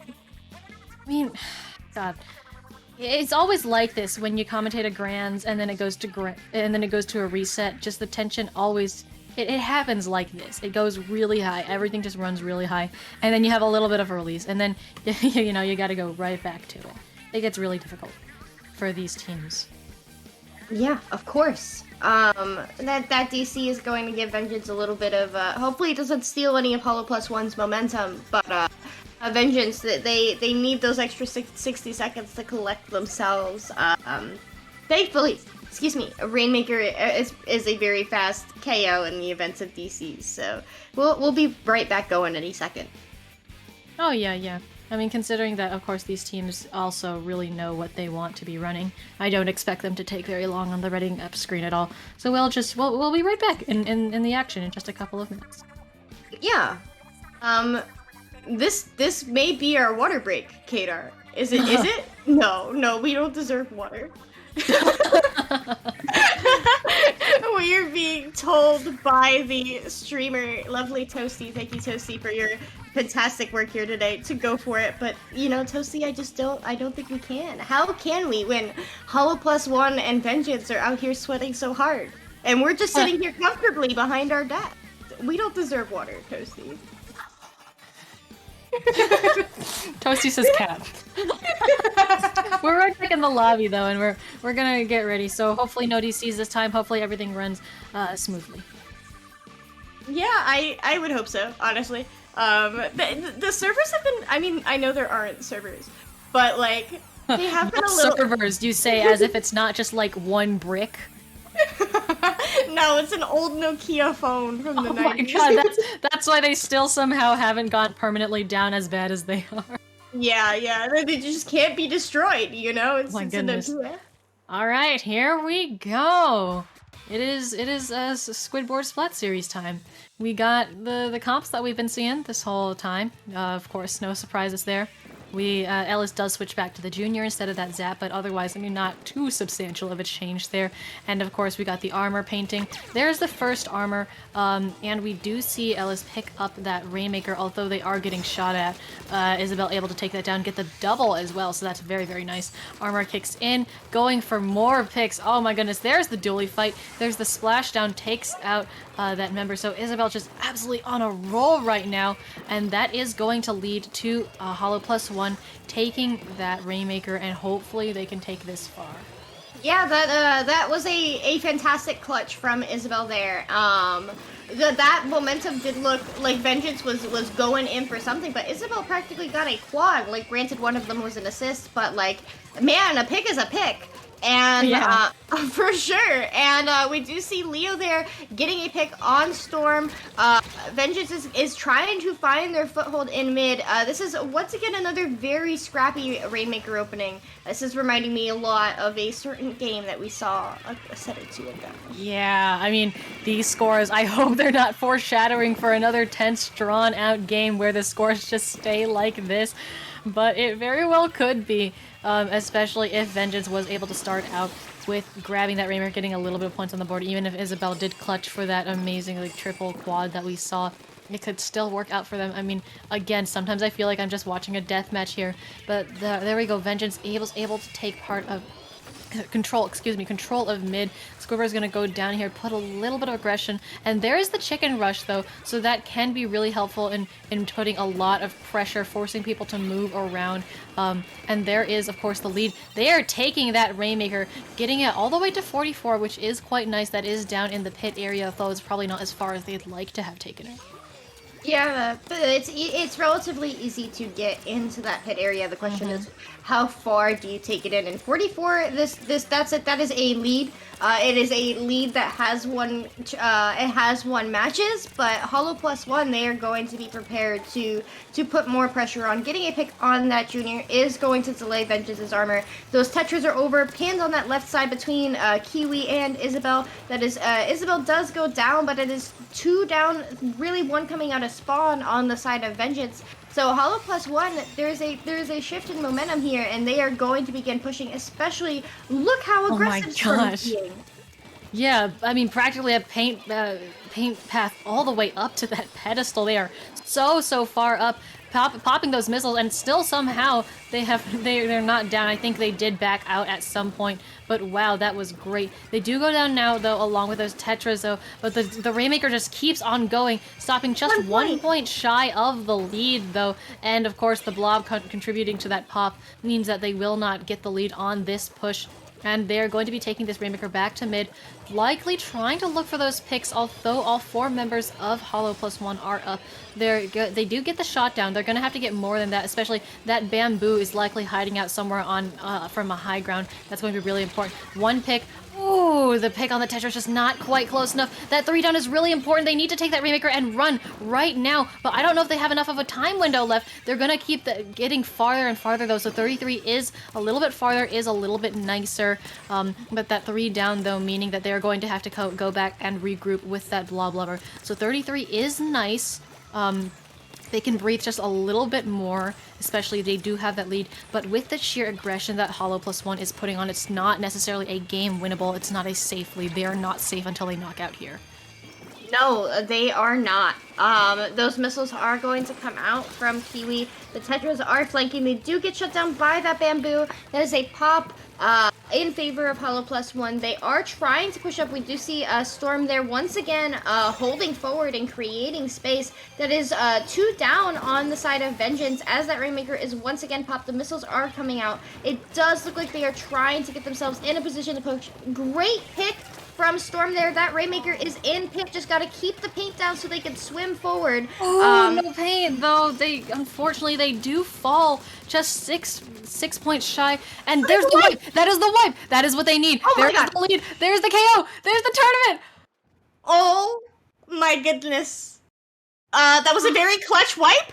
And you are going to see that Hollow +1 is the champions of the Squidboards Splat series, coming out of the losers bracket to get their vengeance on Vengeance in a reverse sweep into a bracket reset and then a clean 3-0. What a set. Where did the wipe come from? I have no idea. I gotta watch that back. I'm so curious now. You got me hooked. How did that happen? I was just about to say, like, that Rainmaker pop, they might not get it. You know, Vengeance might be able to win this, might be able to have the momentum, might be able to take it back, but this is the exact wrong time to get wiped, or the exact best time to get a wipe, depending on which side you are on. That was incredible. Especially where the Rainmaker went down. Just that pop put down so much paint, it painted the ramp. So all they had to do was grab it and just swim. Whoever got that wipe, or I don't know if it was all of them, if every single one of them took out a player, I don't know what happened. Definitely one for a clip. But whoever did that deserves a medal. Genuinely. A donut, a coffee. Someone give it a cookie. Someone give a squid a cookie. If you give a squid a cookie. A Rainmaker-shaped cookie. All right. Well, like you said, that does it for our Squidboard Splat series. Oh, thank you everybody who came out and played or came out and watched or helped us staffed. You did mention Tozy earlier, but thank you to him for doing wonderful stream work. And thank you, Skepidillions, for commentating with me. It was a pleasure. Oh my gosh, Cater, you were such a joy to commentate with. You were always so much fun. So thank you for being on mic today and volunteering your time for the community. All right. Yeah, just before we go, Skep, where can the wonderful people in the audience find you on the internet? Oh, you can find me on Twitter and Twitch at Skepidillion, so you can type !Mike and it'll link you right to it. Oh, yes. Oh, yeah. We do have that command. That's a funky little command. It's very useful. It is. And yeah, as that command will tell you, you can find me on Twitter at Cater_, where I do art commissions and I post about the thing. I talk about the things I commentate, and I have squid plushie commissions open. So if you want one of those, you can contact me. With that is it. There is the tournament stream. Thank you everybody so much, everybody in chat, for coming out and watching. That's gonna do it for us. Until next time, stay fresh. Stay fresh.